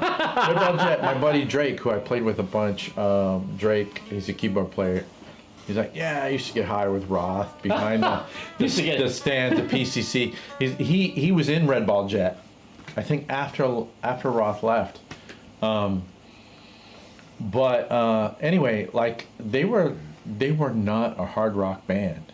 Like Roth's whole sensibility is not where the Van Halen He brothers doesn't were. like it. And so, what I heard about like Mammoth, the Van Halen brothers before Roth arrived, like they were never going to get a major label deal. Like they were like, okay, we're musician guys. Roth was the guy who pulled them towards, I'm going to be the fucking clown. I'm going to parade around with, my ass hanging out. I'm the pop. You can tap and do your whole guitar player God thing. You can have double bass drums and flames and whatever. I'm the entertainer and you can do the shit. And, to the Van Halen brothers' credit, like they went along with it. And they're like, okay, this is fun. Well, see, It's perfection, these two worlds that merged. And I don't want to say couldn't have done what they did because without that each other. is David's shtick. Because is the that thing- he is an entertainer. But the thing is without the Van Halen brothers, Roth is like a lightweight. He's useless. He's kind of a clown. He's just a clown. But if you take what he does and you put the Van Halen brothers underneath it, you're like, oh shit, we can have heavy musicality underneath. Actually, this is really fucking cool. All of a sudden, all right, you're a clown, but this music isn't clownish. This is some fucking heavy shit, and then it works. Like they needed each other, and obviously when they split, like they never even came close to equaling what they did. And so they're together. like going back and forth with Yeah. with Hagar and like going, well. And I mean that first Roth record was really cool. The Hagar thing is like, it's not as entertainment oriented. It's like, let's get down to business and rock. Yes, Which is let's fine. write some great Right. chart-topping rock Right. songs, And they did. But then when that's faltering, it's like, let's go back and like embrace showbiz. Yeah, we want that too. Then they'd like start to go into that and like, well, here's the salient part about showbiz and like, and break a leg and going out there and giving it all to the audience, that showbiz ethic, that Broadway ethic. What hard rock band in the 80s, what other rock band in the 80s was going to come out and sing a cappella Happy Trails? Nobody. Right. That was rock. That is a commitment to the professional ethic of That's true. entertainment. And also, it's the Van Halen brothers. If you turn your nose down to that, like they sort of did with well, no, we want to be a serious rock and roll band. Well, if you really wanted to be a serious performing rock band where every musician in the band was at the tippy top of their game. But then you're just a dumb musician. Then band that nobody gives a shit you're back about. to Jeff Beck. You need a clown. And even Jeff Beck understood that, that ethic only takes you so far. That's why Jeff Beck because was never Eddie Van You're Halen. over the heads. He never had a clown. He was Eddie Van Halen for his time because Rod Stewart was the clown. He wasn't clown. right. He wasn't clownish in being a clown. I understand what you're But saying. he was he was the entertainment part of the band. Now I saw the Jeff Beck group in Seattle in '69, I think '68 when they first came out. Oh my so God. it was Rod You Stewart, saw the Truth Band? Ron Wood, and Wow. Kenny and That was my dad's and Jeff favorite Beck. record. And you could tell me, the green kid, drummer, high, going to a concert to see the band that did how did he do? I'm a drummer. I just want to know how he went. Oh. That's all I want to know. But when I went there, I saw this Jeff Beck as the front of the band, Oh. and Rod Stewart That's was kind of his like problem. off to the side. And so And you know what was really cool? The coolest thing about the show, the set, on stage, the coolest thing was Ron Wood. oh, that's The interesting. coolest thing was that Ron Wood was the bass player. He was wearing his bass, but behind him he had another bass. He had a when he do backup that, bass. He had two basses. Oh, wow. We were like, yeah, Jeff Beck, Wow. of course, and Rod Stewart, great singer, but look at that bass player. He's got two. that's super. When cool. you're a kid, when you're 14, 15, and you can't barely. Well, dude, that your Truth parents record, are man. buying your first instrument, proto-metal. and you see this guy going, he's got two. At the time, how much was the precision bass in 1968? $350. No idea. That dude was able to. I was just born. $700. That's like the time when, like, I don't know how to phrase it. Like, That's that was, when you merge, like, oh, we bring backup instruments to our gigs? that was my defining memory of the Jeff Beck group. Is like That's the Jeff Truth Beck era, is like right? down there with Les Yeah. Paul going, blah, blah, blah, blah, blah, and Rod Stewart with the microphone saying, going, Yeah. blah, blah, blah, blah. But here was Ron Wood going, da da da da da da da da, and did you see that behind He him? has another He's bass? got another bass. Wow. We were blown away by that. We're 13, 14. That's That so was cool. that was like a new era. That was my None dad's of the favorite other record. bands had that. Oh, if you're a rock musician in England, you have extra instruments.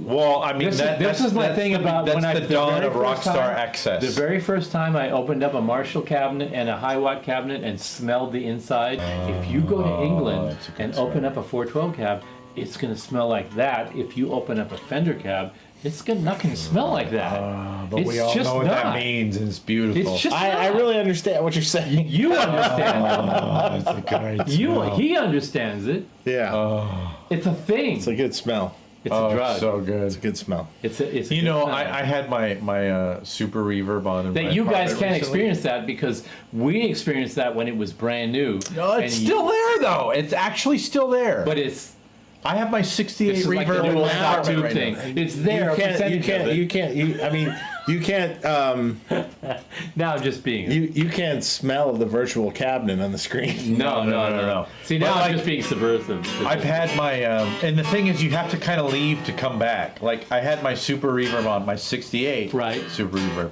Oh, and by the way, this is the shield for the tube that we took off when we were trying to figure out what the preamp tube was. That's your shield. Oh, I left it here? Yeah.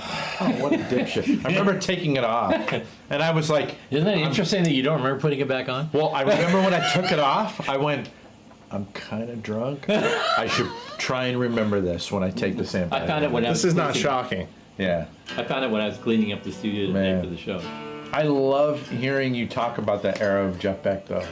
The Truth era with Rod Stewart, man. All right. I remember that. Let's go fucking- further. Yeah, I love this. I love this. Can't get So- further. I'll shut up. So so everyone seems to love Randy Rhoads. I love Randy Rhoads. I appreciate Randy Rhoads. Yeah, I don't love Randy that's Rhoads. fine. I get it. And I have this thing. I fine. I never have. I totally appreciate it. He's a great guitar player. I'm not bagging on him. Sure. But Just like I'm not banging on Clapton. if I have to pick, They're great. if I have to pick my favorite Aussie guitar player, It's Jake. it's Jake. Jake. Hands down. Okay, did you love Badlands? Yes. Badlands is a fucking shit. That second record, Voodoo Highway, to me. Jake- That was the one to me. And that when did was that the come one. out? What's that? When did it come out? Badlands? Badlands came out in '89. Yeah. 88 See, or by 89. '89, I It was was it was a weird time for Badlands. They to were come out. that was a bad time It was for a them big to come out. transition from the wrong time. Yeah. See, by that time, '89. See, I came from punk rock Yeah. to I was involved in punk rock and new wave in the '80s, and then starting to get into sort of alt punk, alt new wave, proto 'Cause you're a hard rock malcontent. into the '90s, Yeah. and then I just got sick of the whole thing and Sure. went, you know what? Fuck all this shit. Screw Fuck the good industry, guitar fuck playing." everything. Yeah. I need a break. But you know what? Jake was kind of like that, though, in a way. But He rejected all that but shit. absolutely. But I checked out when all those guys started happening, But he and was I didn't different. really start paying attention again until Nirvana and Soundgarden and those guys started coming. Yeah. out. Then I started. That getting was great. interested Different world. again. That's a whole different world. So between the time that those guys started breaking and I started deciding, fuck this, I need to get my head disconnected from this fucked up industry because I hate everything that's going on right now. I missed out on all of that that era between 1985 Look, it's and great. 1990. It's great. right? So I have this sort of hole that you guys are sort of filling in for me, which is. Yeah, I mean, as great as Randy is. yeah, It was a weird. It was a weird transition. I mean, at that point in time, I remember distinctly it was a weird transition because, you know, you were going from this sound that was the '80s into the That I heard in my '90s. head, right? That was Nirvana, and everyone Jake never totally hated embraced Nirvana, and the- everyone embraced the hated, 80s. you know. No, he's more of a '70s guitar He player. is. He is. He was Actually. a '70s guitar player in disguise, Who? even in the Jake. Jakey Lee. He's more of a '70s guy. And that second Badlands record, he just went, "Fuck you, I'm doing what I really am." That record, they got Jeff Martin. This is the crazy thing. Jeff Martin was the lead singer in Racer X of all things. And you go, what? Jeff Martin was Yeah, but the first lead record, singer. Ray Gillen. Well, here's what I'm saying. Jeff Martin played drums on the second Yeah. Badlands record. And you're like, wait, Racer X's singer played drums on the second band? He fucking killed that record. And the production was a lot more stripped down. And that's when Jake, it was so raw. You know, in an era when everybody was like, it was super shredded out, and that was one of the first records that I heard Those where raw a guy, Marshalls, just he raw. owned it. Like, I'm plugging my Strat with a humbucker in Into the a bridge Marshall into a stack. fucking Marshall, and fuck you. I'm just killing it. But you want to know something interesting? You want Oh to know? my God, you want to that know something record very is- interesting? So all the Ozzy records, he Yeah. goes, what you hear in the record is post-processing, because I plugged my guitar straight into the That amp. was his sound anyway? It was a Jose modded Marshall, straight into an mod? EV loaded cabinet, the standard, just the 3-in-1 extra gain stage thing, nothing. Huh. You know, nothing spectacular, not Okay. the one with the extra gain or anything. Just the extra gain stage, you know, into a front of a stock Marshall, basically. Yeah. And that's all into an EV cabinet, straight in guitar, boop, done. But Nothing else. To Zero me, else. That second So band anything else was record, post. Voodoo Highway is what it was called. It didn't sound like I don't. It sounded so organic. Yeah. It just sounded like I remember this was the era of Shrapnel Shredders, which I love all those guys. I loved those guys. I listened to them 24/7, and then that record came out, and the production on it, like there wasn't crazy reverb on the drums. It just sounded like a real drum kit for the first time in 12 years, and. See, you guys are talking like these really. I'm nerding out. Nerding out big time. Scott Brockway? Brockway. Yeah. Scott Ian also as well. The riffs. Oh, dude, that's a whole other. Scott, realm. that's a whole nother thing. You want to so talk about thrash? I love thrash. I've worked with Scott Ian a little bit over time on Okay. doing some stuff. Sweet. Okay. What year did you start working with Scott? I don't know. I did his Randall modules when he had a modular amp with Randall. Okay. So You're such a punk. anyway, Well, Scott, I rebuilt his JCM 800. which one? Me too. And then he said that. Of course, you guys. That's the funniest fucking and he thing. said he said I want you to rebuild my JCM 800, and I said I'll put it back to stock and clean it up and make it like a great JCM 800. That would be great. I would love. I said, but I'll only do it. He said, and I love the Deliverance. I want to use that on the next record. And I said, I'll only do your 800. The 800. If you use the Deliverance. If you talk about that you use the Deliverance on your record. Yeah. And he went, oh, absolutely. Yeah. So I rebuilt it, put it all back to stock, cleaned it all up, took all the shit out of it, made it really clean and just pristine. Yeah. And he totally fucked me. He never spoke about us ever again after that. That's too bad. He did use the amps on the record. Didn't talk about it. Said it was the JCM 800. Oh, I hate Said hearing somebody that. else worked on it. That makes me sad. No, I don't love make me those sad. early Anthrax records, That's just man. like typical in the industry. Man. When was that? 2000. Yeah, Scott. Charlie writes a lot of the riffs. That's true. four. Charlie's kind of the... I wound up rebuilding dude an that 800 too that was modded by some fucking guy, and it was used on an original record. He said, and this and that. Yeah. I go, you know, it's not stock, right? Yeah. Simon. It's kind of a mess. Another You want me to guitar player that- restore it? Another Jeff guitar is player the that shit on drums.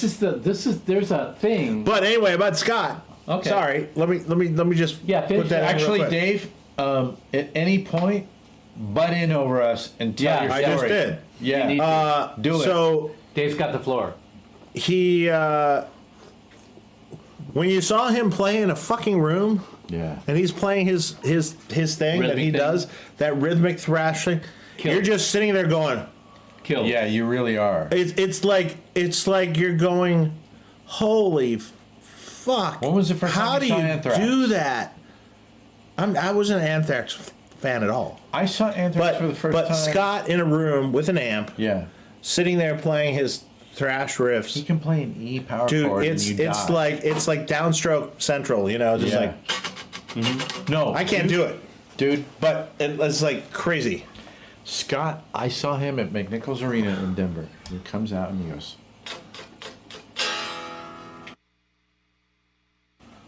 Do it again. oh my God.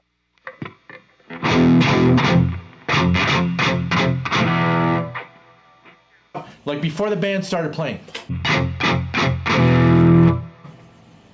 And it just sucked the air out of the entire arena. Junk. Yeah, like I can't do it justice. But David's Yeah. describing it.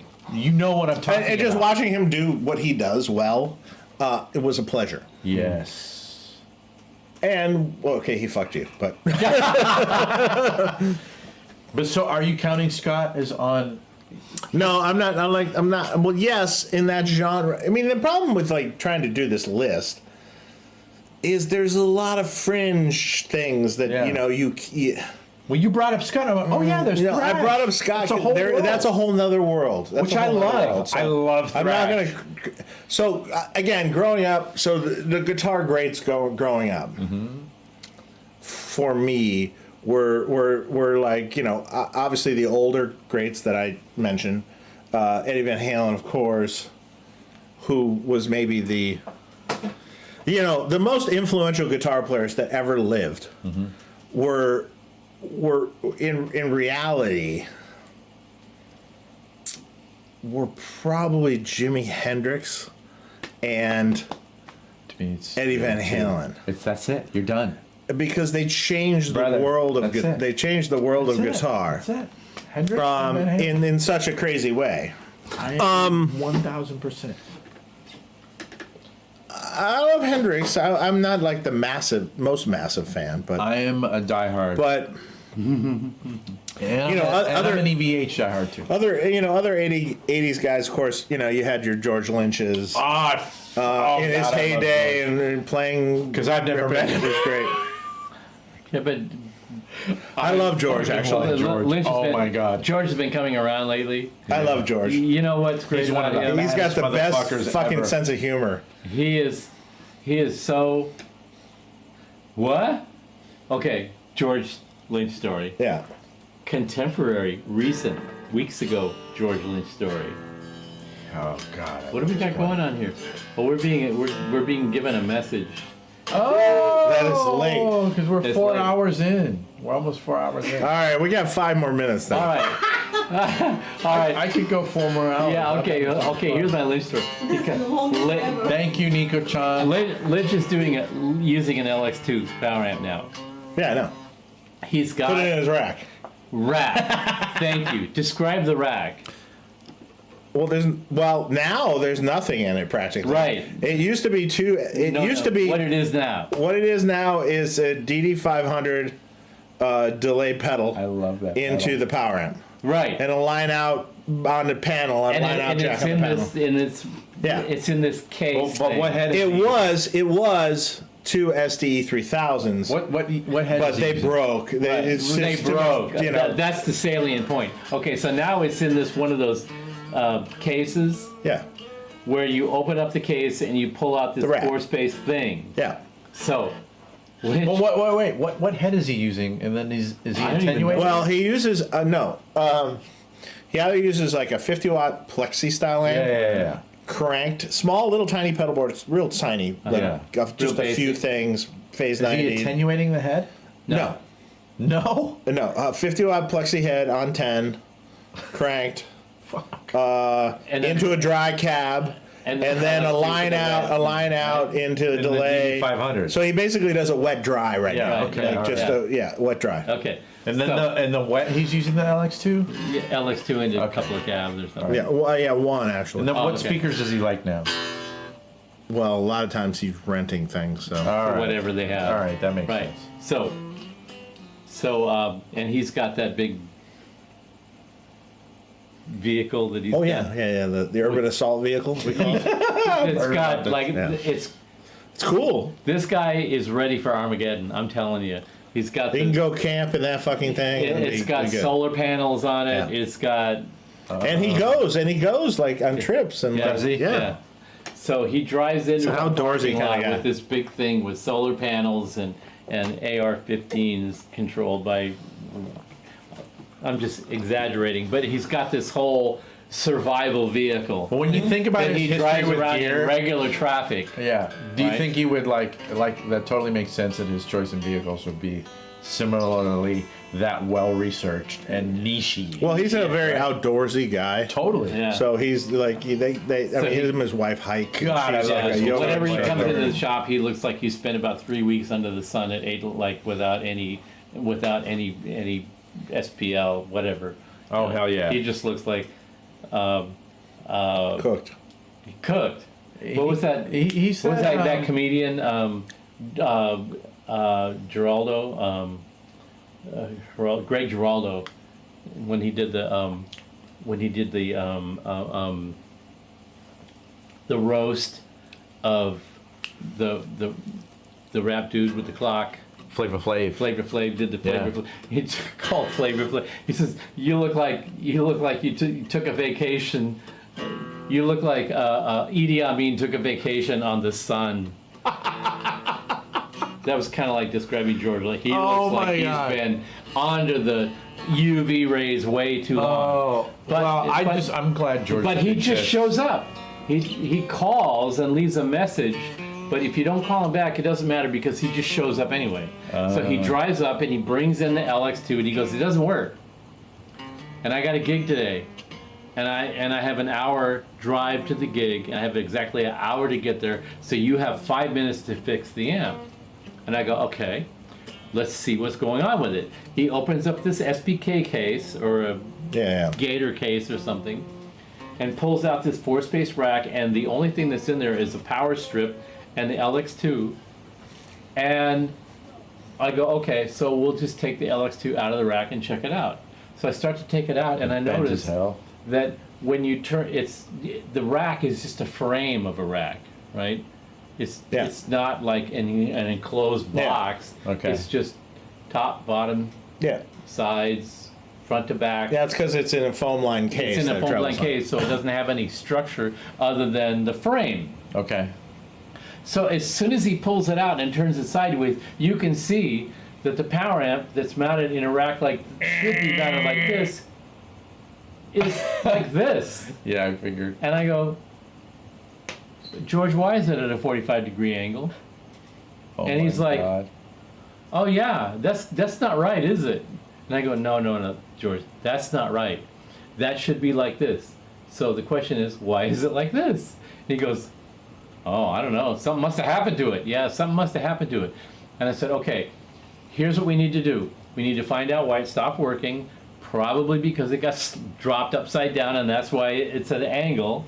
Bent the rack rails because it's the only thing in there, and there's no other support in this case. Yeah. It's a heavy duty. Oh, it's a heavy duty case. Yeah, but if you drop it, whatever is in there gets to move if it doesn't have the proper support." Okay, I get what you're saying, but I have to go. I got a gig in an hour. What are we gonna do? I said, "Okay, first let's just check it out." We check it out. A fuse is blown. All right, we replace the fuse. Tubes are fine. Everything is working fine. The only thing is the rack rails are bent. So we replace the rack rails, and it's straight, and you're on your way. Goes. His wife starts calling him, and you can hear, "Ah!" And he's like, I gotta go. I said, "Okay, fine. It's working. If you're okay with it like that, take off. Go ahead, do your gig. It'll get you through the gig. Yeah. Come back in a week or two whenever you're available. We'll put new rack rails on it, straighten it out. It'll be fine." He goes, "Okay, great." That was 2 months ago. Huh? Last week, he shows up. He goes, "Okay, I'm here to get the rack rails replaced." He didn't call. He just showed up? He just shows up. Yeah, that's. the "I'm thing. here." Yeah. And he's like, on our door it says, mask required. So Yeah. he comes in, he's got the mask. Yeah. I totally love the fact that you guys still require masks because we still need them. He's still, he's like Yeah. happy about that. Yeah. He brings it in, he opens it up, sits it on the table. We look at it and go, "It's straight now." It got dumped the opposite way that it was dumped Oh my previously. God, it and got straightened reversed. it out. And I said, Wow. "Is it working?" "Oh, it's working fine." And I said, "Look, it's straight now." And he goes, "Oh yeah, it's straight now." Come back. Great. I What's went, your favorite George tone? and I went, "Okay, do you want me to replace? I Under lock can and replace key. the rails. It'll take us 20, calm. 30 minutes to replace the rails and check it all out and stuff like that." And he goes, "It's straight. Everything's good, right?" I said, "Is it working for you?" "Yeah." Do a quick check. Channels are working. He goes, "I don't have time. I'll come back later and get the rails." He bails again. Wow. It got bashed so hard that it was bent 45-degree angles, and then 2 weeks later it got bashed so hard the other direction that it's straight again. And Wow. off of he goes. He's like, as Well, long it used as to be that it was fine because there was SG 3000s all shoved in the rack, and it was all kind of. as long as Oh, I can play interesting. my gig, I'll see you later. That was his, and I was telling him about, hey, we should hang out and I can show you some things, and we started talking. Well, he's always about, in and out of there really fast, yeah, right? but, You don't but, get a chance but to he really still connect. wanted to stand out in the parking lot and talk about gear, and like the Sound City thing and blah blah blah. And he goes, we should hang out more. Yeah. And I'm like, okay, well, I where gotta meet. I've never met George, and I love he's his a playing. scatterbrain. George is a cool dude. I like him. My favorite. His George- sense of humor is hilarious at times. Like we did a show where we were doing a show with Jeff Pilson, Oh, cool. and He's a great storyteller. Well, yes. The problem was, Somebody said April 1. I love April Wine. yeah. God, I love April Wine. The thing was, Miles is that Goodwin. we got on the show. We're expecting to do a show with Jeff Pilson, and it was Jeff Pilson and the George Lynch Comedy Hour. Sure. I mean, And have oh my decades. God, Did the they two leave of you in them the were dust? like just finishing each other's sentences, like Yeah, sure. and it was like, and there were some things. I remember at one point in time I said, the views of our guests do not necessarily reflect the views of Tone Talk. Because there were a couple very off color comments that George did that I'm like, George. Interesting. Wow. Wow. so. Man. And on that note, Hey, boys and girls, it's probably done. we've like dragged this out as long as humanly possible, Yeah. and we haven't even actually. We've only gotten 50% of the way through our that show was like Beavis and Butthead. Awesome. We Thank you. haven't That's a really massive really gone through our entire recipe book yet, You which gotta come means back, Dave. we're way overshooting what we think we can accomplish in 3 hours or even 2 hours. Well, then what's got to happen is that Stevie's got to come back on Tone Talk. Well, the thing, what we're going to have to do is we're going to have to do Tone Talk with me and Joe, because he's the person that keeps me from, even though I've been stomping all over you all night long, and him, Joe's the one that knows to just sort of get in my face and push me back a little bit so that I don't stop everything. So we have to come. We like that on our show. We have to come as a team so that we can sort of keep it straight up. Not only that, but he's got a lot more in common with the era of music that you're locked into than I am. I mean, I'm coming from when I'm thinking of really aggressive, crazy music that really pushes the boundary. I'm thinking of Green Jello. huh? I'm thinking of drive my very own tank. I'm thinking of Well, when I'm talking, I'm trying to bridge the gap between you guys, but I definitely feel you guys separately. She lost it with the Green Jello comments. and Green Jello was a great band. See, I come from. I come. When I was making the transition from music into making amplifiers, what was going on at the time were were Green Jello, art rock bands in general, Yeah. art, arts, Yeah. the art, Al's Bar. Yeah, loved Al's Bar. In the warehouse district with all the avant-garde music and stuff like that. Yeah. That was what lit my fire. It wasn't, for me, it wasn't about guitar playing. Yeah. It was about really outside, the early Oingo Boingo stuff when there was 27 members of the band and it was all The Mystic Arts. The Mystic. What the were they Mystic called? Knights. Well, see, I have Knights of Art, that all side of me too. Yeah. So there's different. You have a there's little bit different- of that too. There's I different remember that. sides of me. Yeah. So It wasn't like I never stayed with. Well, yes, I grew up in the '80s. Yes, those were influences, but there was a whole thing growing up in Detroit. There was a whole house music scene, and there was a whole different thing. There's a big alt scene, also, and Cool place to grow up. I've never visited Detroit. Oh my God, you should visit it now. I really want to. I wanted Now to you buy should property visit. there, actually. Like, Now well, you should actually, visit. more like 10 years ago, but yeah. Anyway, we should. This is done. Yeah. Right. Yeah. All right, you This guys is wanna sign over. off? We've done it. It's all done. I can't believe anyone's still watching. Yeah, I know. Well, that's our crew. Thanks, everybody. Bye, guys. Now, Thank you for See you hanging later. out. We really had a great time having you here. The It was little great having animal your says feedback. hi. And Nika-chan says, see you soon. Love you guys. Be good to each other. Yeah, That's something it. like that. 3, Time for 2, another cocktail. 1. Bye. Say bye. Peace.